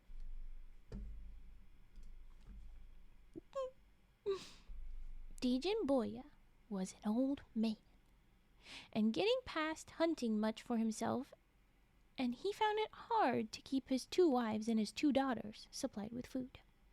He camped with his family away from the other tribes, but he used to join the men of the Mullyangah tribe when they were going out hunting, and so get a more certain supply of food than if he had gone by himself. Okay. One day when the Mullyangah went out, he was too late to accompany them. He hid in the scrub and waited for their return, at some little distance from their camp. When they were coming back, he heard them singing the song of the setting emu, a song which whoever finds the first emu's nest of the season always sings before getting back to the camp. Deegeenboyah jumped up as he heard the song and started towards the camp of the Mullyangah singing the same song as if he too had found a nest. Oh, you like a liar. On they all went towards the camp singing joyously. Nerdu, Nerber, me, Dareen, Dareen ba ah ah ah ah ah, Garmbe Booyan Yanada Biawa ah ah ah ah ah, Gabundi D E E E, Nian Nine Gulbija ah ah ah ah, which song roughly translated means, I saw it first among the young trees, the white mark on his forehead, the white mark that before I had only seen as the emus moved together in the daytime. Never did I see one camp before, only moving, moving always. Now that we have found the nest, we must look out to the ants. Do not get the eggs. If they crawl over them, the eggs are spoiled. Okay. I found it, now you. It reminds me of the emus. Don't let the ants get the eggs. As the last echo of the song died away, those in the camp took up the refrain and sang it back to the hunters to let them know that they understood that they had found the first emu's nest of the season. If they crawl over the eggs, are spoiled. Yes, I understand. We must hurry. I get it. Okay. When the hunters reached the camp, up came Deegeenboyah too. The Mullyans turned to him and said, "Did you find an emu's nest too?" "Yes," said Deegeenboyah, "I did. I think you must have found the same, though, after me, as I saw not your tracks. But I am older and stiff in my limbs, so came not back so quickly. Tell me, where is your nest?" In the clump of the Goolahwilleel on the edge of the plain," said the unsuspecting Mullyan. "Ah, I thought so. That is mine. But what matter? We can share. There will be plenty for all. We must get the net and go and camp near the nest tonight, and tomorrow trap the emu." What if they were lying as a test? But I guess they were not. Anyway.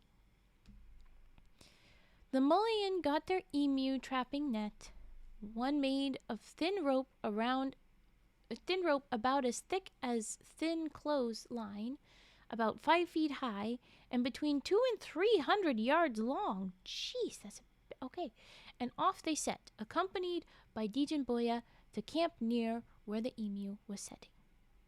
When they had chosen a place to camp, they had their supper and a little corroboree, illustrative of slaying emu, etc. The next morning at daylight, they erected their net into a sort of triangular-shaped yard, one side open. Oh, okay, so they're making a little pen with a big wide-open door. Dayans were stationed at each end of the net, and at stated distances along it. The net was upheld by upright poles. When the net was fixed, some of the people made a wide circle round the emu's nest, leaving open the side towards the net. They closed in gradually until they frightened the emu off the nest. The emu, seeing Dayans on every side but one, ran in that direction. The people followed closely, and the bird was soon yarded. Madly the frightened bird rushed against the net. Up ran a Dayan, seized the bird, and wrung its neck. Then some of them went back to the nest to get the eggs, which they baked in the ashes of their fire and ate. They made a hole to cook the emu in. They plucked the emu. When they had plenty of coals, they put a thick layer at the bottom of the hole, some twigs of leaves on top of the coals, some feathers on top of them.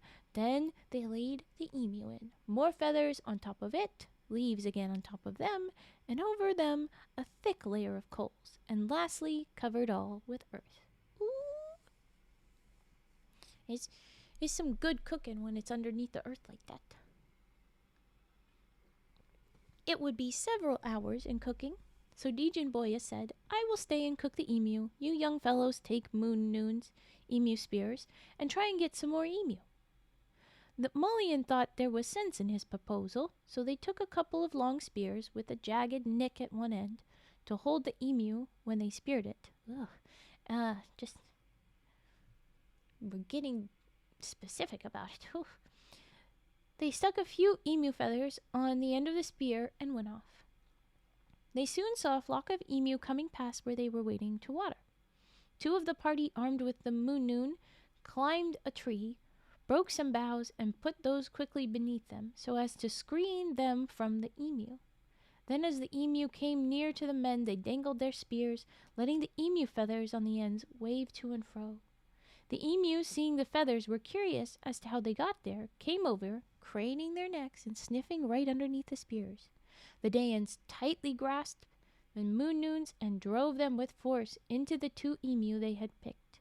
One emu dropped dead at once. The other ran with a spear in it for a short distance, but the Dayan was quickly after it, and soon caught and killed it outright. Then, carrying the dead birds, back they went to where Deegeenboyah was cooking the other emu. They cooked the two they had brought, and then all started for the camp in great spirits at their successful chase. They began throwing their marulas as they went along, and playing with their bubbaras, or returning boomerangs. Old Deegeenboyah said, "Here, give me the emus to carry, and then you will be free to have a really good game with your marulas and bubbaras and see who is the best man." Are you being a good guy, Deegeenboyah, or are all these tricks? Are you stealing stuff? What are you doing? They gave him the emus, and on they went, some throwing marulas, and some showing their skill with bubbaras. Presently Deegeenboyah sat down. They thought he was just resting for a few minutes, so ran on laughing and playing, each good throw eliciting another effort, for none liked owning themselves beaten while they had a marula left. As they all got further away, they noticed Deegeenboyah was still sitting down, so they called out to him to know what was the matter. "All right," he said, "only having a rest. Shall come on in a minute." So on they went. When they were quite out of sight, Deegeenboyah jumped up quickly, took the emus, and made for an opening in the ground a little distance. I knew it. This opening was the door of the underground home of the Mooregoo spider. Oh, I did not know that. The opening was a neat covering, like a sort of trap door. Down this he went, taking the emus with him, knowing there was another exit at some distance. But is there going to be a giant spider to worry about? Geez. Out of which he could come up quite near his home, for it was the way he often took after hunting.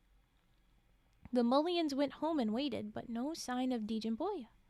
Then back on their tracks they went and called aloud, but got no answer and saw no sign. At last, Mullyangah, the chief of the Mullyans— wait, wasn't that like a star?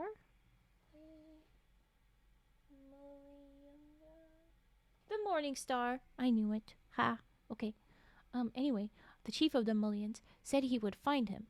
Arming himself with his boondies and spears, he went back to where he had last seen Deegeenboyah sitting. Anyway. He saw where his tracks turned off and where they disappeared, but could not account for their disappearance, as he did not notice the neat little trap door of the Mooregoo. But he hunted round, determined to scour the bush until he found him. At last he saw a camp. He went up to it and saw only two little girls playing about, whom he knew were the daughters of Deegeenboyah. "Where is your father?" he asked them. "Out hunting," they said. "Which way does he come home?" "Our father comes home out of this." And they showed him the spider's trap door. You're going to get your dad killed, girls. You don't even know. Because your dad's being shady, but anyway. Oh! I just saw a spoiler. Dang it! Yeah, girls, you're getting everybody in some trouble, but okay. "Where are your mothers?" "Our mothers are out getting honey and yams." And off ran the little girls to a leaning tree on which they played, running up its bent trunk. Mullyangah went and stood where the trunk was highest from the ground and said, "Ah!"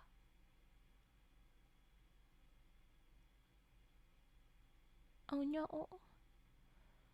Oh no. Evil man, they're just little girls. Why are you doing this? This is not fair." Mullyangah went up and stood where the trunk was highest from the ground and said, "Now, little girls, run up to here and jump, and I will catch you. Jump one at a time."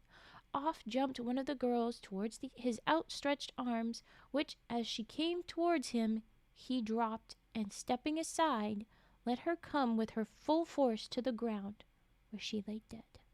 Then he called to the horror-stricken child on the tree, "Come, jump. Your sister came too quickly.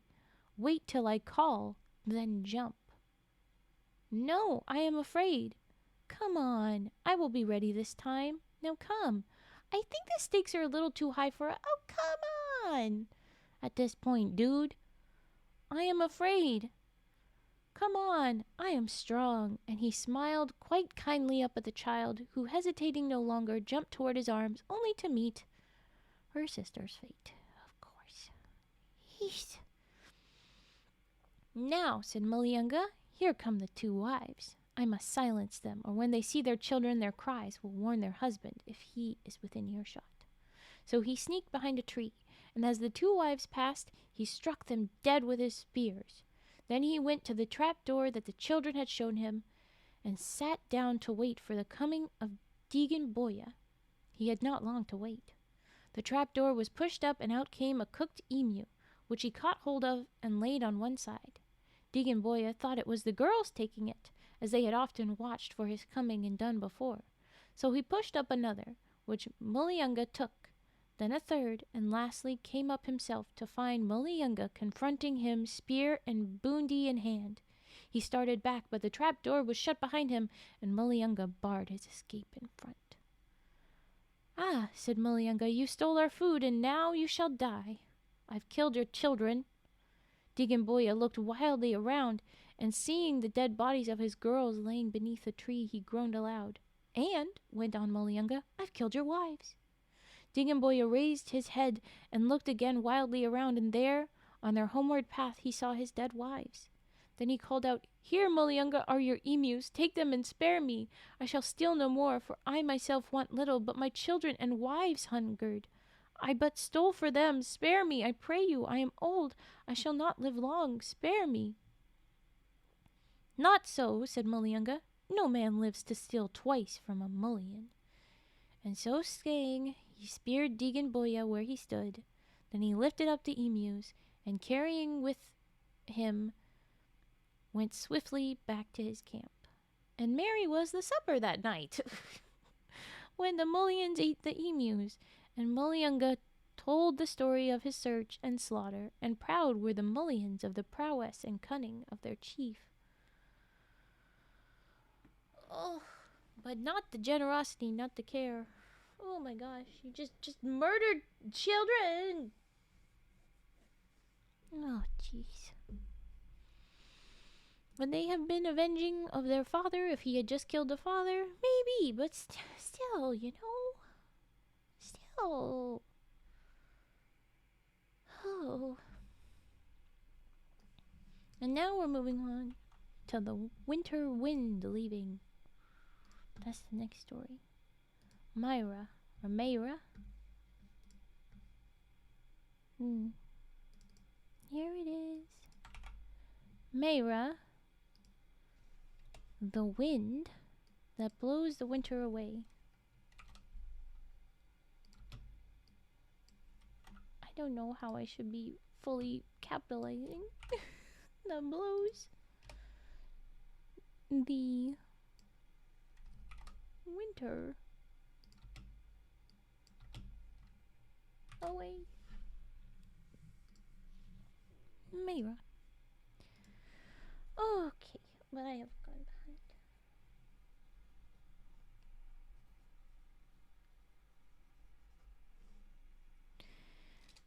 Mayrah. Alright. The wind that blows the winter away. At the beginning of winter, the iguanas hide themselves in their homes in the sand. The black eaglehawks go into their nests. The garbarley or shinglebacks hide themselves in little logs just big enough to hold them. The iguanas dig a long way into the sand and cover up the passage behind them as they go along. They all stay in their winter homes until Mayrah blows the winter away. Mayrah blows up a thunderstorm. When the iguanas hear the thunder, they know the spring is not far off, so they begin making a passage to go out again. But they do not leave their winter home until the curlew,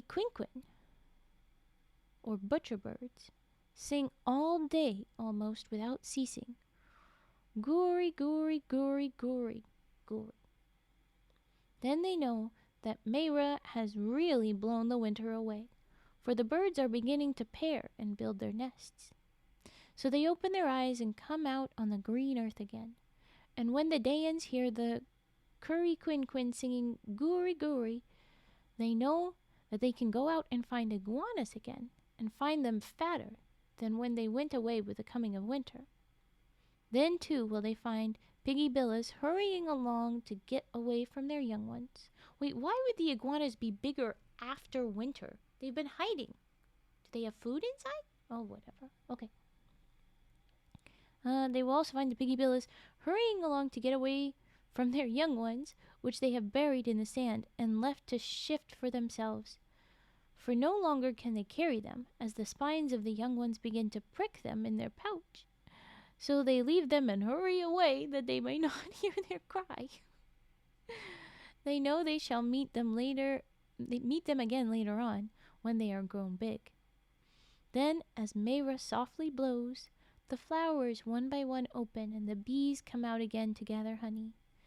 Every bird wears his gayest plumage and sings his sweetest song to attract a mate, and in pairs they go to build their nests. And still Mayrah softly blows until the land is one of plenty. Then Yi, the sun, chases her back whence she came, and the flowers droop, and the birds sing only in the early morning. For Yi rules in the land until the storms are over and have cooled him, and winter takes his place to be blown away again by Mayrah, the loved of all, and the bringer of plenty. Mayrah, spring winds. Oh. The end for Mayrah.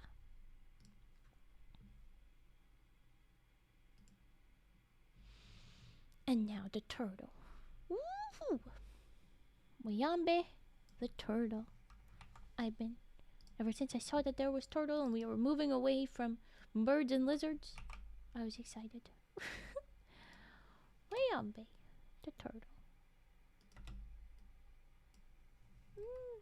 Last night, despite sleeping for 8 hours, I had a lot of weird dreams and woke up feeling not very well rested, so I'm gonna try again tonight. Okay, yes. Did stream die? It better not have. Oh.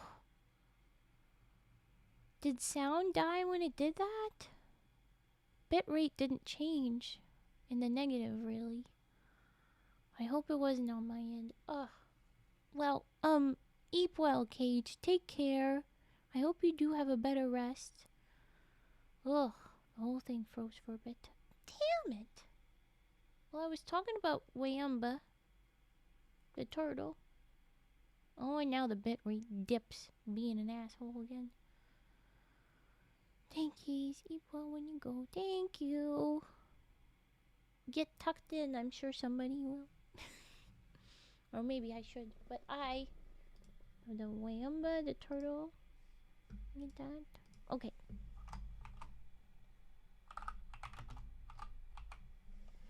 There you go. You are tucked. Okay, turtle time. Finally, we have an amphibian. Alright. Ouyan the lizard was out getting yams on a Mayrah flat. Mayrah spelled Mirrieh. I said guess it how to say it. She had 3 of her children with her. Suddenly, she thought she heard someone moving behind the big Mayrah bushes. She listened. All of a sudden, out jumped Wayambeh from behind a bush and seized Ouyan, telling her not to make a noise and he would not hurt her, but that he meant to take her off to his camp to be his wife. Oh, Turtle, you had to be a bad guy. Damn it. He would take her 3 children, too, and look after them. Resistance was useless, for Ouyan had only her yam stick, while Wayambeh had his spears and boondies. Wayambeh took the woman and her children to his camp. His tribe, when they saw him bring home a woman of the Ouyan tribe, asked him if her tribe had given her to him. He said, "No, I have stolen her." "Well," they said, "her tribe will soon be after her. You must protect yourself. We shall not fight for you. You had no right to steal her without telling us." Okay, so the other Wayambeh are cool. That's good. It's just this one evil turtle. Oh, jeez. Kidnapping dude. All right. You had no right to steal her without telling us. Oh, wait. Did they say, yeah, you can steal her if you tell us? Ugh. Okay. Negative points again for the turtles. We had a young woman of our own tribe for you, yet you go and steal an Ouyan and bring her to the camp of the Wayambeh? On your own head be the consequences. In a short time, the Oulas were seen coming across the plain which faced the camp of the Wayambeh, and they came not in friendship or to parley. for no women were with them, and they carried no boughs of peace in their bands, but were painted as for war, and were armed with fighting weapons. Oh no, the lizards are coming! The lizards are coming! When the Wayambeh saw the approach of the Ula, their chief said, "Now, Wayambeh, you had better go out on to the plain and do your own fighting. We shall not help you." AKA, you gon' die. There's a whole half a tribe of people. Oh, jeez. Wayambeh chose the two biggest borines that he had. One he slung on him, covering the front of his body, and one on the back. Then, seizing his weapons, he strode out to meet his enemies. When he was well out onto the plain, though still some distance from the Ula, he called out, "Come on!" The answer was a shower of spears and boomerangs. As they came whizzing through the air, Wayambeh drew his arms inside the borines and tucked his head down between them, so escaped. Ah, this is the origin of turtle shell. Okay. As the weapons fell harmless to the ground, glancing off his boreen, out again he stretched his arms and held up again his head, shouting, "Come on, try again, I'm ready." The answer was another shower of weapons, which he met in the same way. At last the Ulas closed in round him, forcing him to retreat towards the creek. Shower after shower of weapons they slung at him, and were getting at such close quarters that his only chance was to dive into the creek. He turned towards the creek, tore the front boreen off him, flung down his weapons, and plunged in. The Ula waited, spears poised in hand, ready to aim directly his head appeared above the water. But they waited in vain. Wayambeh, the Dayan, they never saw again. But in the water hole wherein he had dived, they saw a strange creature which bore on his back a fixed structure like a boreen, and which, when they went to try and catch it, drew its head in and limbs in. So they said, "It is Wayambeh." And this was the beginning of Wayambeh or turtle in the creeks. The end. I have to imagine that the lizard lady got to go home because the guys were there and the rest of the turtles were like, "Hey, we didn't sanction this. We promise it wasn't us."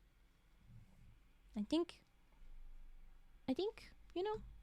hopefully, probably. Okay. And that was Wayambeh. Our final story, Wirreenun, is a little bit longer. Wirreenun the Rainmaker is the last one. I'm going to catch up on all my scribbles. I didn't do it.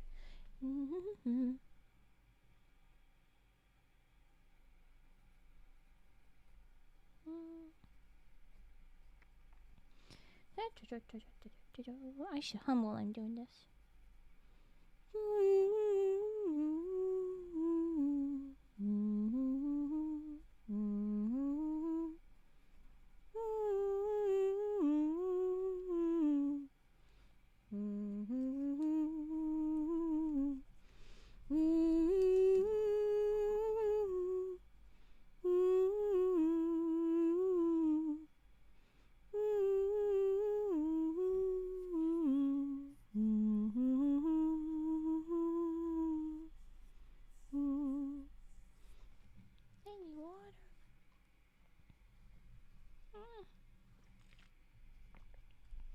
I'm at the wind.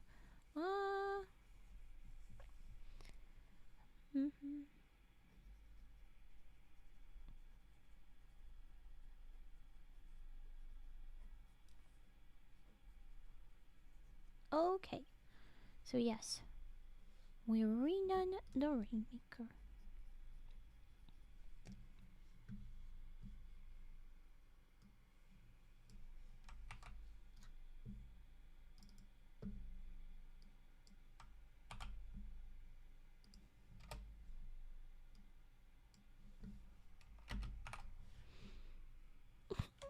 There we go. All right. Okay. Last story of the book. Last story. We've learned a lot about Australian folklore. There's a lot of these stories, mostly learning about birds. but that has been very fun. Also, saying a lot of fun words. You try having go print out some of these things. Have fun saying all the words, and not just Goonur. The other ones too. There's some silly, it's silly from this point of view, but just language for them. But it's just, it feels, as opposed to a bunch of it feels a little bit more fun. Okay. Wirreenun the Rainmaker. The country was stricken with a drought. The rivers were all dry except the deepest holes in them. The grass was dead, and even the trees were dying. The dark darter of the people were all fallen to the ground and lay there rotting. So long was it since they had been used, for only in wet weather did the people use the black darter. At other times they used only what doral or bough shades. The young men of the Noongaburra murmured among themselves, at first secretly, at last openly, saying, "Did not our fathers always say that the Wirreenun could make, as we wanted it, the rain to fall?" I thought there was someone else that you go to for the rain. Who is the other rain guy?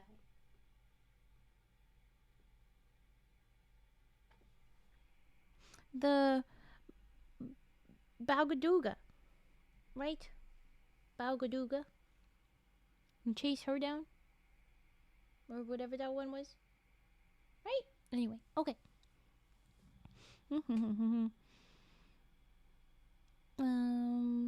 Anyways, couldn't we do that? Yet, look at our country. The grass blown away, no Doonbur seed to grind. The kangaroo are dying, and the emu, the duck, and the swan have flown to far countries. The emu flew? We shall have no food soon. Then shall we die, and the Noongaburra be no more seen on the Narahdarn. Then why, if he is able, does not Wirreenun make it rain? It says innake, because it was another one of those weird typos, but I understand it's make rain. Soon these murmurs reached the ears of the old Wirreenun. He said nothing, but the young fellows noticed that for 2 or 3 days in succession he went to the waterhole in the creek and placed in it a Wilgoo, a long stick ornamented at the top with white cockatoo feathers.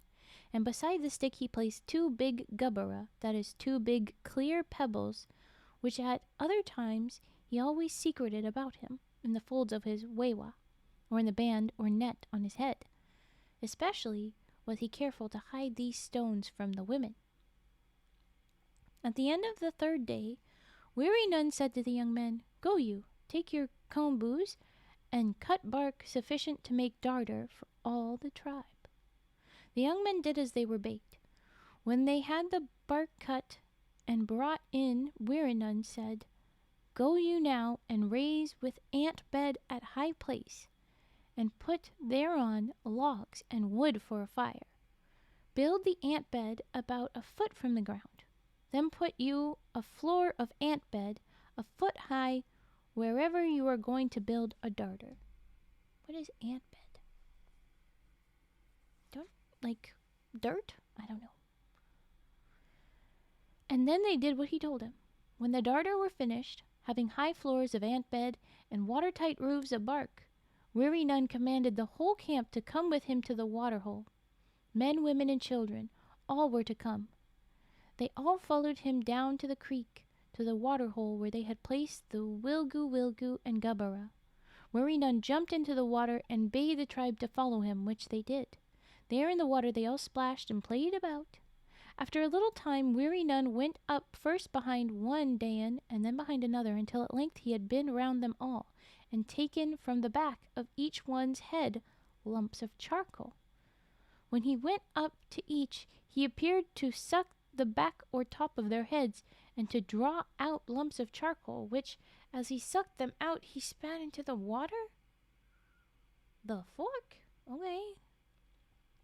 When he had gone the round of all, he went out of the water.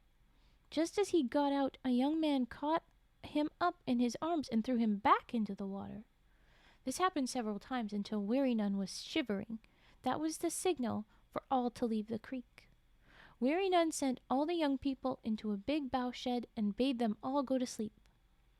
He and 2 old men and 2 old women stayed outside. They loaded themselves with all their belongings piled up on their backs, Deereeree stones and all, as if ready for a flitting. Like fleeting? Running? These old people walked impatiently around the bough shed as if waiting a signal to start somewhere. Soon a big black cloud appeared on the horizon. First a single cloud, which, however, was soon followed by others rising all around. They rose quickly until they all met just overhead, forming a big black mass of clouds. As soon as this big, heavy, rain-laden-looking cloud was stationary overhead, the old people went into the bough shed and bade the young people wake up and come out and look at the sky. When they were all roused, Wirreenun told them to lose no time, but to gather together all their possessions and hasten to gain the shelter of the bark darter. Scarcely were they all in the darters and their spears well hidden, when there sounded a terrific clap of thunder, which was quickly followed by a regular cannonade, lightning flashes shooting across the sky, followed by instantaneous claps of deafening thunder. A sudden flash of lightning, which lit a pathway from heaven to earth, was followed by such a terrific clash that the people thought their very camps were struck. But it was a tree a little distance off. Have you ever seen that, guys? Trees getting hit by lightning? Oof. Anyway, the people huddled together in their darters, frightened to move, the children crying with fear and the dogs crouching towards their owners. "We shall be killed," shrieked the women. The men said nothing, but looked as frightened. Only Wirreenun was fearless. "I will go out," he said, "and stop the storm from hurting us. The lightning shall come no nearer." So out in front of the darters stole Wirreenun, and naked he stood there facing the storm, singing aloud as the thunder roared and the lightning flashed, the chant which was to keep it away from the camp.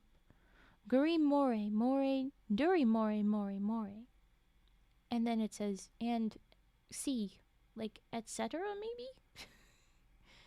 And so on, I don't know. Okay.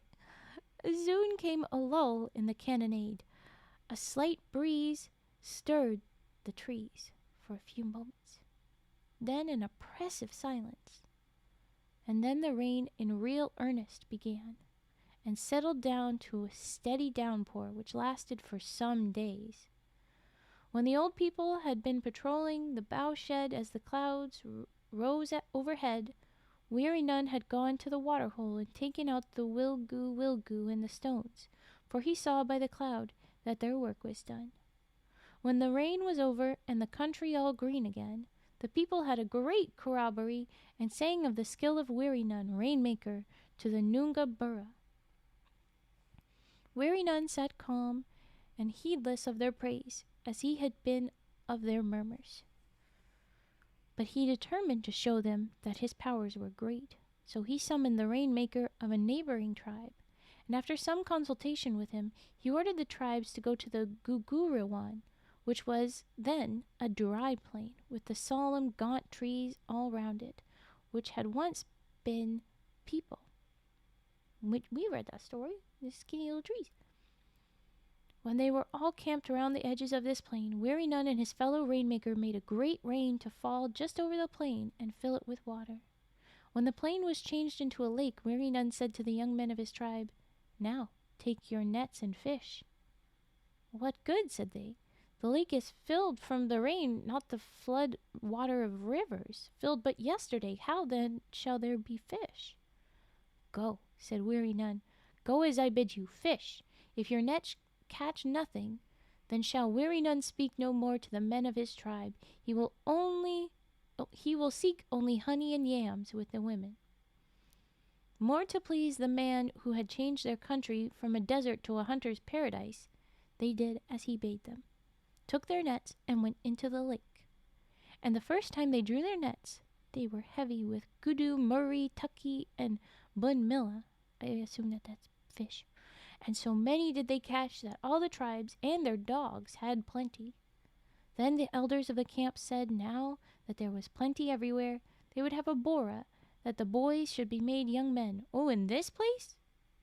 I don't know if that's a good idea. Or maybe this is the preface? Wait, no. Oh, it just feels like repeating history. Oh boy. Okay. On one of the ridges away from the camp that the women should not know would they prepare a ground. And so was the big Borah of the Goolahwilleel held. The Borah which was famous as following on the triumph of Wirreenun the Rainmaker. Does that mean that that was the story? But you said that they were people turned to trees. We already read that. Is it a cyclical story? Oh my gosh, that would be... Oh. Wirreenun makes the rain fall, and so they hold a Borah. The Borah happens, and the woman turns the people to trees. Wirreenun finds the empty land with just trees that were once people and makes it rain. Wirreenun holds a Borah. Oh my gosh. I think it is. I think it is. I think it's cyclical. Oh my gosh. Ah! I think Byamee, and who is the... Yeah, it's Wirreenun again. It's cyclical. That's terrifying. It will always repeat. Thank you, Vet. Here I was thinking that we would like run out of time, and so I was reading quickly, but now we have more time. I guess I talk too fast. But it seems everyone is EP and disappeared for Eep, so I think I did good anyway. Everyone got sleepy. I think I did my job okay. Not too bad, at least. Alright. Well, that is the end of our Australian folk tales. Da-da. I have to check which one we're doing next. But I think it is still A terms. Whoa, that shouldn't have blown up. What are you doing? What are you doing? Tab, going big. I had organized all of the folktales on the site alphabetically, so I know which one to pick, but I put it somewhere else. I think we have more A. We might not. Oh, I don't think we do. I think it's Brazilian next. Ooh. For some South American section of folktales. Woohoo! Mission accomplished. I hope so. I hope people have eaten well. Well, tomorrow I'm either not streaming or I am doing cozy game, and I'm thoroughly wanting to do cozy game lately, so that might be a good idea. But we are gonna wrap up now. So Fat, where should we away to? We must away.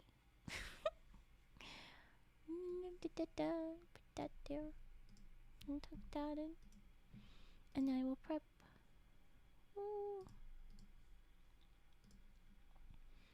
Ember Star ASMR. Well, alright. Here's the first raid message. If you have the emotes, please copy that. Boop. And then I will go hit the buttons for the raiding. Wow. Ooh, we get this sorted. Ember Star. Ember Star. Why are you not? There you are. And here's the raid message. For if you do not have the emotes. There you go. Copy that one instead. But we're gonna read over to Ember. Okay. Thank you everybody for joining, for lurking, for chatting, for falling asleep. Any of it. I appreciate it very much. Thank you for our raiders. And thank you for the new follows. Goon frog. I just saw that. No! Illegal! No, you do what you want, but it's cozy frog raid. Alright. Okay. Take care. Eat well. Whatever time zone. Happy time zone, everybody. Hopefully I see you tomorrow. Okay, let's go. We raid. We're raiding.